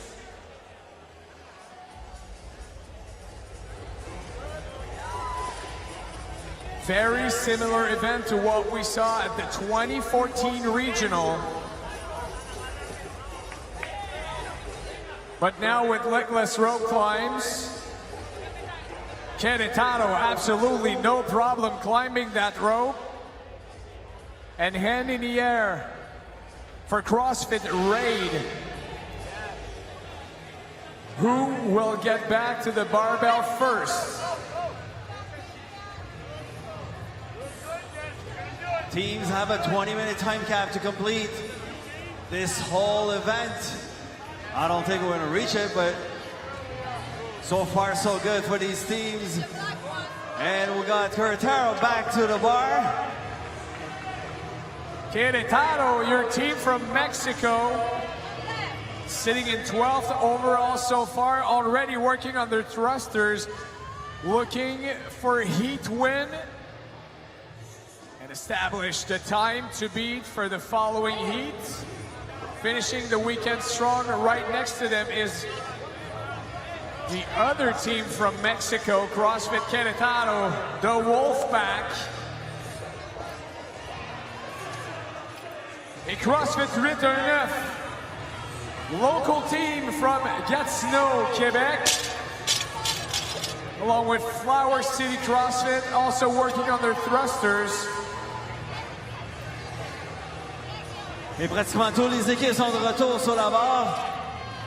On a l'équipe dans l'allée 8 de CrossFit Raid qui complète leur leg list, ainsi que Ocean State CrossFit.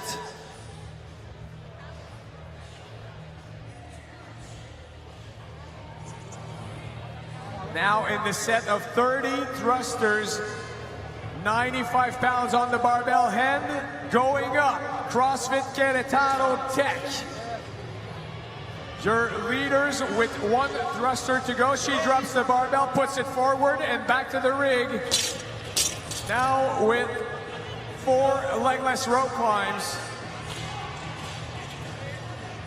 It does always feel good to know that the work capacity is going down as the workout moves on. Less is more. And these girls are going through all the workout. Querétaro, both teams back to the legless. Both Mexican team leading the charge early in this heat. Almost at the 5-minute mark, 20-minute time cap.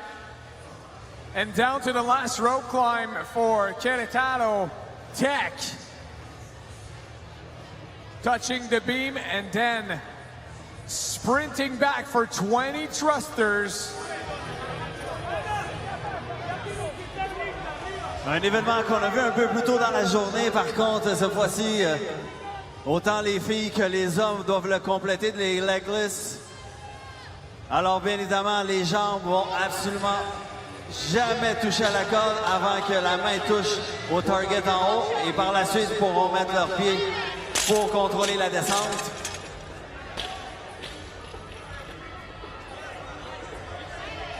Well said, Sam. It's crazy to see how our sport has come forward. I remember a lot of teams struggling to complete the workload inside the time cap back in 2014.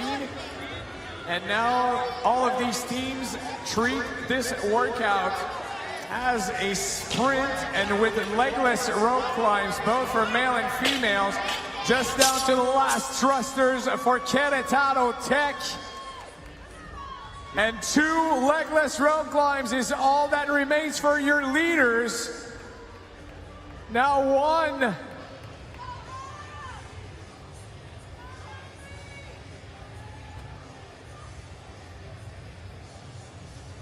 And climbing up fast. 1 big pull. And getting it down to the sprint. Querétaro Tech will be your first team to send the males on the competition floor. Vamos! And here they go, 135, the weight for 40, 30, 20 thrusters with the same tread on the legless, 6-4-2.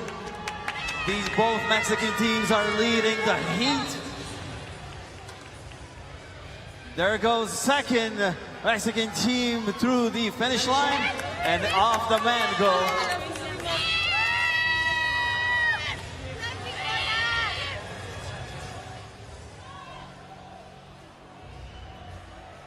Querétaro leading the charge with both their teams dominating this event.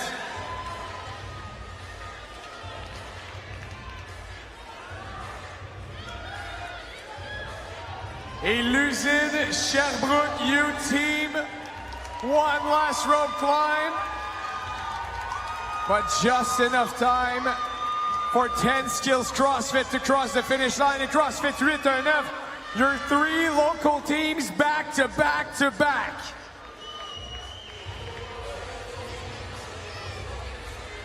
Et comme tu mentionnais, Greg, il y a de ça quelques années, plusieurs équipes étaient incapables de compléter ce WOD dans le temps donné de 20 minutes. Et aujourd'hui, c'est comme un sprint. En tout cas, les équipes mexicaines s'échangent le lead ici. C'est all out pour ces gars-là. Flower City CrossFit now sending their males on the competition floor.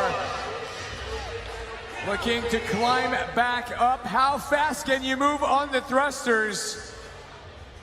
It's a push and it's a pull. And speaking about pull, look at the men from Querétaro climbing these ropes like it's nothing.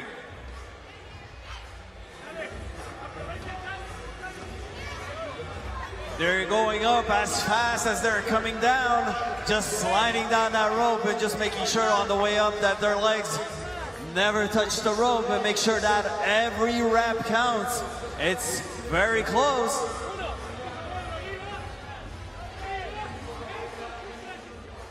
If you remember back in 2015 in the Open, the infamous 20.5 thrusters and rower, this man, Simon Paquette, had the world record in this event. So if a man can gain some ground with these barbells, it's him. And look at Big Sam from Luzin team climbing these ropes.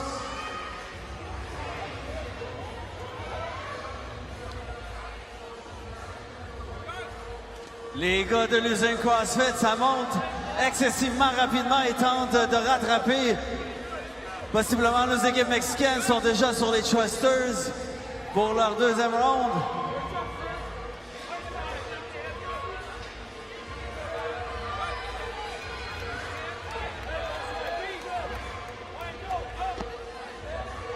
Querétaro down to their final reps on the set of 20 thrusters. And Luzin chasing them down. That's it. Hands in the air for Querétaro. Both teams, just a few reps before they could have to complete their both two legless rope climbs. But Simon has not said his last word. He's fighting for it.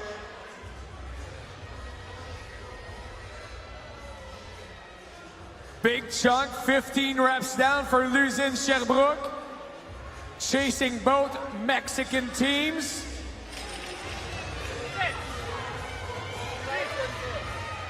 Seems like the strategy will be 15-15 on that 30 set. Querétaro making quick work, climbing these ropes. And 10 Skills CrossFit, Flower City CrossFit, CrossFit Fittest, all chasing teams from Mexico and Sherbrooke.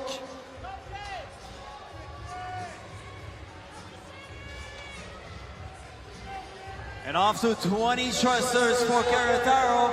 A little miscommunication has got the second Querétaro team a little bit behind while Luzin is making up grounds.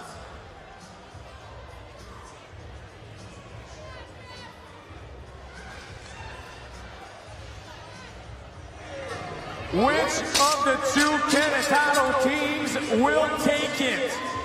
12 minutes on the clock, 8 minutes before we hit this 20-minute time cap. Plenty of time for all of these teams.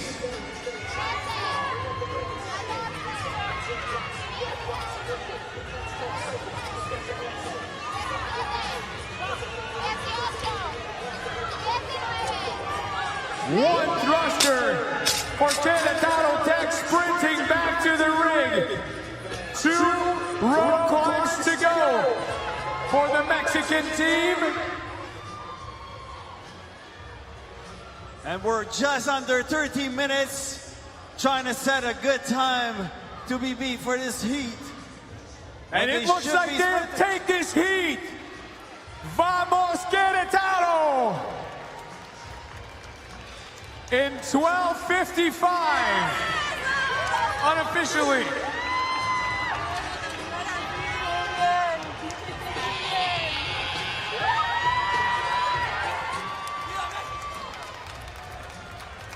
the second team, Curtal W Pack, is sprinting towards the end line.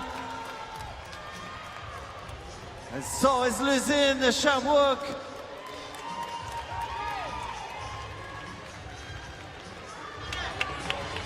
Outstanding work by l'usine Sherbrooke to close the gap on both the Mexican team. That will certainly help them on the final leaderboard at the end of the day.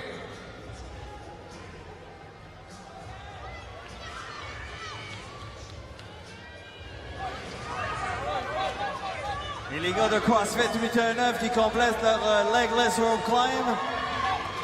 Et ça sprint vers la finale.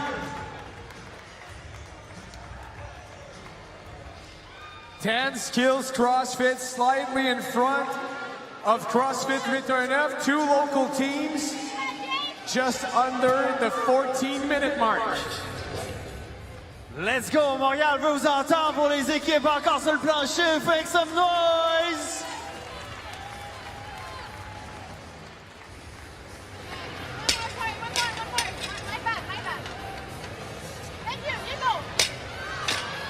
Flower City CrossFit down to their last rope climbs.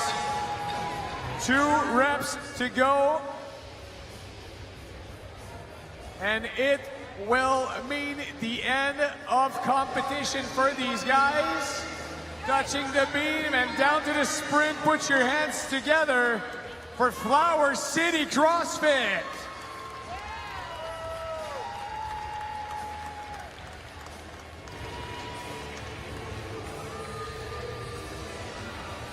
And we got CrossFit Ray running back to complete the legless rope climbs.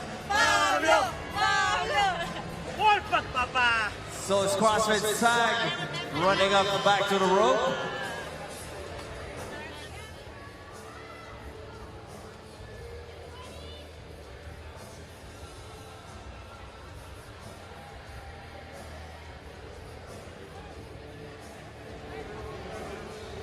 Four and a half minutes is all that remains. Still some teams on the floor. CrossFit Sag, Ocean State CrossFit Gold. Giving everything they got to get one last score to end this 2022 CrossFit Atlas Games competition. One more legless rope climb for CrossFit Raid.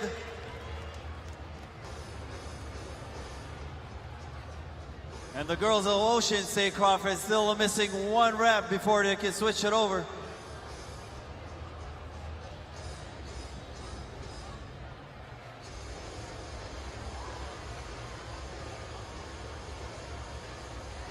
Both Ocean State and CrossFit Sag on the set of 30 thrusters.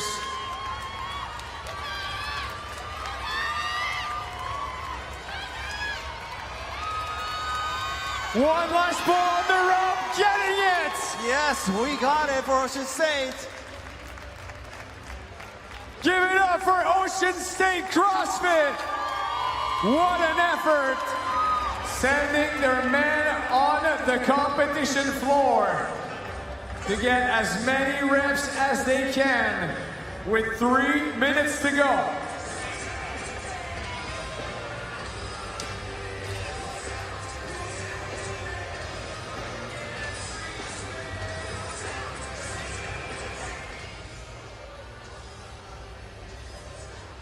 Ocean State CrossFit men have rested sufficiently. They're going to go all out and gather as many points as they can. While CrossFit Sag and aisle number 1 and CrossFit Raid, the men are completing some of their few last thrusters with a little more than 2 minutes to go.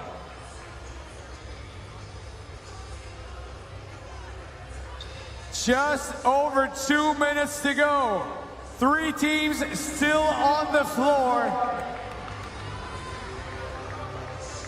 Montréal, faites du bruit. Ils ont besoin de vous.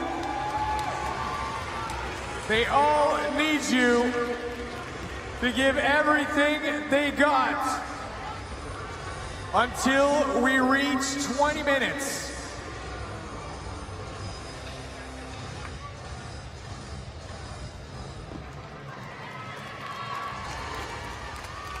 CrossFit SAG, 20 thrusters and 2 rope climbs with 90 seconds now on the clock.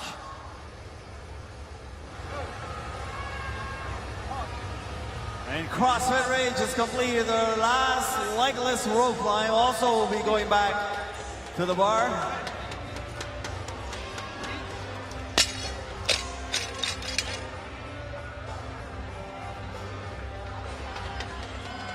Come on, gentlemen, 1 minute to go, 1 minute.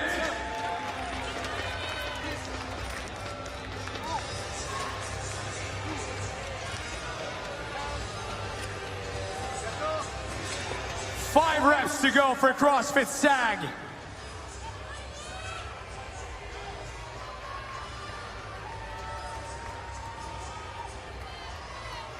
They have just over 30 seconds and 2 legless rope climbs. Montreal, let's bring them home.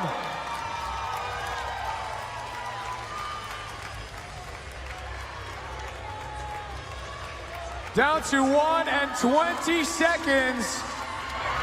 Faites du bruit pour CrossFit SAG. 10 seconds. 3, 2, 1, time. Montreal, faites du bruit, make some noise for our first heat team as they just completed their final event of the weekend. México y Argentina.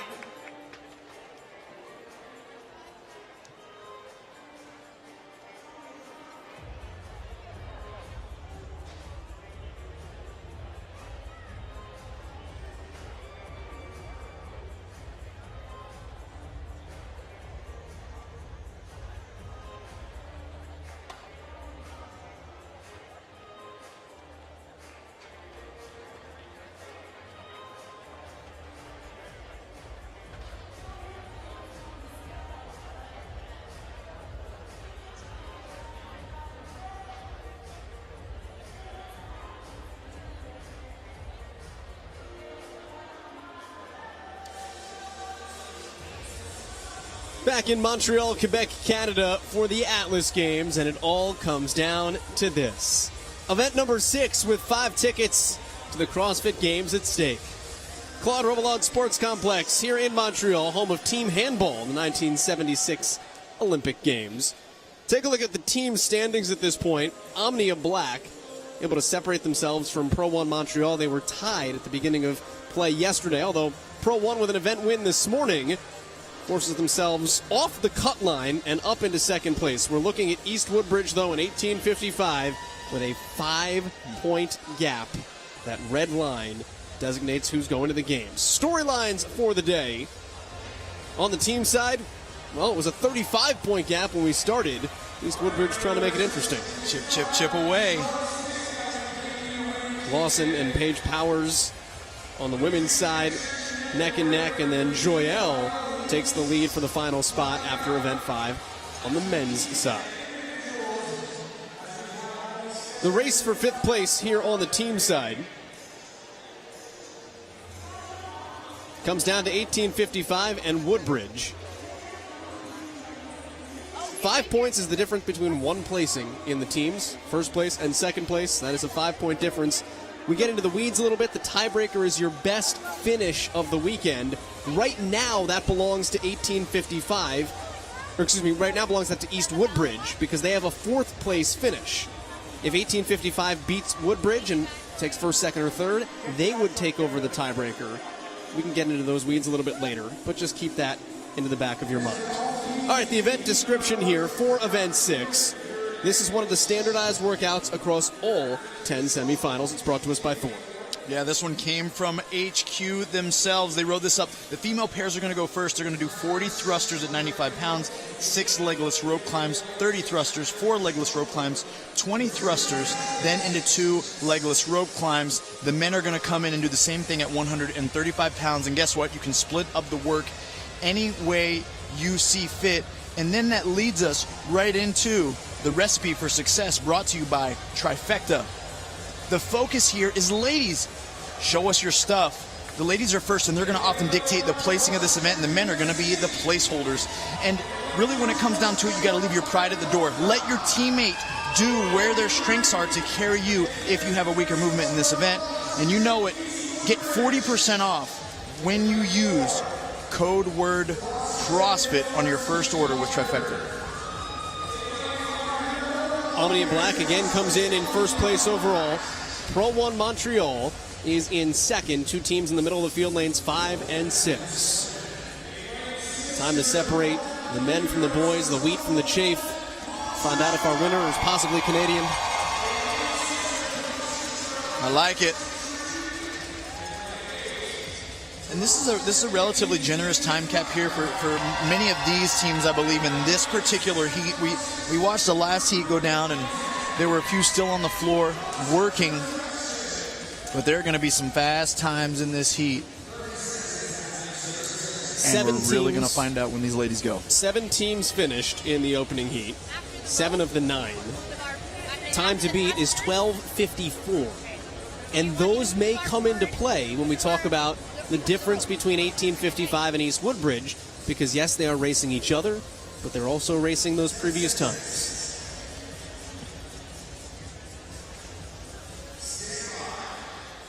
Starting with the female pair here. Underway for the final team event at the 2022 Atlas Games, a 20-minute time cap.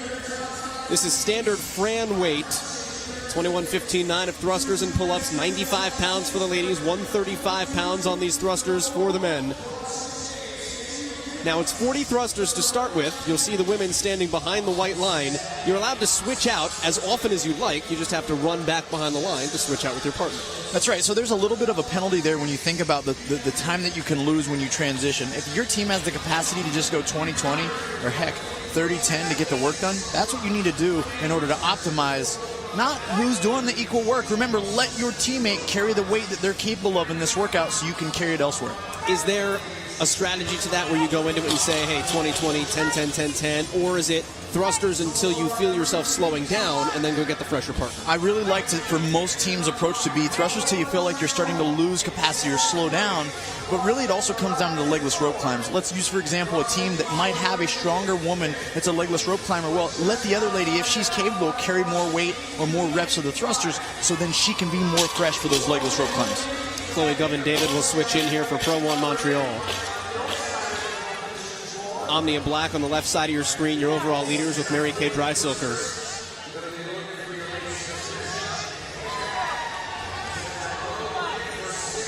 Mary Kay, a qualifier to the CrossFit Games as an individual back in 2020, out of the open originally. Of course, everything changed because of COVID.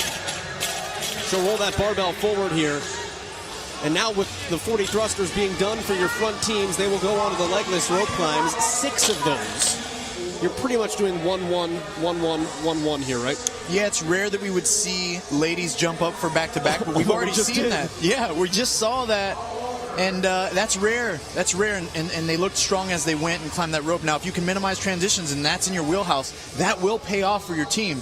So it's important to understand, again, who you are and where your strengths are, and allow your team to lean into that for future success. This is really where we see a lot of the separation in this workout. Not just with the women, but specifically at the women at the legless rope climbs. They all move the barbells pretty evenly, and this is where separation will be created as they make their way back to the thrusters.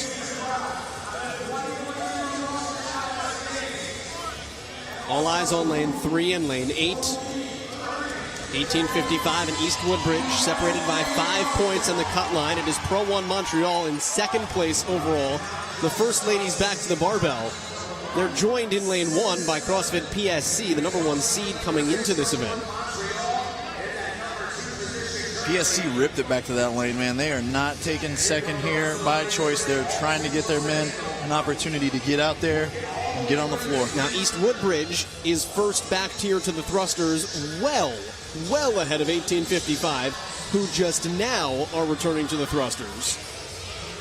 It's a long event, 20-minute time cap, but you're always peeking out of the corners of the eye to see where the competition is. You've always got to be aware, especially when the race is this tight.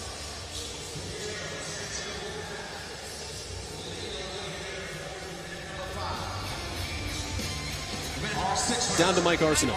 I had a chance to speak to both CrossFit East Woodbridge and CrossFit 1855. Of course, our focus is on lanes 3 and lane 8. I asked East Woodbridge, are they going to pay attention to 1855? They said no. They're confident if they run the race that they think they're talented enough to, they don't need to worry about 1855.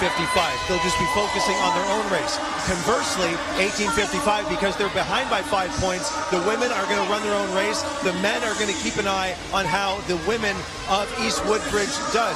If they need to push a little bit harder during the second half of this event, they will do so to try and book their ticket to the CrossFit Games and make up that 5-point deficit. Adrian, as a man who has slain Rich Froning in team competition, talk about team strategy here. That seems like a good plan from 1855. They run the race to start, and then when you get to the back half of it, it's go time. Let's see what we need to do. Yeah, the problem with that mindset in this workout particularly is that the women are the separators in the front half of this workout. So no matter what the men do, if their women significantly get behind or create a deficit, the men, there's no making up. Because to be honest, with where most of this field is going to lie, the men are going to do thrusters and do pull-ups, and they're not going to do it in such a way where they really create separation or gain separation from the field. But the women are doing the work right now. More often than not, I'm going to assume that the places that are set after the women tag off, that's the way the workout's going to finish for the most part.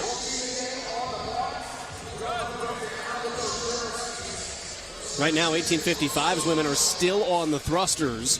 The round of 30 onto the 4-legless rope climbs for the women from East Woodbridge.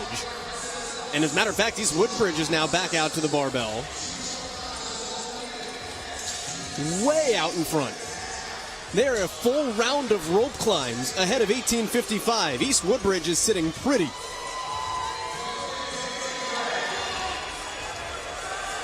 $18.55 right of screen, East Woodbridge left of screen. That's Sandra Annette. Here we go. Remember, she cleared the snatch ladder yesterday, so 95 on a thruster, even though she's moving through these very consistently. Yeah. It's nothing for her weight-wise. Yep, steady and smooth, and it's hard to really make up a ton of time on the barbell in this workout. You can only really lose energy there if you try to push it too hard. You want to really be able to move with speed and efficiency on those legless rope climbs and make every rep count. Time to beat is 12:54, so about 6.5 minutes would be the halfway point there, and Pro 1 is way in front of that. So the ladies of Pro 1 cross in about 6 minutes. PSC right behind them. Tyrannus Lifetree, who's in a qualifying spot, they have finished. Here come the ladies from Omnia, black in first overall. Those are the top 5 teams. East Woodbridge still out there, so too is 1855. Yeah, and that was such a close race between those top 3 to 4 teams that now, yes, the pace of these men matter within those top 3 and 4 because they're close enough where it's going to go hand in hand. They need to make fast transitions. They need to go big if they can, and that's going to be a deciding factor. 1855 also has to be aware of all of these teams now being ahead of them. Remember, East Woodbridge has the tiebreaker, 5-point separator. If 1855 wins just ahead of Woodbridge, they tie. East Woodbridge would still go to the games. 1855 only takes the tiebreaker if they finish first, second, or third. So now you've got to put people between you and your competition. The task is getting harder. That does make it challenging, and that's a great way to be able to play off of the point system and knowing what you're going to be rewarded with where you finish. You have to have that moxie or that awareness when you take the floor, particularly on a final, if you really want to have a chance. The men are out there for East Woodbridge. The ladies are still climbing rope for 1855. Brandon Crump, East Woodbridge, left of screen.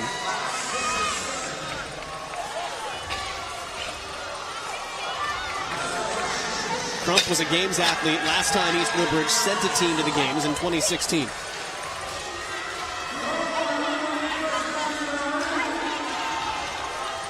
This is Steve Christini, the gym's owner. Joel, we both agreed thruster isn't exactly our favorite movement up here in the booth. No, it's most people's least favorite. It's definitely up there on the top of my list as least favorite. And a tumble for Lee O'Connor, able to recover and get back across the finish line. The men for 1855 got to go. And look at the sense of urgency for Mark Hauser and Shaw. Lots of urgency here. These guys are going to do everything they can in their power to give themselves the best shot possible. Cycling the thrusters, not just up and down, but they're pulling the bar down into their throat, trying to get every rep out as fast as possible. I don't know at this point, what, probably 20 reps behind, maybe? That's just a guess based on time. I would agree, and you know, we've seen crazy things happen, particularly that evolve around legless rope climbs. To the legless here, 6 of them for the East Woodbridge men on the left.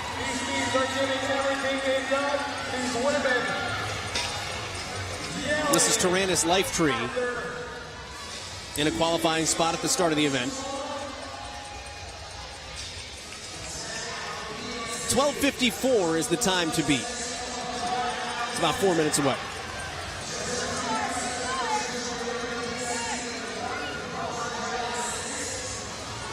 The men switching out one at a time. Steve Christini here.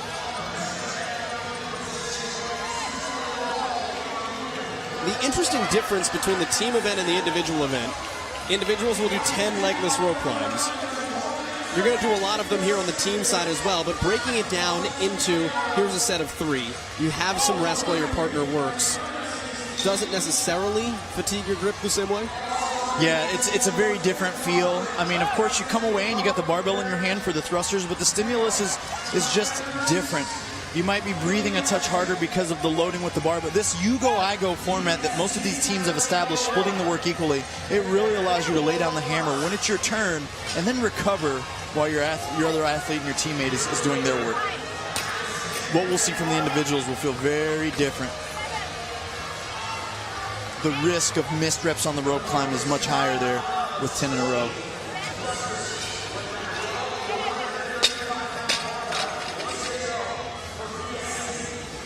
Right now it's an 11-rep lead for CrossFit East Woodbridge. With 18:55 still climbing rope. The lead is just growing.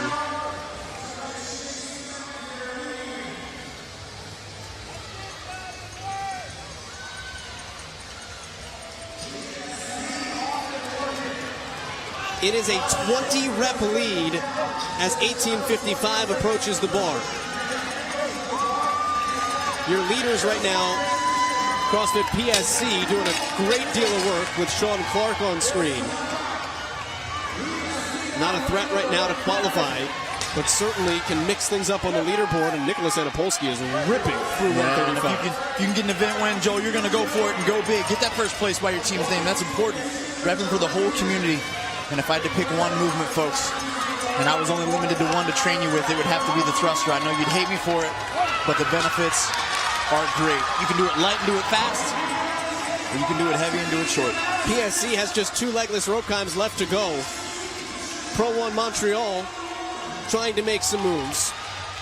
25 points out of first place, trying to chase down Omnia Black. You get a pause there out of Pro 1. He's struggling to lock it out. The triceps are fatigued. Here comes PSC. Clark, Anapolsky. That's an event win to cap the weekend for the Ontario affiliate.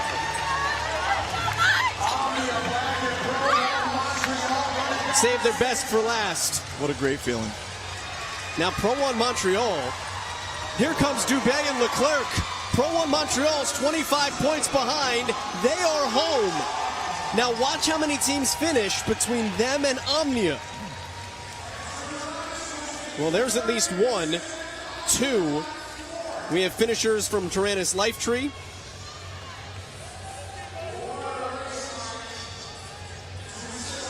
And Omnia Black. So Omnia Black will wind up winning the Atlas Games here in 2022.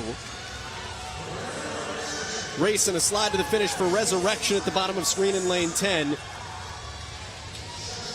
East Woodbridge, 18:55, still out there, separated by 5 points. 12:54, the time to beat from the first heat. That is going to start to factor in. But all East Woodbridge needs to do is beat the team in lane 8.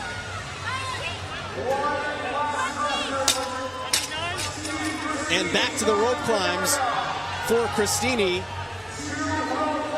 and Brandon Crump. Pete Shaw trying to grunt out the thrusters. You know, and I can't echo enough, although it's 1-to-1, work your rest off them throughout this workout. Folks, that doesn't make this workout easy. If you've done a partner workout, you know. You are absolutely moving at a blistering pace when it's your turn. Crump does both legless rope climbs here. He taps out, and now East Woodbridge, a sprint to the finish for the first time since 2016 to Madison.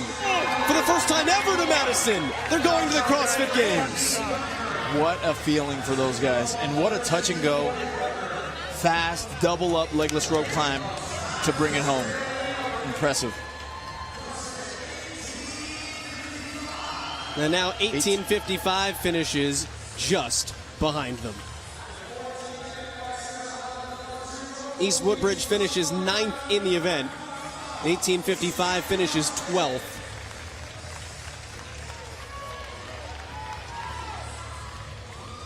Le Repair Prog Fall trotting back to the thruster bar. There are 2 teams left out on the floor. Fit to Prove heading back to their thruster bar.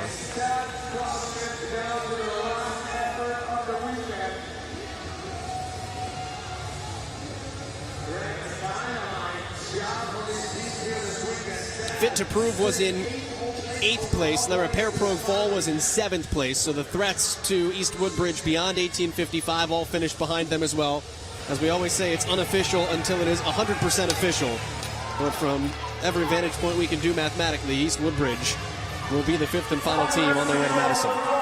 Looks like the stage is set, my friend. We still got some teams working, though. Through those thrusters. And at this point, hey, you want to finish the weekend strong.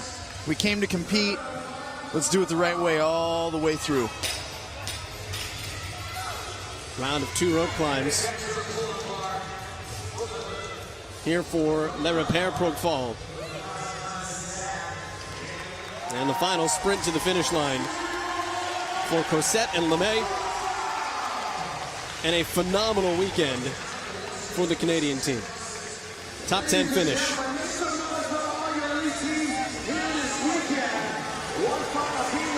And Fit to Prove. Rafe Mayu, Samuel Paquin, nothing to shake your head at. They challenged all weekend as well. Had a top 5 finish in the snatch ladder yesterday. The team competition is done at the 2022 Atlas Games.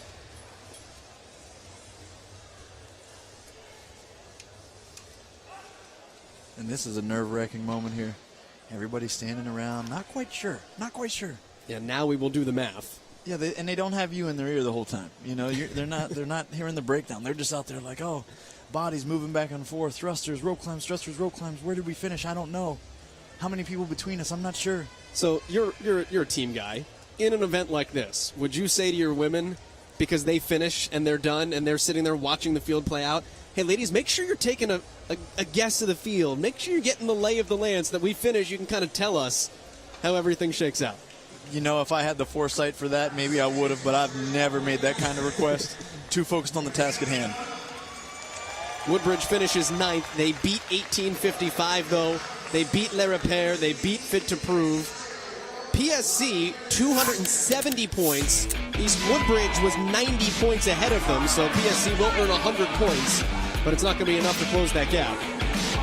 Not quite enough as we watch these teams work through what they just attacked. The legless rope climbs and those thrusters, a nasty combination that's always Fran-esque if you've ever done the 21-15-9 couplet with thrusters and pull-ups. This is far more advanced than that. And what a feeling. That embrace at the end, not just of a long weekend, but a long season. These teams have been grinding together for quite a while.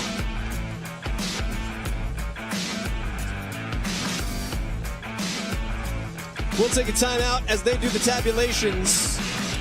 Come on back and let you know which 5 teams officially are headed to Madison for the 2022 Noble CrossFit Games.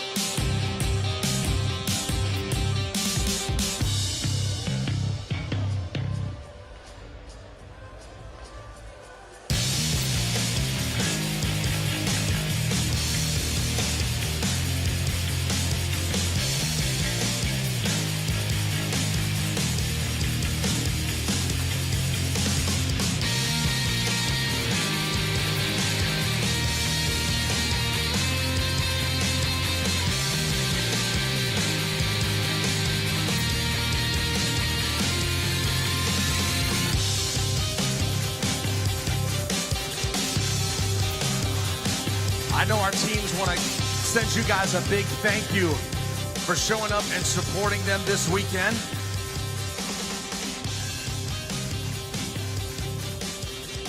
All right, first place, your Atlas Games champions with 525 points. Make some noise for CrossFit Omnia Black.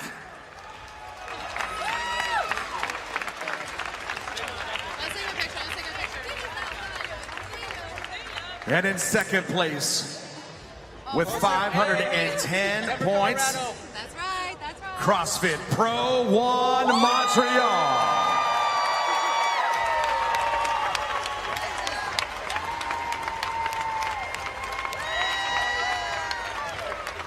Only 10 points out of second place. Our third place finisher here this weekend, CrossFit Tyrannus Lifetree.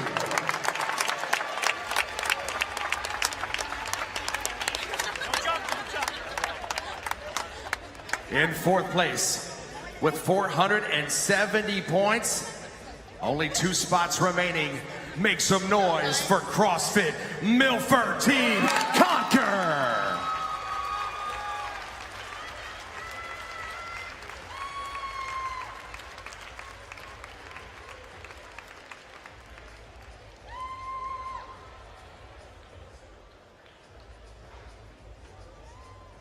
Only 1 position remaining, heading out to Madison this summer. With 420 points, only 20-point separation. Your 5th and final team, Montreal. Make some noise for CrossFit East Woodbridge.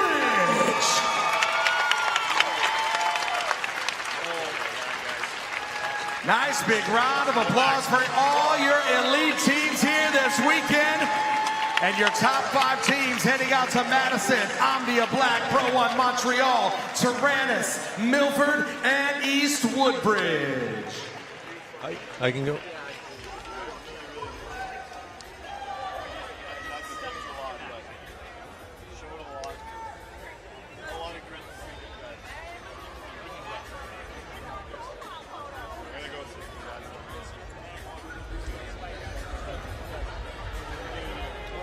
East Woodbridge, congratulations qualifying to the CrossFit Games. I talked to you in the warm-up area before that event. You were a man of few words because I know you were focused. You said you had to run your race. You did just that. You did exactly what you needed to do.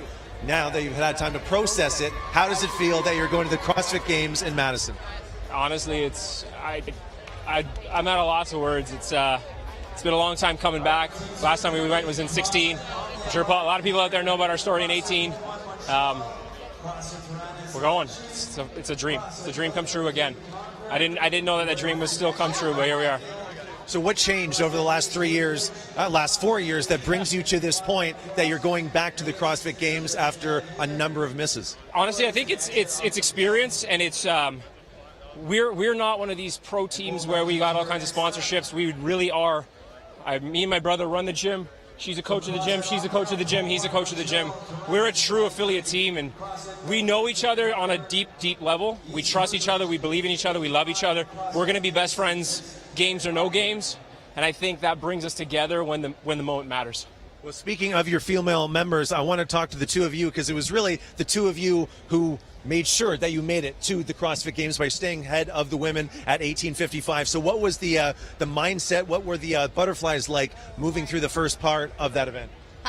Those are two strong movements for me, and so it's just managing failure but taking risk at them and just trusting each other, making some on-call decisions right there, knowing that we can do each other and trust each other. That's all it is. Julie and I have been teammates since 2019 together, and so we've known each other for a long, long time. We're less than a couple months away from the CrossFit Games. You've had 45 seconds to think about it. What does your team need to work on before you hit Madison and face the best teams in the world?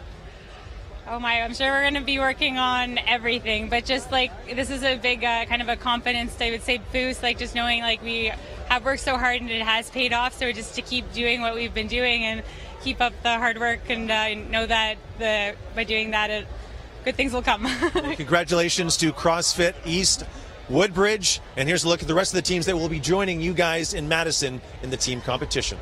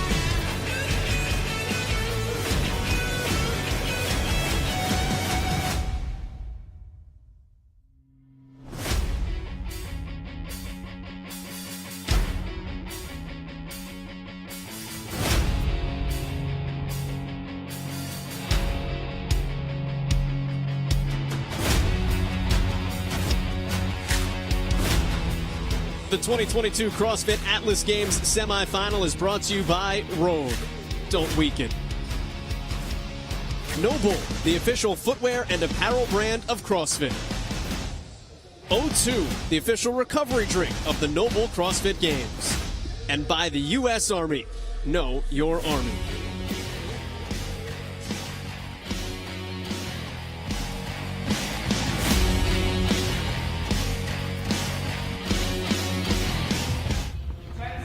What does it take?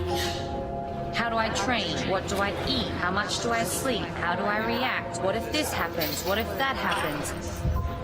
It all adds up. It's not about what I do. It's about what I don't do. No excuses. No shortcuts. No gimmicks. No tomorrows. No bull. We're helping our members not only with their fitness 1 hour of the day, we want them to improve 24 hours a day, every day of the year. We're helping with nutrition, we're helping with their sleep, their recovery. I take Thorn every day as a multivitamin, pre-workout, and then before I go to bed. After using Thorn products, I feel a lot more powerful in my workouts, and then I can also focus better not only in the gym, but outside of the gym as well.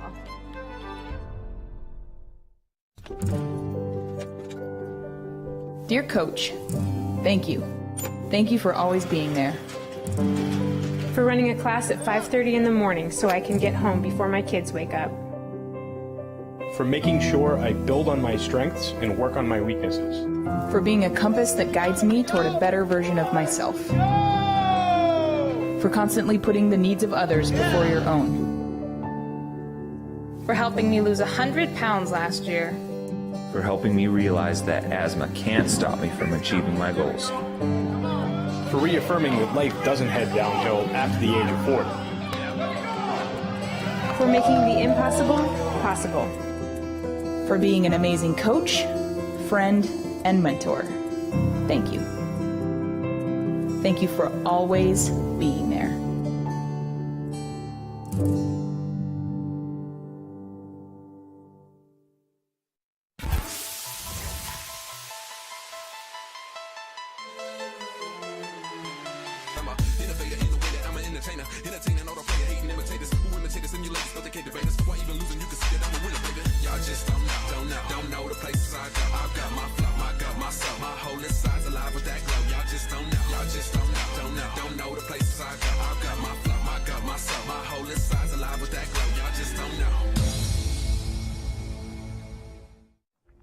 Doctor said my season was totally over, but it was not only that. He told me, oh, maybe you will not be able to go back to the top of your sport. Lots of persons forgot me after injury. It was okay, we're done. Oh, next athlete. I'm really angry to show to some person that I'm not done and I can do some good stuff in CrossFit again.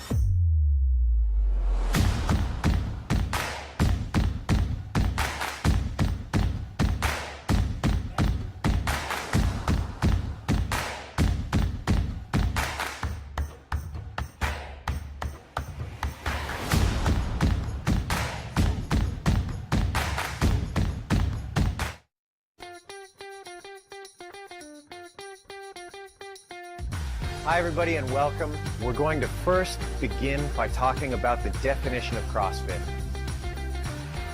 All right, guys, go ahead and sit back and down. Fight for that position. Push your knees apart from each other, just like that. Excellent job. This is a fitness that is considered broad, general, and inclusive. What's the biggest impact I can have on this athlete right here in this second?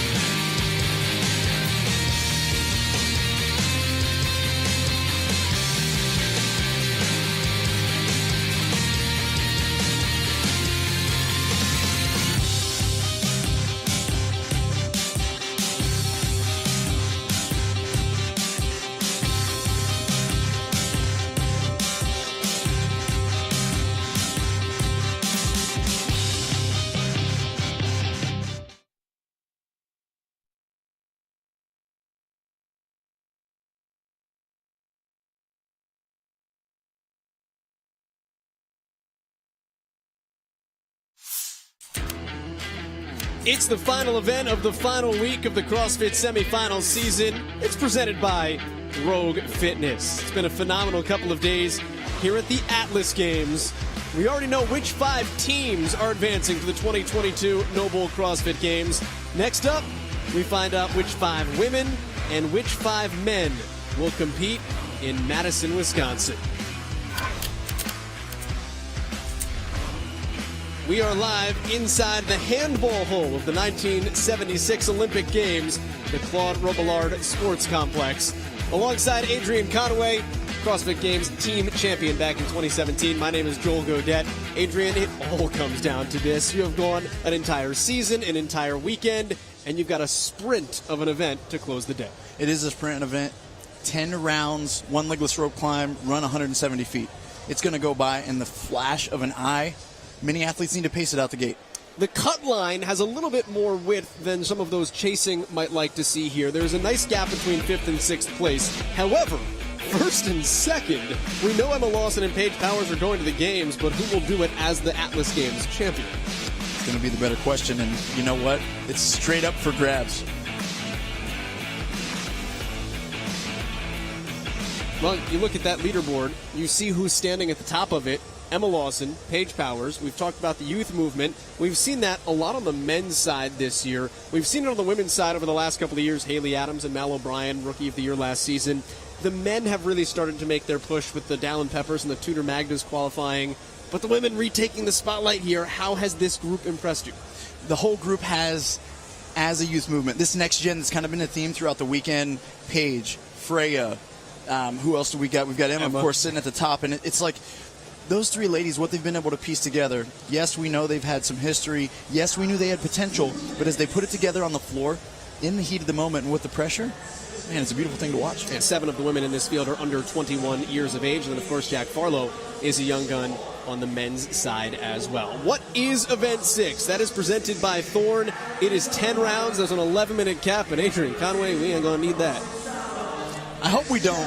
I hope we don't. Now, one of the key aspects for them to focus on, of course, is going to be covered in our, recipes for success that are going to be covered by Trifecta.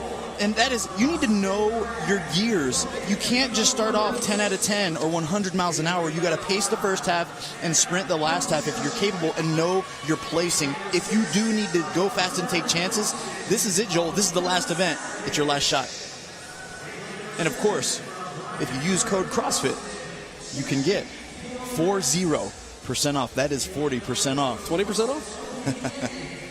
40% off. Man, they're not joking. First of 3 heats. 9 women in this heat. We've had 1 withdrawal from the competition, and that was unfortunate today. Event number 1, we did not see Erin O'Donnell take the floor. At the time, she was in 6th place. So as we reseed here for the final heat, only 9 women in this final heat.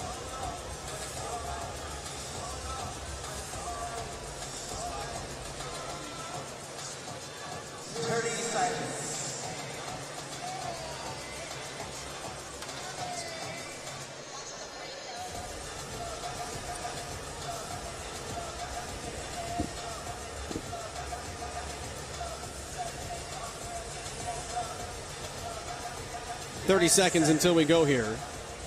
Oh, it's the longest 30 seconds of the weekend for these athletes right here.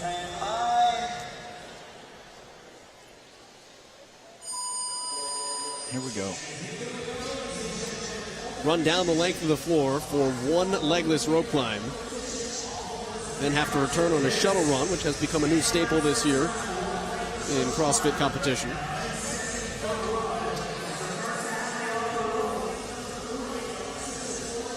Alexis Dutois leads the way in lane 3. Anna Morochik in lane 5, center screen.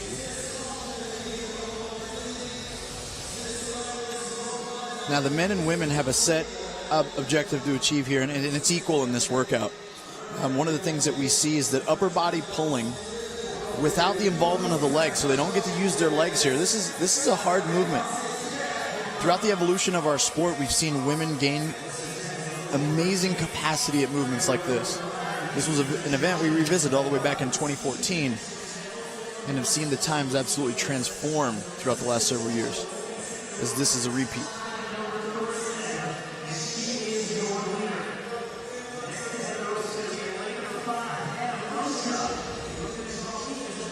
Some of these ladies already starting to just walk the length of the floor. Upper bodies are feeling fatigued. Total body fatigue is there. And guys, watching this, if you've never worked through a legless rope climb before, particularly in your grip, your biceps and your arms, once you're fatigued or you reach failure, you're not coming back from it. So pacing is everything here.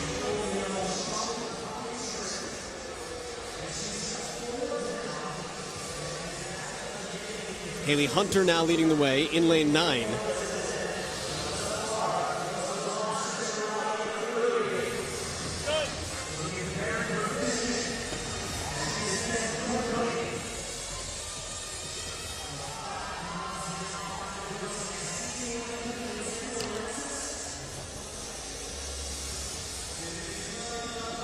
As you watch the arms get shaken out there, trying to pump some blood. A lot of tension's getting built up in the grip, in the hands, and the biceps, and the forearms. They're trying to alleviate that the best they can. Notice how some of these ladies start to build momentum through their legs. They're actually swinging up the rope to a degree. There'll be a point where they'll pull using their strict upper body strength, almost like a strict pull-up, and then they will start to swing and initiate through their hips as they drive their knees up, and this helps them cover ground on the rope without continually only using their arms. See, there was a great kip at the end that allowed her to make the last reach.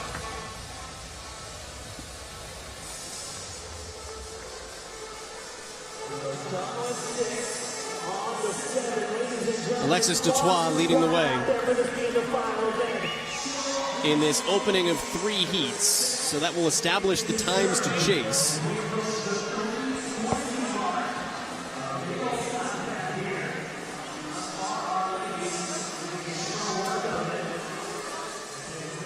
Dutois, 31-year-old out of Coliseum CrossFit in Ontario. Hannah Mrochik is in second, another one of those young guns. We mentioned the 7 women in this field under 21 years of age.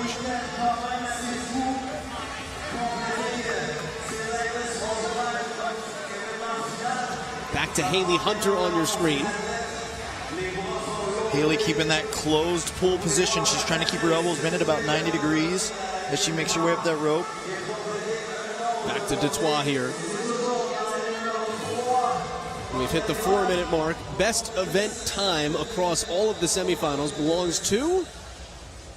I'm going to take a stab. You got a great chance of getting it right.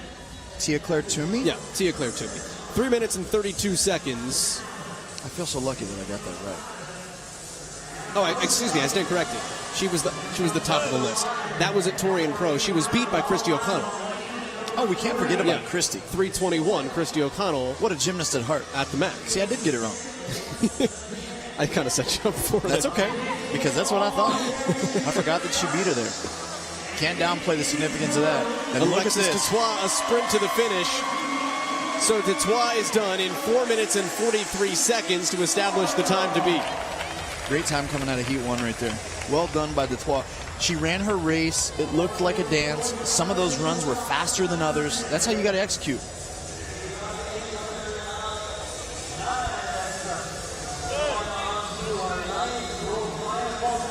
Hannah Mrochik currently in second place, working through these 10 rounds of a 170-foot run and a 15-foot rope climb legless. Looking at Haley Hunter out of CrossFit Pendleton outside of Indianapolis. Great touch there. And a sprint to the finish now for Jackie Violet, who comes from behind to finish in second. Hot on her heels is Hannah Mrochik. What a great job by Violet there. I mean, again, we didn't really speak her name throughout the workout, and she was right there in the hunt, slightly behind, running her own race, getting across that line. Here's another finisher, sprinting across the line. Logan Philo-Los going individual this year after she competed team at the West Coast Classic a season ago. And a sprint for Haley Hunter or Miss Hunter as they call her at Shenandoah Middle School. And Elena Savage in lane 6 is completing a shuttle run here. Remember, she dominated so well on the chipper this morning. Sabrina Gordon out of Open Box Athletics in Philadelphia. All the gas you have left here to complete the weekend.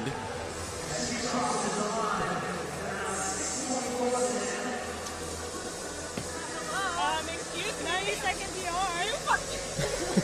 I was like, I would just keep hearing Alexis. You hear it, and some of that's how it goes back and forth with the athletes, right? They're like, hey, how fast are you going to go? What do you think? She goes 90 seconds faster than what she told everyone else. And I love that. So I keep hearing Alexis Dutois.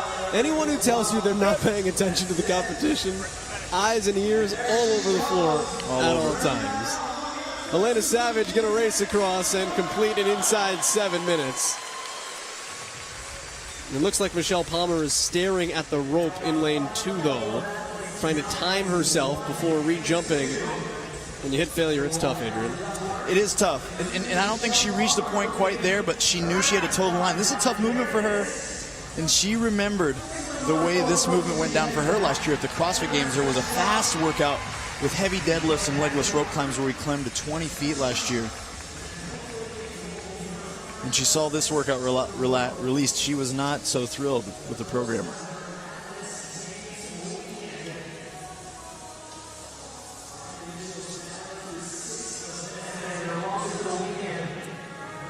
And this is where you got to make these hard decisions for these ladies. You know what you're capable of. You know where your limitations are. If you jump up too soon, a fraction of a second too soon even, you're risking failure, and that's going to cost you not just that rep, but probably a couple minutes before you're ready to go back up.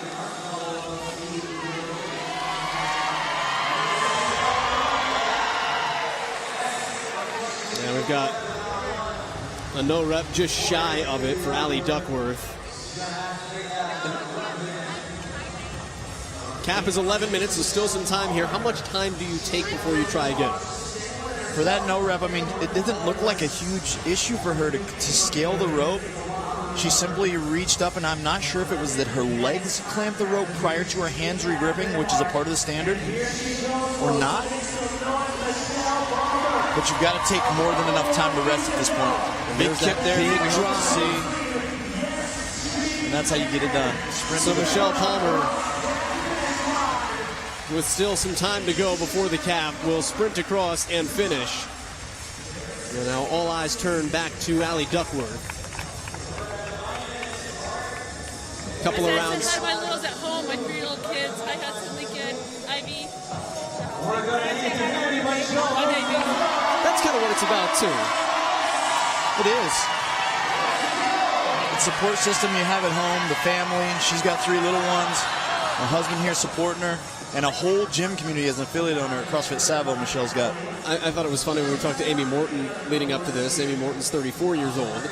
Michelle Palmer competed as a master last year. Amy's going to go masters next year. And she said, I identify with the masters. They got stuff going on. The people that are able to compete at this level with everything going on, and not that other people don't, but you see so many people in the open division that are committed kind of pro athletes at the sport of CrossFit. The ones that can balance life and what they do out here, oh my goodness, tip of the cap. Yeah, it's a wonderful example to the rest of the community, the quote-unquote everyday man and woman that embodies the CrossFit spirit and the CrossFit community out there across the world. Is we all got something going on. We all prioritize our health and fitness and try to continue to pursue it at the highest level we can. Allie Duckworth is one of those in PT school right now at Youngstown State. Listen to this crowd. It literally is the loudest they've been all day, Joel. Just ran out of gas.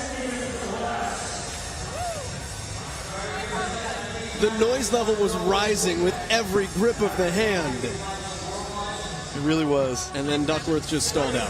Yeah, and that's the hard part, right? Not that she's not trying her very, very best, and the audience is helping her. But at the top of that, you've already held on for so long. And if that muscle stamina is not there, it's just not there.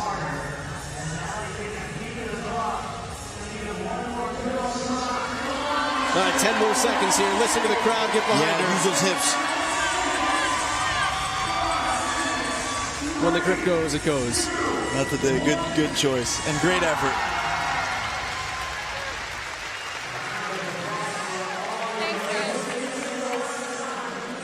Alexis Detuado. That's a nice little heat win to cap off your weekend in 4:44.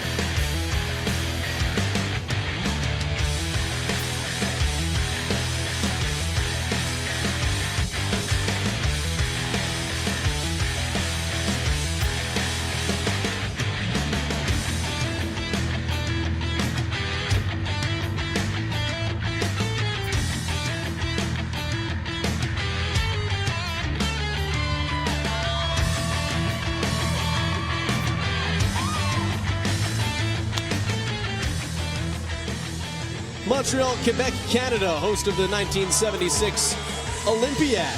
This building was part of that. Claude Robillard Sports Complex here for the Atlas Games of 2022. Adrian Conway, Mike Arsenault, Joel Godet. The rest of our crew getting set to hand out 5 tickets to the CrossFit Games in the women's division. This is Heat 2 of 3 for an event brought to us by Thorne. It's a great event. We know what it is. It's 10 rounds handed down from CrossFit HQ. One legless rope climb to 15 feet, and you run 170 feet to follow. The shuttle run style, it's 11-minute time cap. That leads us right to the trifecta recipe for success, which involves 2 focuses. We need to know our gears. You can't start too fast here amongst this field. We saw last ladies go to failure, and then you need to know your placing. If you do have to gas pedal it, sometimes you've got to risk it for the biscuit.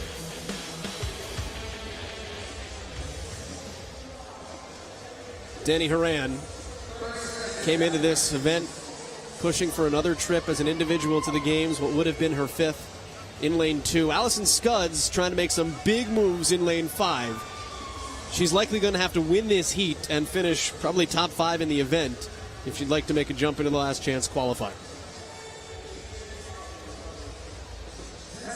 The potential's there.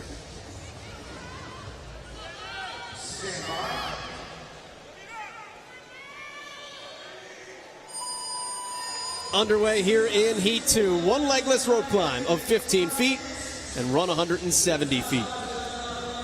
And you watch Scud, she makes an aggressive jump from the ground, which is key early when you have the energy in your legs. It minimizes the time that your hands are on the rope. No surprise here that Allison Scudds comes hot out of the gate. It was Scudds' teammate, Alex Kazan, that won this event at the Granite Games last week and pushed herself from outside to the inside picture for a ticket to the CrossFit Games. Engines win championships. That's the mantra of the underdogs under Justin Kotler. And look at Allison Scudds way out ahead of the field.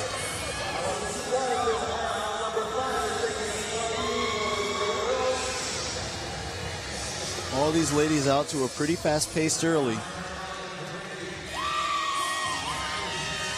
What we're looking for is consistency in the way they grip the rope, where they begin that initial contact, and of course how clean they touch at the top. As you hear a judge yell no for a no rep. It was a whiff at the top and didn't make contact with the area on the beam that she needed to. Scudds is a full round ahead of the field right now. And look at the ferocity with which Allison Scudds attacks these legless rope climbs. She's got great rhythm. When you notice when she's in the air on the next repetition, it's about that side-to-side hip swing that she's got. It actually helps her body feel lighter as she reaches for the next grip. On to round 4 for Scudds. Genius move with the pink sweats because the chalk is in the pockets. She's just chalking up as she runs. Notice that side to side with the hips and the legs. It helps her feel lighter. And immediately Allie lets go and free falls a chunk of the way down before ever using her grip again, which is key. She's avoiding fatigue. I don't know this for a fact. I just know it's true. We talk about the pink pants for Allison Scudds, and she gives herself the pockets for the chalk. Yeah. I'm pretty sure that's part of her line of clothing. She came out with a new line in November. I'm just assuming she's wearing her own stuff. So, well done to create a pant that works in this event where you can pocket some chalk. Versatility. Versatility.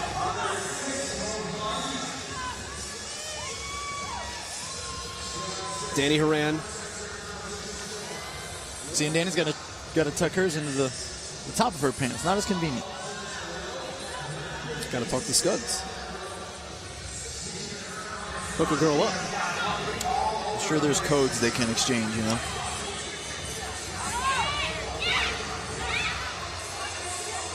And I think did we just have a touch, no rep touch question for Scudds there? Yep, we did.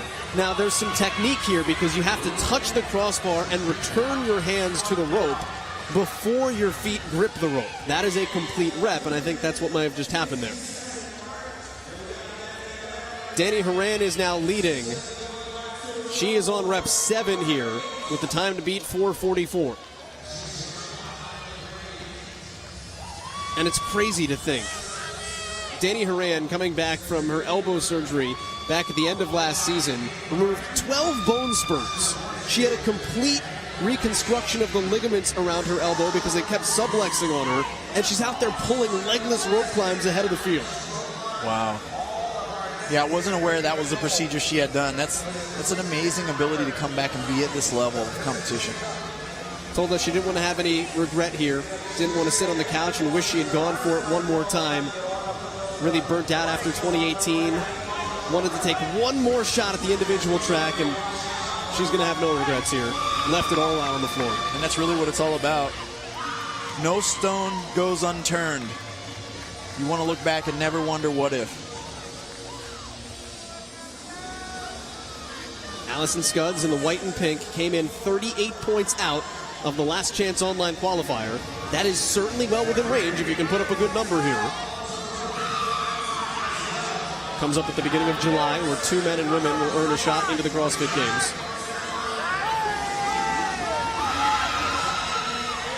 We're going to have our heat winner, though, come from Molly McGrandy, flying to the finish.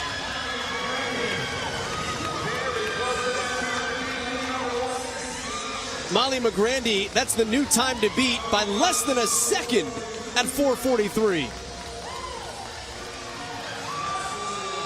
And now Danny Horan, maybe for the final time in CrossFit competition, will race through and finish second in the heat here at the Atlas Games. What a great job by her. And if that's the cap on a career, what a great one.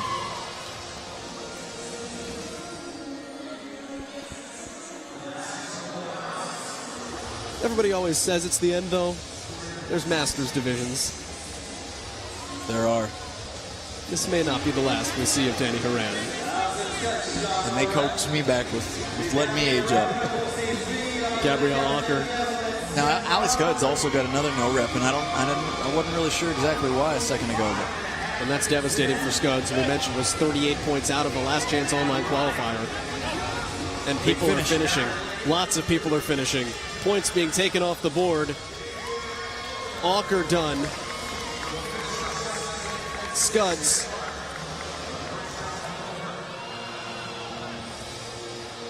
And here comes Allison Scudds racing.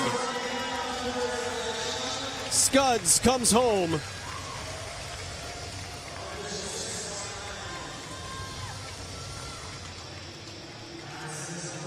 Addison DeRosers was 88 points out of the Last Chance Online qualifier.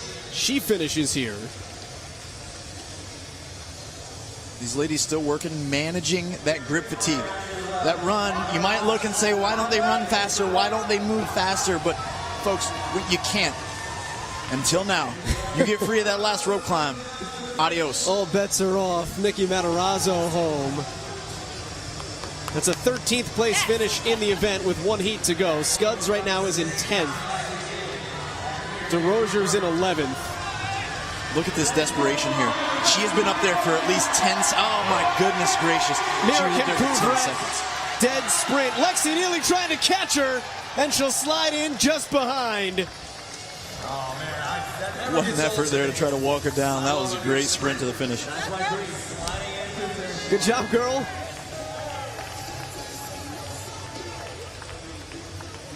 Mirakim Couvret has been at this for a while. She's 30. Lexi Neely's 19. Part of the greatness of this sport is everybody is out here on this same field. Hey, get into baseball slide while you can. That is picture perfect. I don't know if she and Mighty Mouse Matt Rattay have been working on baseball slides, but I'm just going to give Coach the credit there and say, hey, he's been coaching up young Lexi Neely. Yeah, and you have to. And you mentioned that camaraderie and the the unity within the community. It's like real recognizes real. You hear that quote be thrown around, and these ladies will fight and claw tooth and nail for every point against one another and be savages on the competition floor. But they also respect and admire each other because they're putting in the work. Ellie Terrence Hiller. This is her final rope climb. And listen to the community. Yeah, she took a swipe at it. It's so hard, Adrian, because you see the whites of the eyes of the crossbar, and you take a swing at it, and if you miss, it's an expensive one. It is, and it's so hard to be patient when you're already struggling. You've been up there so long. The last thing you want to do is hold on or re-grip one more time, and that's what she needed there, is one more re-grip. Is this just a timing discussion here? It's 10 or 11 minute cap. Yep. This is, he's like, hey, he's trying to assure her she can finish, and of course trying to create the proper window to give her the best chance to do so. But the biggest mistake they could make again is to get another one of those no reps. So he's like, hey, you've got time. I think more to go. The cap question as well may have been how you time it, because of, hey, do you want to give yourself one more shot or two more shots here possibly if you have an extra minute to play with?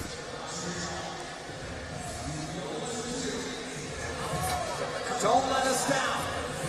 As the ladies look on, glad to be done, but also understanding all of us have almost probably experienced this point or another. If you've been doing CrossFit for a while, you've reached failure, or you've been the last one on the floor working out.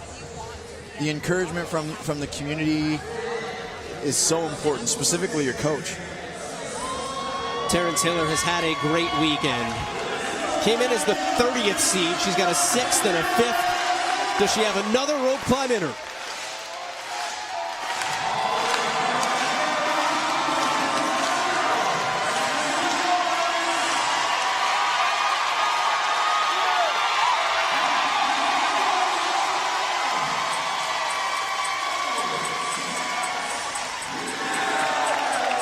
Done in 10:13 for Ellie Hiller. And the crowd gets credit for part of that rep right there. That was amazing.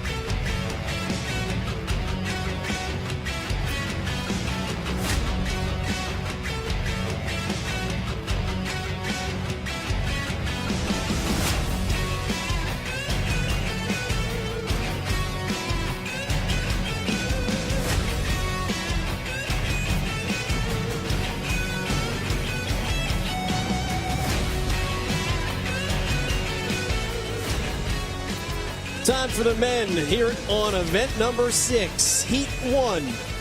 Set the stage for our finals. coming up at the end of the day. We'll work through heats 1 and 2 here to start. Adrian Conway is my partner. Mike Arsenault is our resident Canadian floor reporter. My name is Joel Godet, the rest of our crew.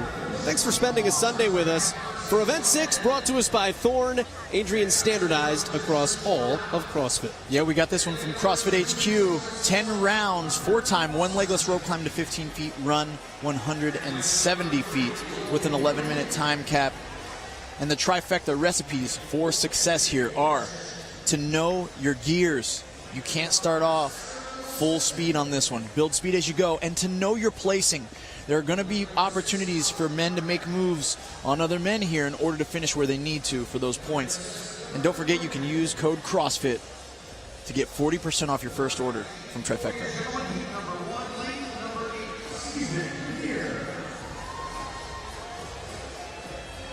Looking at some sub 4-minute finishes for certain.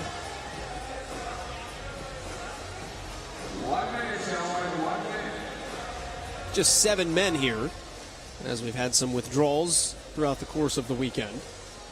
And as we get ready to watch this event, it's going to be fast and a very different race for the men than for the women. Of course, the work is the same for both sexes, but the men are going to run a little faster and jump a little higher, which is going to allow them to have less time on the rope and faster times through the finish. By the way, those t-shirts customized for Stephen Neer. They're printing them for everybody. You've got names up to wazoo here at the Atlas Games. You got them made on site. Pretty cool little twist. I wish everyone would have got one. You know? I'm going to walk out here with a Conway. Teams 2. That's what, yeah. The Conway ones are actually, those are autographed, so they're a little bit more expensive.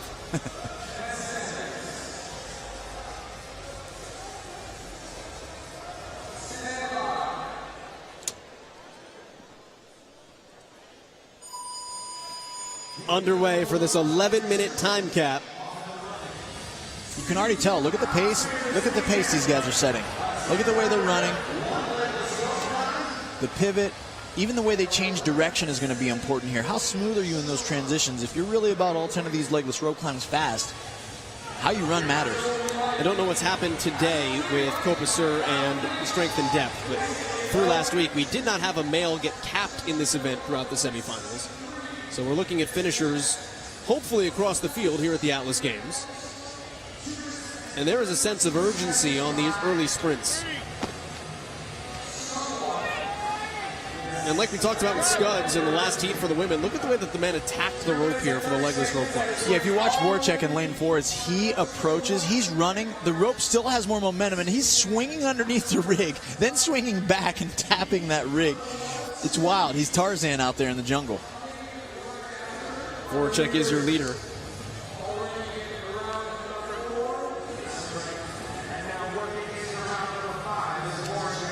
Now watch this. Get after it. Yeah, and it looks reckless, right? But again, whatever cuts down, time under tension for him is going to help him in the latter round. So whatever gets you up that rope as fast as possible, do it. Cardio has always been his jam. Always been on the smaller side as an athlete. Former decathlete in college. So this is right up his alleyway. It really is, and he's showing it. I mean, he's got a great pop in his running stride. 6 rounds down for Voracek in 1 minute and 42 seconds.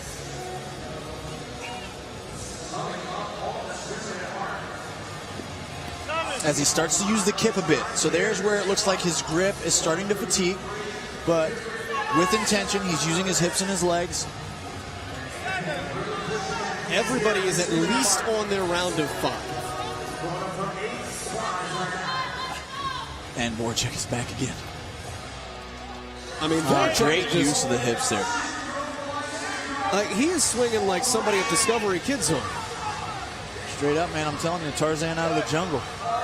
And it, you know, there were other athletes throughout the series of these semifinals where I saw that, and then they corrected it by jumping later.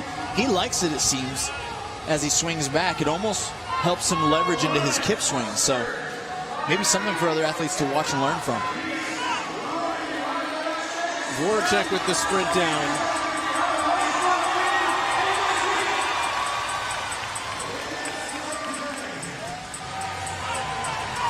Final rope climb for Voracek. Final rope climb for Parker Foster. Foster got a no-rep, waiting for a correction. Meantime, Logan Ewing comes from behind and beats both. Voracek in just behind, and Foster still stuck at the ring. Logan Ewing, a mayhem-filled Heat 1. You gotta love it. The race was so tight. We didn't talk about Ewing one time, and my man snuck in for the dub. Parker Foster finally comes across. Stephen Neer, personalized t-shirt and all, done in lane 8. And Foster and Voracek both got a bad taste in their mouth. You know, when you end with a no rep and you feel like you might have done the right things, you ran the race the right way, and it comes down to that, that's a tough pill to swallow. But that is a part of the game.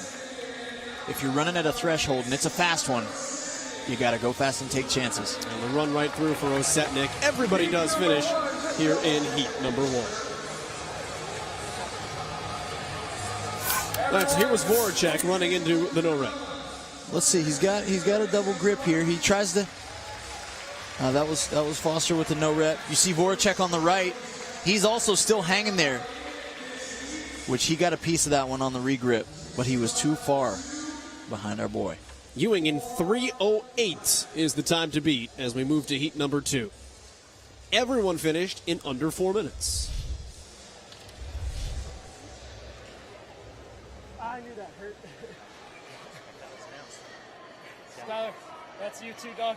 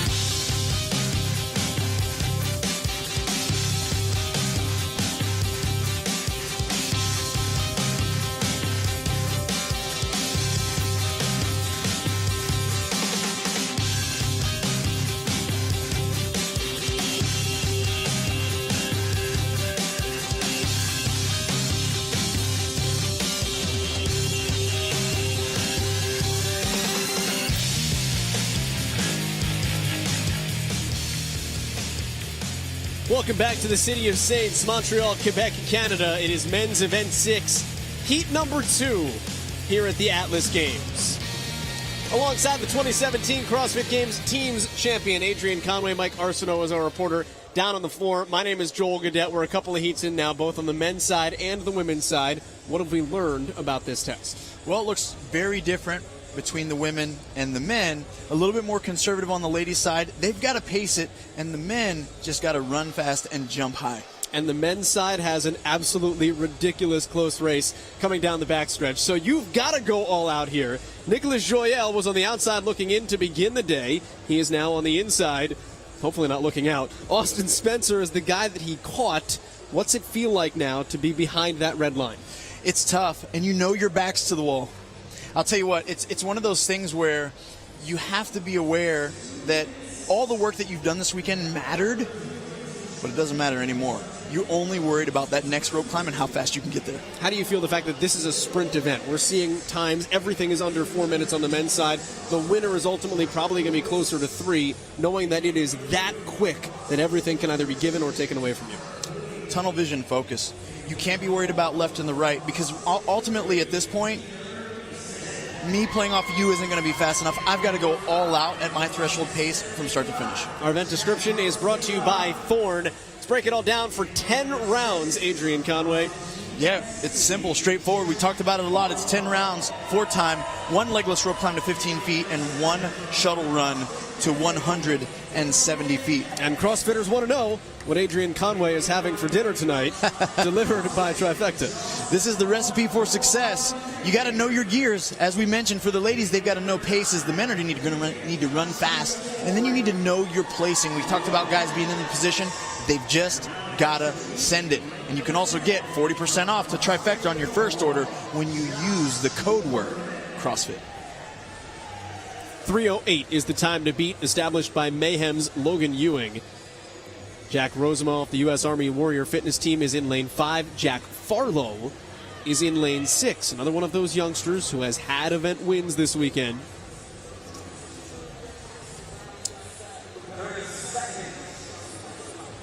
Crowd on the edge of their seat. This one's going to go fast, folks. And we have not yet had a male capped without knowing what happened at Copa Sur today in this event across the semifinals.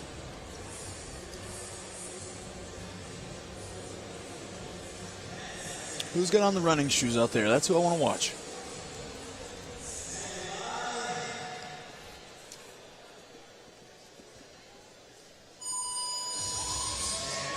Jack Farlow's got the no-balls on. 10 rope climbs, legless to a 15-foot target. These are fast. The question is, how well do you hold up? Farlow is out early. Yeah, and we're going to watch the lead change. Probably rotate hands here a couple times throughout this event. As you notice, the first 4 kind of taking a strong charge to the front. After you get about 3 rope climbs in, I think that's where we'll really start to see these men settle in just a touch and establish who's leading, who's following, and where they're at. Damian Conchatori is in the red. Farlow topless in the blue shorts.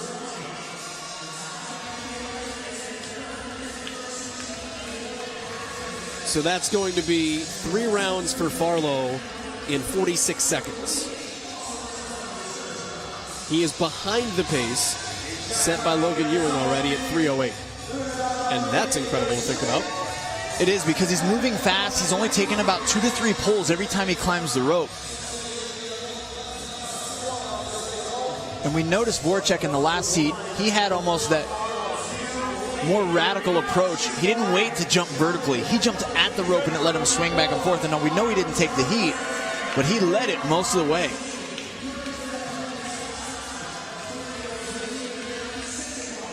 Five rounds down for Farlow. Dylan Pettit has 5 rounds down. Guys are next to each other.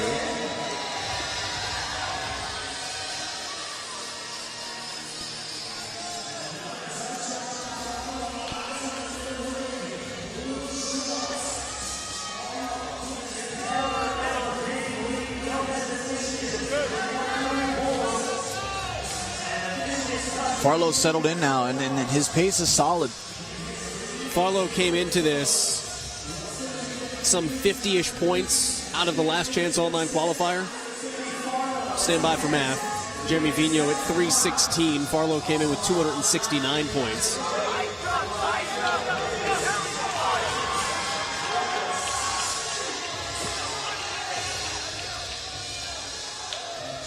Farlow would have to win this heat and then certainly hope that it's good enough that he beats a bunch of people in the final heat still to come. Yep. Gotta send it, Jack. 8 rope climbs down. And with the sprint, 9 rope climbs down with the sprint. Let's go. Final one here for Jack Farlow. The time to beat is 3:08. You do not want to miss here. Farlow can establish a new time. Wow. Good touch. Get out of there, kid. Run. Jack Farlow, the Young Guns, living large. 3-minute time standard for Jack Farlow. Damian Cacciatore comes in second.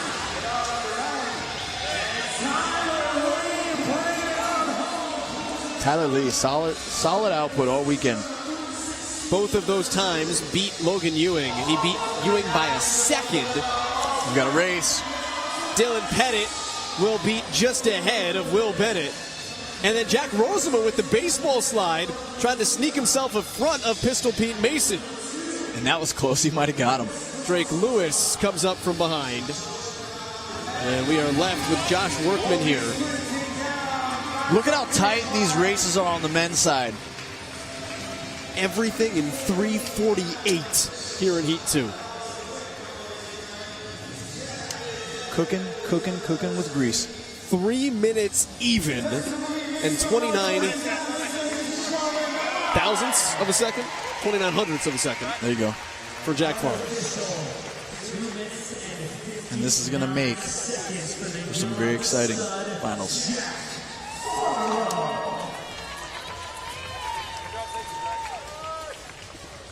These are the numbers through 2 heats. Jack Farlow, 3 minutes is the time to beat. The women's final is next. Get you squared away for that here in Montreal.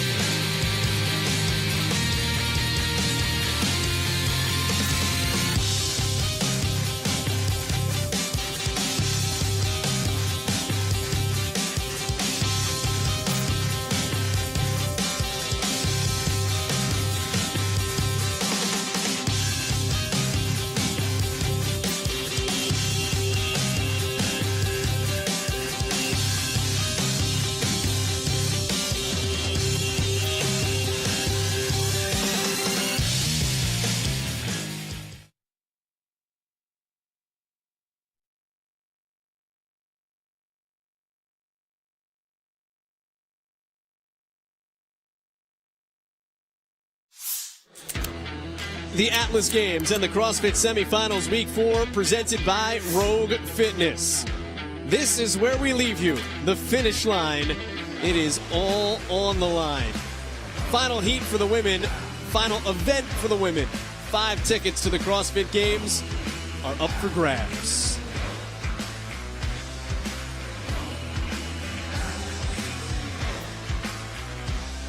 We are in Montreal, Quebec, Canada, the city of saints, who will etch their name in the lore and history of CrossFit. It is the final at the Atlas Games. We welcome you high atop Claude Robillard Sports Complex. He's been to the CrossFit Games. He's won the CrossFit Games. On the team side, Adrian Conway. My name is Joel Godet. We'll check in with Mike Arsenault down on the floor in just a moment. We've already talked about what it's like coming into the final event, but these are the final heats of the final event. All of the pressure in the world now mounting on some of these athletes. All the pressure. And I'll tell you what, pressure is a privilege. You find yourself in the final heats on the last day. This is exactly why you sign up. This is exactly where you want to be. Take a look at the standings because it is close, particularly at the top for the women. Paige Powers, 4 points behind Emma Lawson. That is the difference between a first and a second place. Powers wins. Lawson finishes second in this heat. Paige Powers is your Atlas Games champion. The event description, that's presented by Thorne. And it's a great event. It's going to be a barn burner. There's going to be athletes taking it fast and some pacing it out. 10 rounds, 1 legless rope climb to 15 feet, run 170 feet, and that's an 11-minute time cap. Recipe for success delivered by Trifecta. 40% off on your first order when you use the code CrossFit. Know your gears. You can't start off going full speed if you can't sustain that speed throughout. And then you need to know your placing. You've got to know who's around you and who you are scrapping for points with.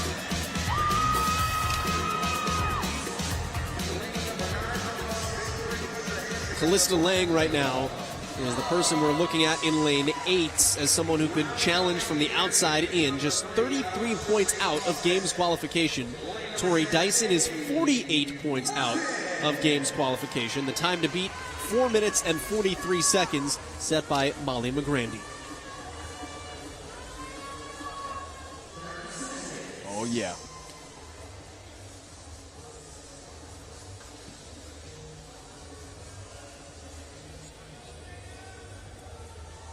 You're going to see a lot of these athletes shaking their hands, taking a deep breath of exhale as they prepare to endure these rope climbs. Emma Lawson, center of screen, could become the 4th youngest woman to ever qualify for the CrossFit Games. Stand by for 10 rounds to immortality. All-out race to begin things. Carolyn Connors, 53 points, safe of qualifying, wasted no time getting to the ring.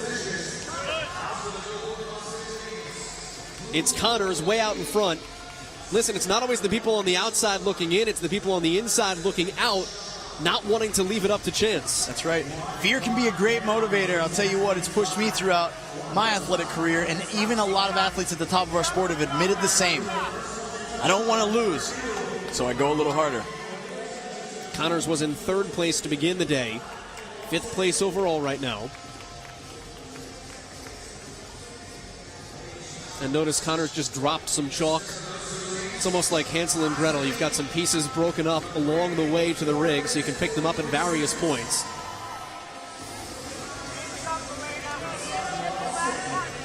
The field right now is either on or just having completed their 3rd legless rope climb. Lawson left, Paige Powers right. Powers is chasing down by 4 points. And notice Paige has had the same relaxed look from the very first rep. And this is where, in this workout, some separation will start to be created from these ladies.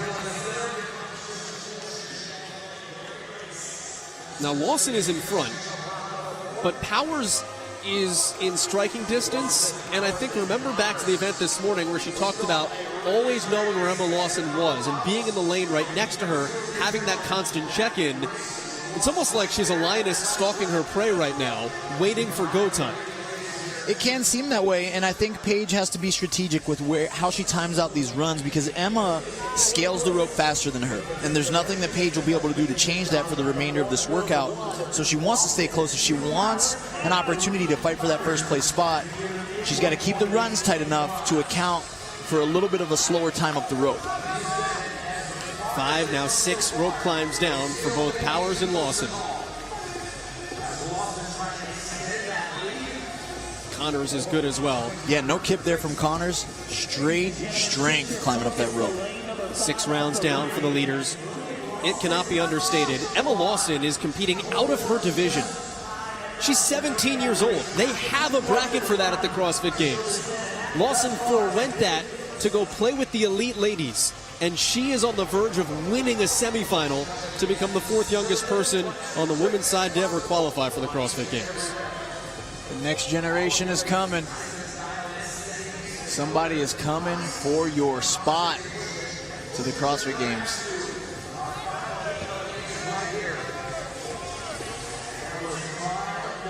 Eight rope climbs down for Lawson. This is a 170-foot run down and back. Paige Powers is behind, and the gap is growing. Yep. Both women will certainly qualify for Madison. What's on the line is the trophy, the pride, a little bit of cash. And a little bit of cachet. That's right. 9 rope climbs down for Emma Lawson. Chalking the hip. Pro move. Take it with you. You don't got to stop to do it. Back in 2009, the first year you could qualify to the CrossFit Games, Callista Pappas, Katie Josephs both qualified. Youngest to do it. Pappas was 15. Emma Carey qualified last year, and now Emma Lawson, at 17 years of age, keep running all the way to Madison, is the 4th youngest woman to the CrossFit Games.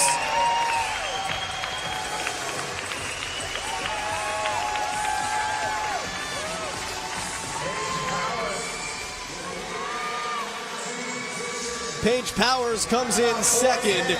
She is headed to Madison, making her CrossFit Games debut. Great finish for Hattie Canyo in inside 420. These ladies did a great job at running their race. Now here comes Caroline Connors. This should cement her spot as well. It's got to feel good. There was a lot of pressure on her still going into this. You never know what some of these women are going to bring. Tori Dyson, absolute sprint and foot race. Carolyn Prevost.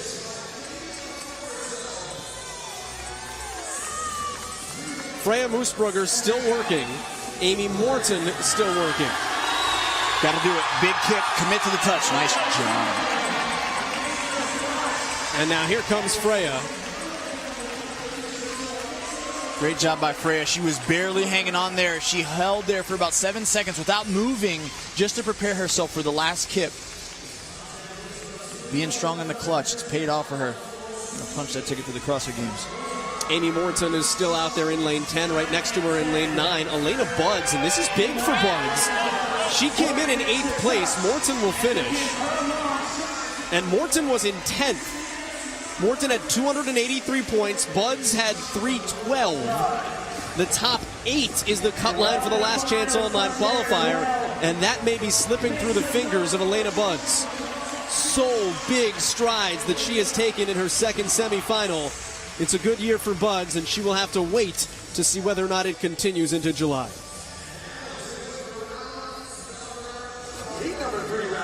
Everyone is done. Emma Lawson is your Atlas Games champion. All smiles for the team. Down to Mike Arsenault.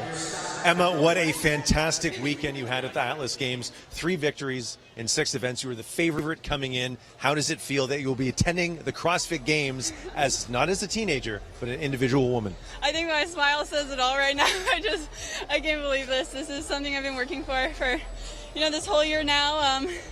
I'm just really happy. I can't thank everyone here enough for all the support and everything. means a lot, and yeah, I'm really happy. Speaking of that support, I had a great conversation with your grandparents yesterday. They're here, your parents are here. So what does it mean to have your family not just supporting you this weekend, but throughout your CrossFit career over the past decade? Oh, it means the world to me. You know, yeah, I can't thank them enough too. They're a huge part of what I do and helping me get to where I am today. So yeah, I'm very thankful for them. I've watched you all weekend. I can't see any holes in your game, but we're less than 2 months to go until the CrossFit Games. What do you think you need to work on before you take on the best in the world? Well, I mean, there's always room for improvement everywhere. So just keep, you know, building everything. Just, yeah. Emma, congratulations. You are the Atlas Games champion. Thank you. 17-year-old Emma Lawson, 18-year-old Mal O'Brien, 21-year-old Haley Adams, all semifinal champions here in 2022. Next gen, have we said it enough? My goodness.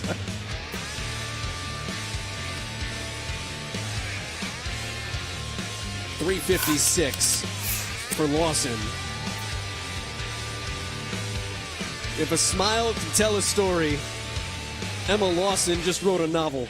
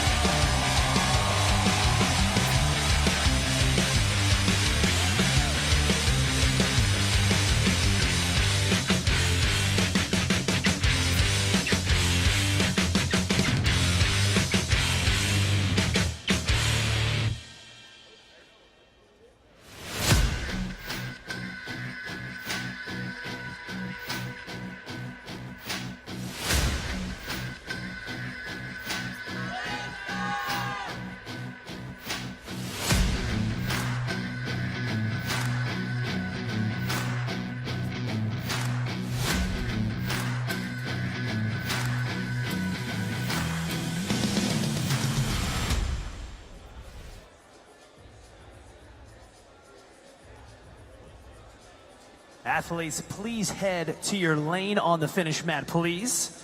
Athletes, in your competition lane on the finish line, please.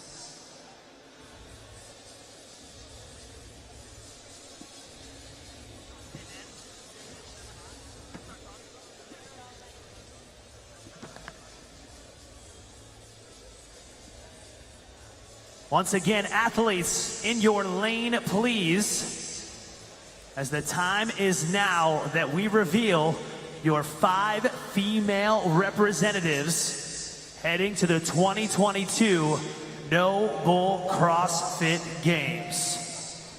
First, in first place, with 3 event wins on the weekend and 568 points, Emma Lawson.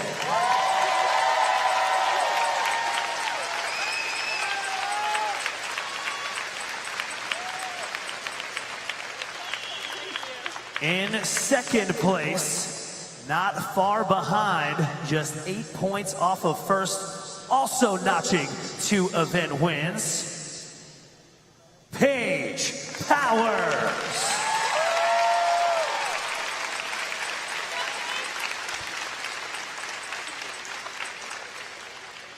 In third place, with 477 points, Caroline Connors.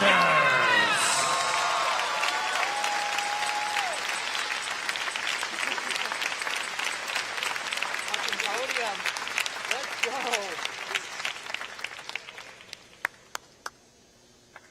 Taking the 4th qualifying position with 468 points. Let's hear it for Freya Moosbrugger.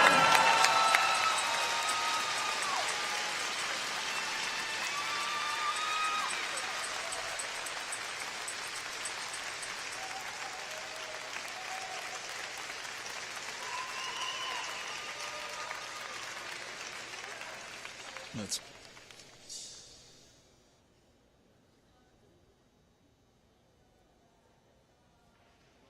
And that leaves but one more qualifying spot to the Noble CrossFit Games. Your 5th and final qualifying competitor, Carolyn Prevost.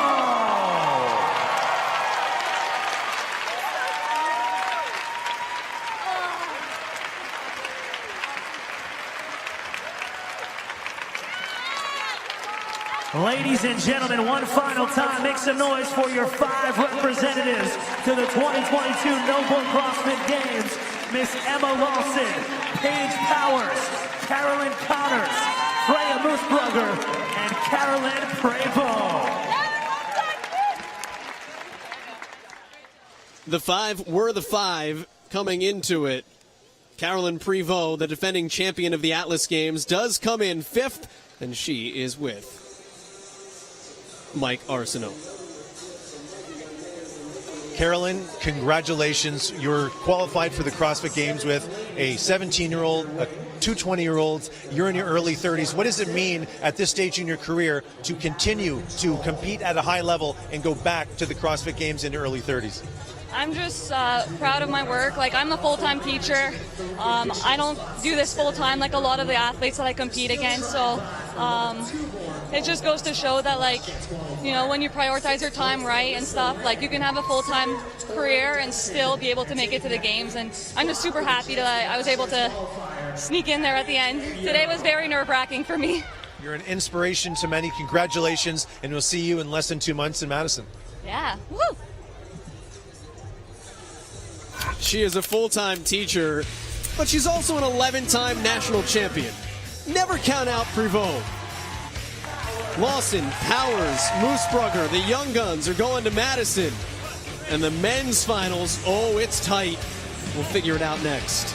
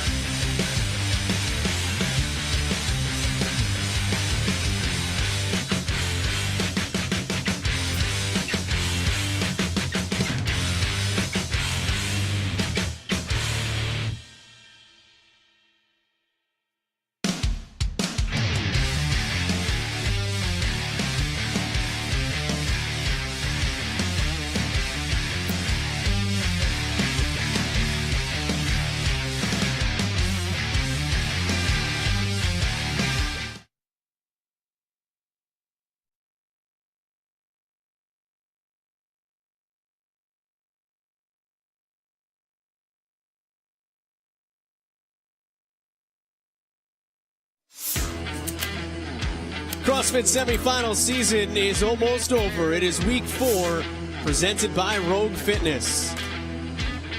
3 days of the Atlas Games, not only an elite level competition, a community level competition. Affiliates and gyms from across the Quebec area competing all morning here at the Atlas Games. And then the elites coming in the afternoon and evening. Welcome to the 514 Montreal, Quebec, Canada for men's event 6 final. 5 men headed to the CrossFit Games when this is all said and done.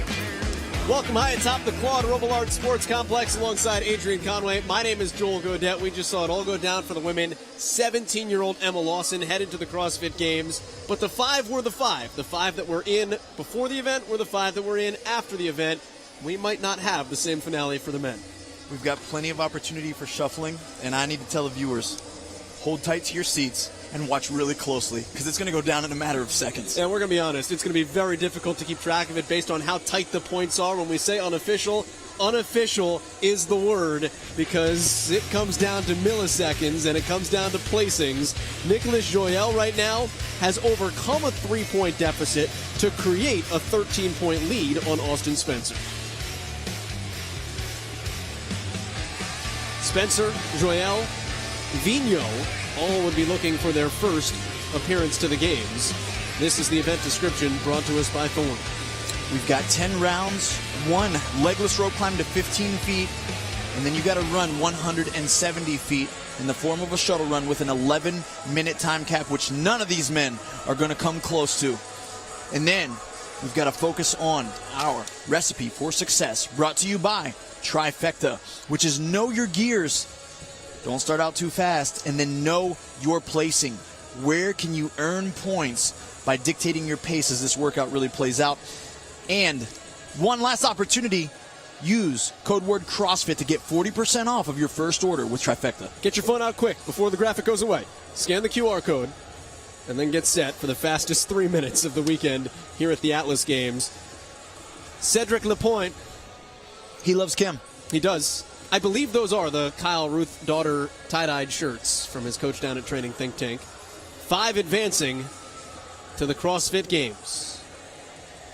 Jeff Adler, Pat Vellner right now at the top of the leaderboard, neck and neck for who could win the Atlas Games. You've been corralled like that. What's it feel like? Like you're a caged animal, man. You know, there's different feelings going on and different emotions in every one of those corrals, but many of these men just want to be let loose, especially for an event like this. It's going to go down fast, and they know it. Cedric has the most work to do. He is 42 points out of qualifying and on the outside looking into the last chance online qualifier. Spencer is 13 back. His wife just qualified, Caroline Connors. Duddy is 19 back. Vigneault is 24 back. Jeremy. Alex Vigneault right now is safe to qualify. Well, the time to beat here in event number 6 is 3 minutes flat, established by Jack Farlow. Does somebody do this in 2 and change? You'd have to guess so. I'm going to assume that we can see someone break under 3, but that's a fast time that he established. We've seen about 2:33, 2:40 be the winning times and a lot of other semifinals leading up to it.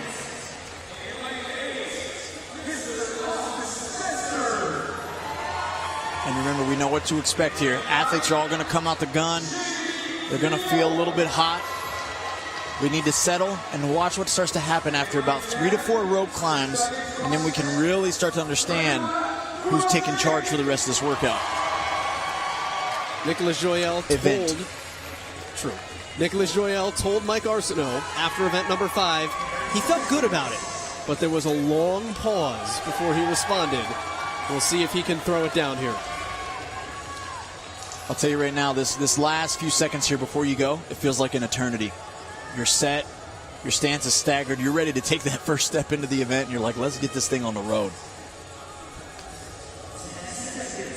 Try to take that last final breath here to calm your nerves and focus on execution.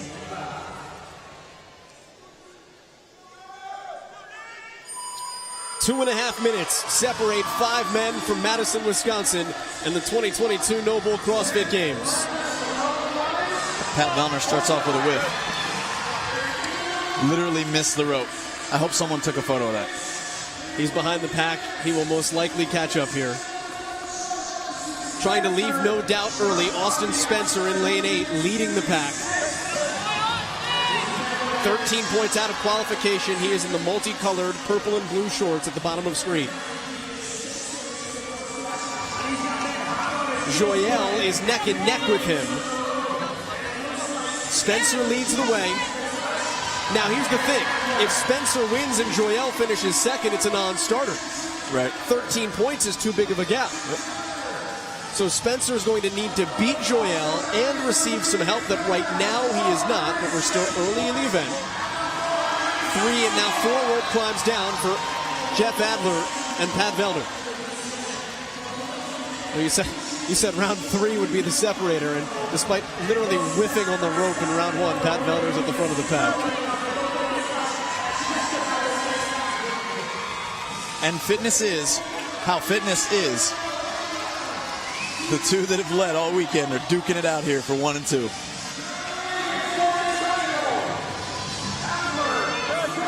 Adler is your leader both in the event and overall. He leads by 4. That is 1 placing.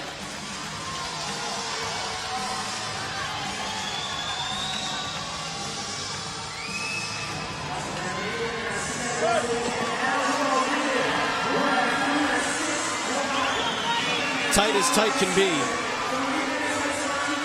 7 rope climbs down for Vellner and Adler. Spencer is right behind them. That's 7 rope climbs for Spencer. Joyelle has fallen off pace a bit.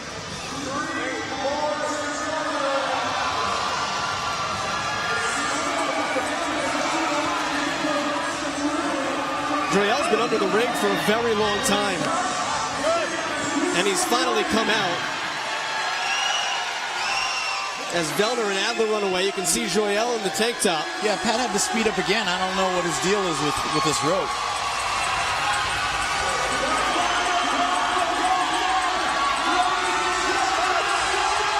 Spencer just finished his last rope climb as Adler comes through. He's done. Sorry, Spencer onto his last rope climb. Pat Vellner coming through. He'll finish second both in the event and at the Atlas Games. A race in lane 3. Yeah, Joyelle. Nicholas Joyelle handles his business. He is a Games rookie in 2022.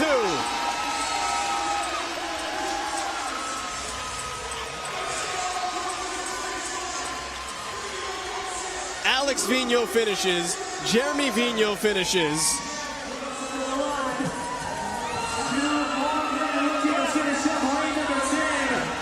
Benoit Boulanger moved his way into this final heat here. Phenomenal weekend for the Canadian. What a weekend for Boulanger. And now Cedric Lapointe in lane 1. Likely did not do enough to get into the last chance qualifier. Put himself behind the 8 ball early. But the story is that man, Nicholas Joyelle, a Games rookie here in 2022. Well known in the Canadian community, but at CrossFit at large, who is that guy? You got about a month and a half to study up because he just put the world on notice. That's right. He's at CrossFit Games now. You got to put it right beside him every time.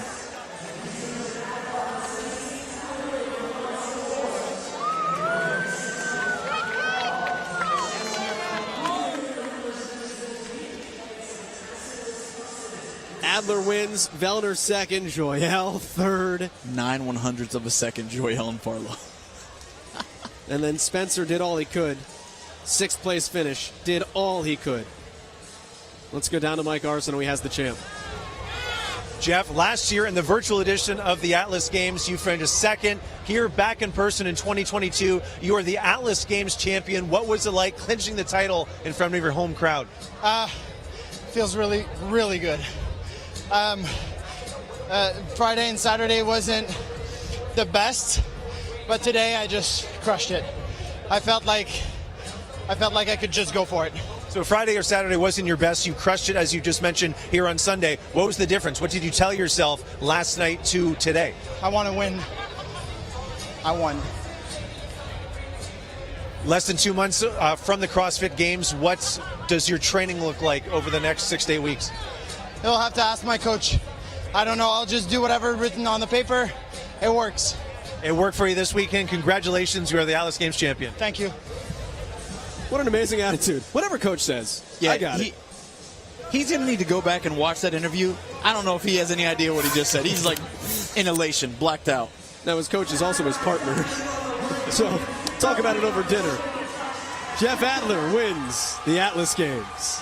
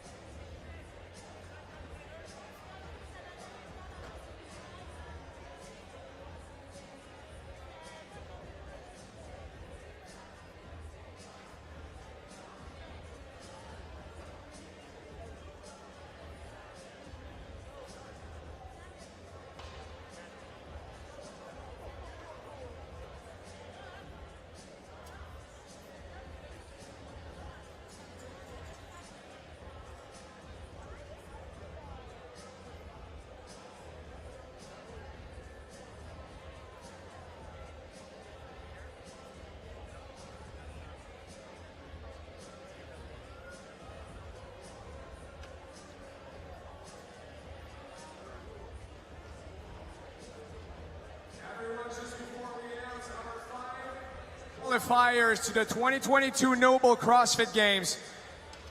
Can we have the biggest round of applause for all of our volunteers this weekend, the true heroes of this event,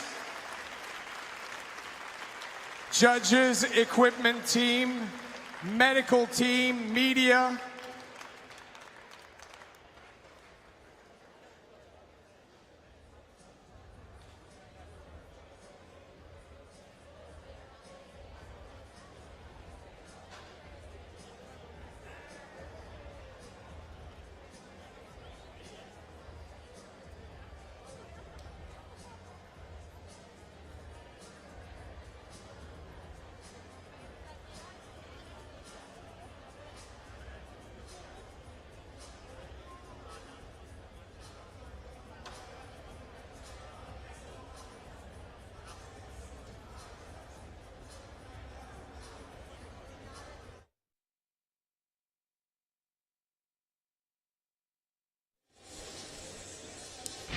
Jeff Adler is your Atlas Games champion on the men's side here in 2022, just a couple of minutes from his home.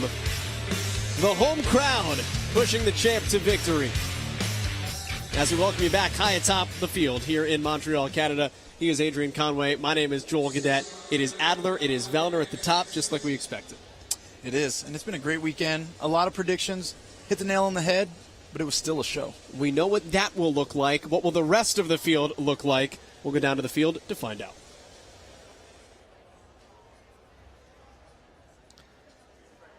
With 564 points, a perfect Sunday, your 2022 Atlas Games champion, Jeffrey Adler.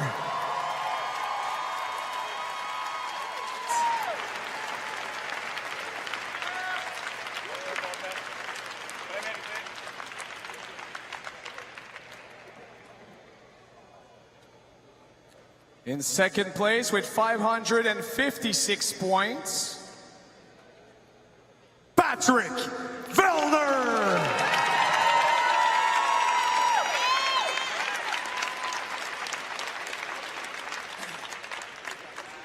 In third place with 480 points, Alexandre Caron.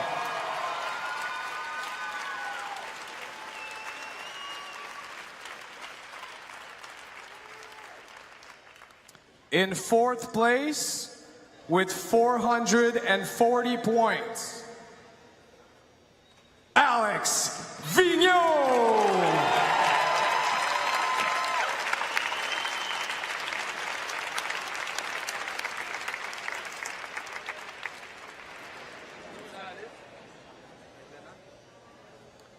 In fifth place, earning the last spot for the 2022 Noble CrossFit Games, qualifying for the first time, Nicolas Joyeux!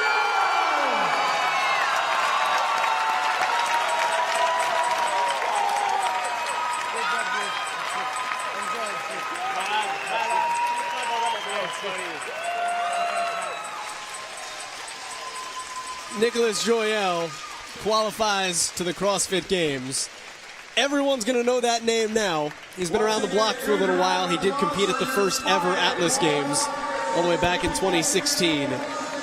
He wins out of the Atlas Games, one of the top 5 tickets to the CrossFit Games. And he actually grew his lead over Austin Spencer, Connor Duddy, Jeremy Vigneault.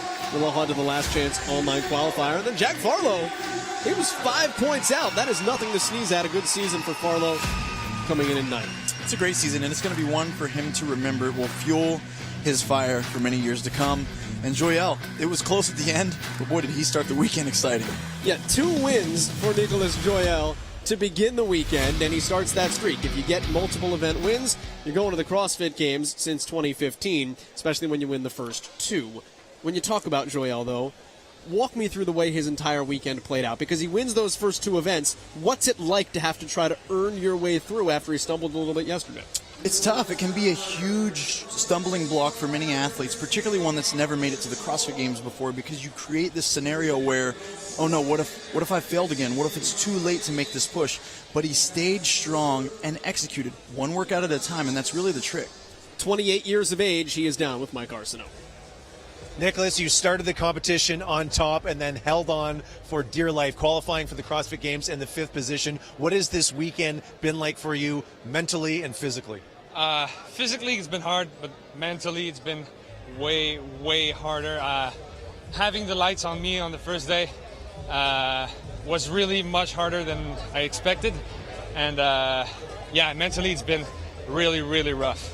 What did you learn about yourself over the past 3 days? I gotta learn how to deal with pressure. When I'm in the lead, like not putting so much pressure on me, and yeah, maybe that's the main thing I learned about myself. When does training for the CrossFit Games begin for you? Maybe next week. Next week, now I'm gonna take a few days off and see where it goes. A couple days off, and then we'll see you in Madison. Congratulations. Thank you very much. Thank you very much. I will say this much. It is difficult when you're the last semifinal, because you have to kind of get right back into training. You do. You got to take a couple days because you know it's the right thing to do, but you're so fired up. It's the last thing that you want to do, but you got to set yourself up for success for about 8 weeks from now. All right, Atlas Games in the books. Kind of at the end of the day, what we thought it was going to be. It was. Again, we had some pretty spot-on predictions early. That doesn't take away from the tremendous effort that all these athletes displayed this weekend, and really the story that unfolded, because there was a lot of ups, a lot of downs, and a lot of really tight races. Honestly, it's a really good embodiment of it's not the end of the road, it's the journey, right? The journey to get to kind of where we thought everything would end up was an awesome one, and that's the story to have going into the 2022 Noble CrossFit Games. Adrian Conway, the rest of our crew here, it's been an awesome time to be here. Welcome to the broadcasting world of CrossFit, by the way. Hey, thank you, brother. I appreciate it. You took great care of me all weekend and lobbed me up some really easy home runs. What do we expect to see from this crew once they get to Madison? You know, I really think that the expectations are going to differ across the board here. We've got a lot of first-timers coming out of this semifinal that have punched their ticket, and for them, it's about knowing what it takes to be a CrossFit Games athlete, because this training is going to be unlike anything they've ever really experienced now that you're gearing for truly the unknown and the unknowable. Do you remember your first time going to the games? I do, like it was yesterday. What was that like? What was that training process like? Man, it was one of the most challenging but also some of the best fun that I've ever had in my life with training, because the scope of things that you're preparing for there, from pigs to swimming to, you know, the worm if you're on a team, to so many different things that you can't really prepare for in the gym itself every single day. It's freeing because you get to do so much new stuff. Yeah, on that note, what is different? Because you talk about the different implements, you talk about the difference of the test, 13, 14, 15 tests as opposed to a 6-test weekend. You're going to get put through a different ringer. Does your training have to change in terms of what you're gearing up for at a semifinal versus what you're gearing up for at the actual games themselves? 100%. We're looking at 6 tests across 3 days. At the CrossFit Games, it could be 12 to 15 in 3 to 4 days. So the volume of training needs to come up just a bit. Your fueling has to be a priority, and specifically your recovery has to be at the highest level all year long. All right, we will take a break here. The award ceremony is coming your way next. We will officially give the tickets to those 10 men and women and 5 teams that are headed to the CrossFit Games. Keep it locked here. The award ceremony still coming from the Atlas Games. For Adrian Conaway, though, and Mike Arsenault, the rest of our crew, my name is Joel Godet. Award ceremony to come from the Atlas Games in Montreal. Last Chance Online qualifier next. Then it's the CrossFit Games themselves. Oh, we are just getting started.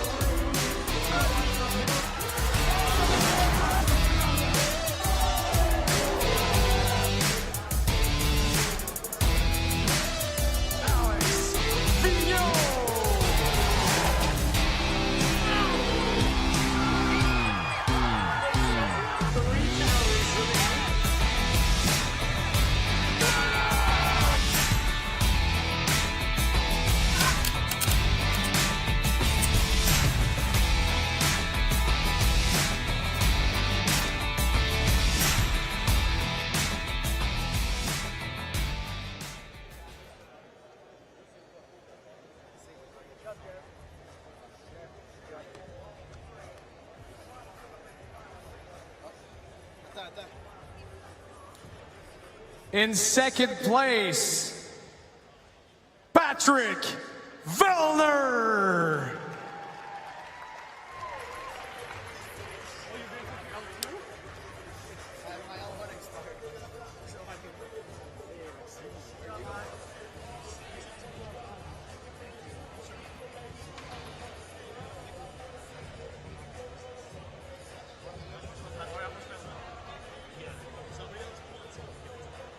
In third place, Alexandre Caron.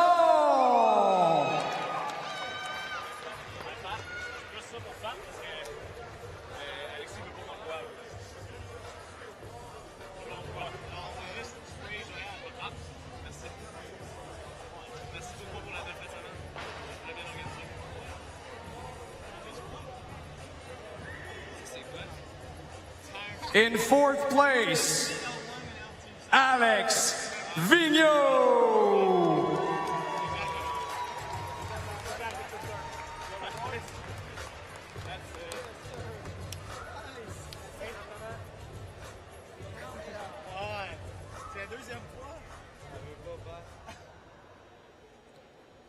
And earning the last qualifying spot for the 2022 Noble CrossFit Games, Monsieur Nicolas Joyal.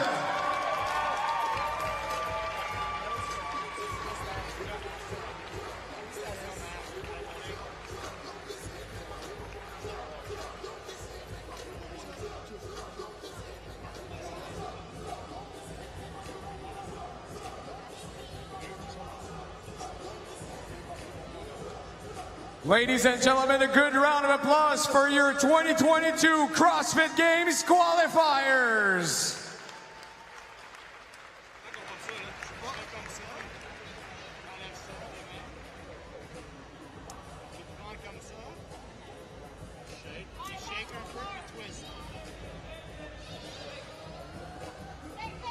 Uncle Pat teaching the kids how to pop champagne. Ladies and gentlemen, here we go.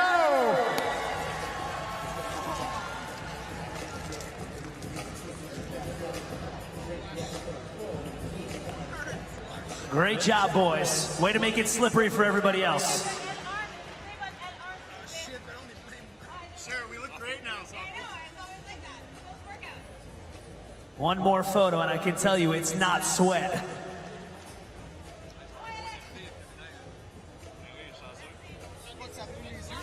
All right. All right, boys. Next up, we have our ladies. Oh, no, wait, one more. There's not a photo. Did it even happen? All right, great job, gentlemen.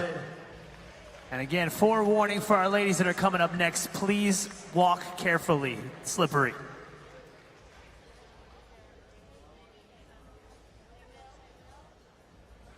Now for our women,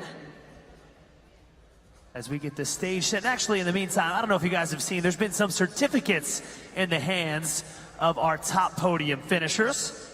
As you know, CrossFit HQ and CrossFit EDU has been in attendance, and they provided level 1 courses as prizes for the winners. That's what that certificate represented.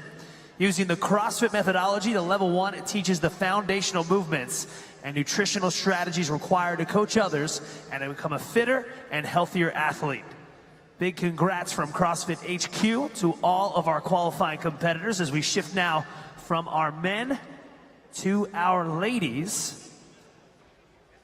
Starting with first place, taking home the gold, Emma Lawson.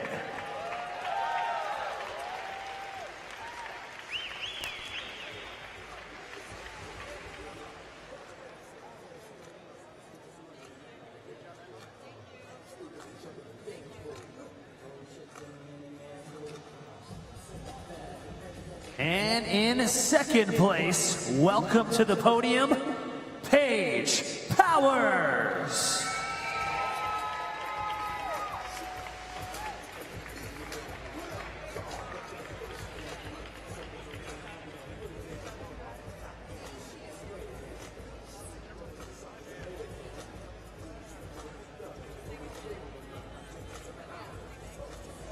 And now for third place, taking that bronze medal home, Caroline Connors.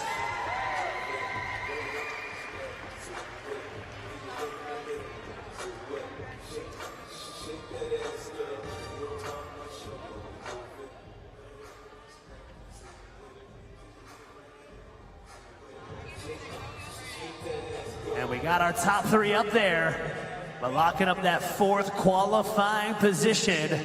Let's hear it for Freya Moosbrugger.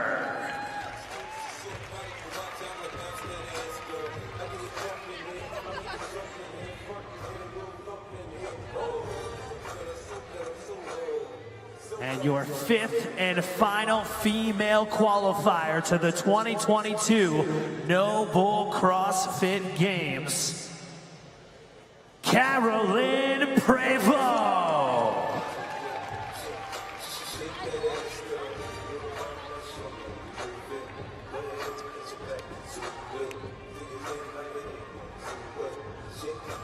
And there's your 1 to 5 again. Be safe up there, folks. One more time, big round of applause for your elite ladies, your 2022 Atlas Games podium finishers, all representing at the CrossFit Games this August.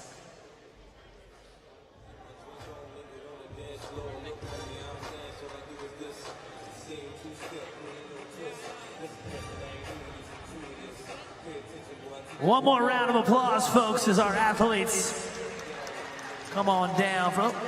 Gonna shake these bad boys up. No, got a couple underage athletes. All right, come on. They're saying you gotta pop it. And make it pop then. Let's go, shake it. Does anyone know how to do it?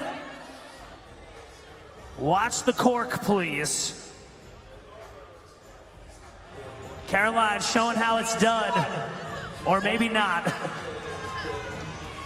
All right, Vellner, Uncle Vellner has to come in and show him. The veterans maybe done this a time or two. What do you think? Oh no, everybody stand clear, step back.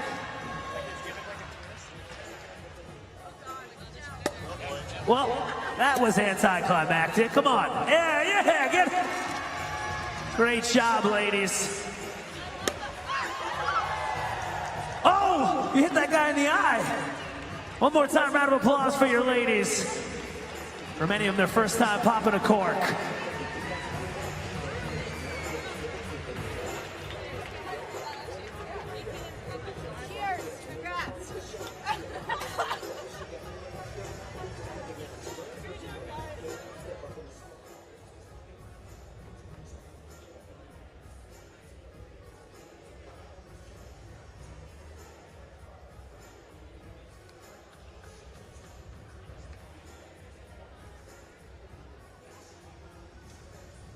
Going to be bringing out our teams here in just a moment. Make sure you guys are already here, if not heading down.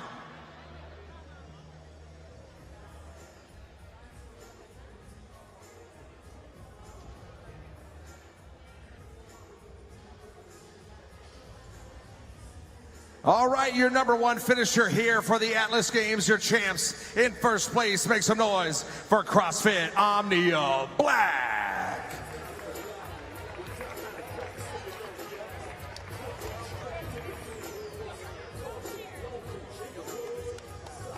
In second place with 510 points, heading out to Madison, CrossFit Pro 1 Montreal.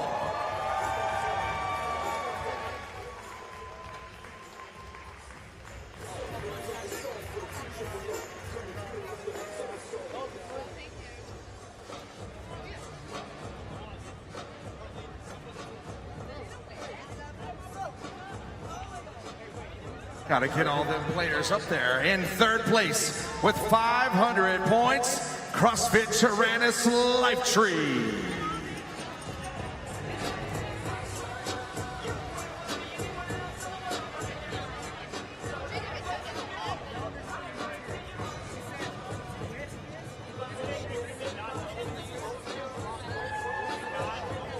And in fourth place with 470 points, make some noise for CrossFit Milford.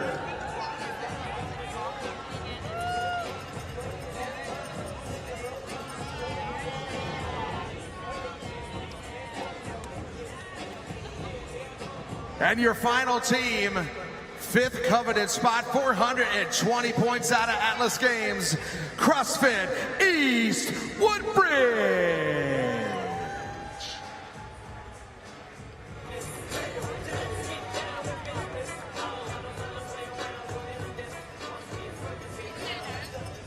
One more time for your teams 1 through 5 here out of the Atlas Games. Congratulations, teams. Oh, you know they know how to pop some bottles. Let's go. Yeah.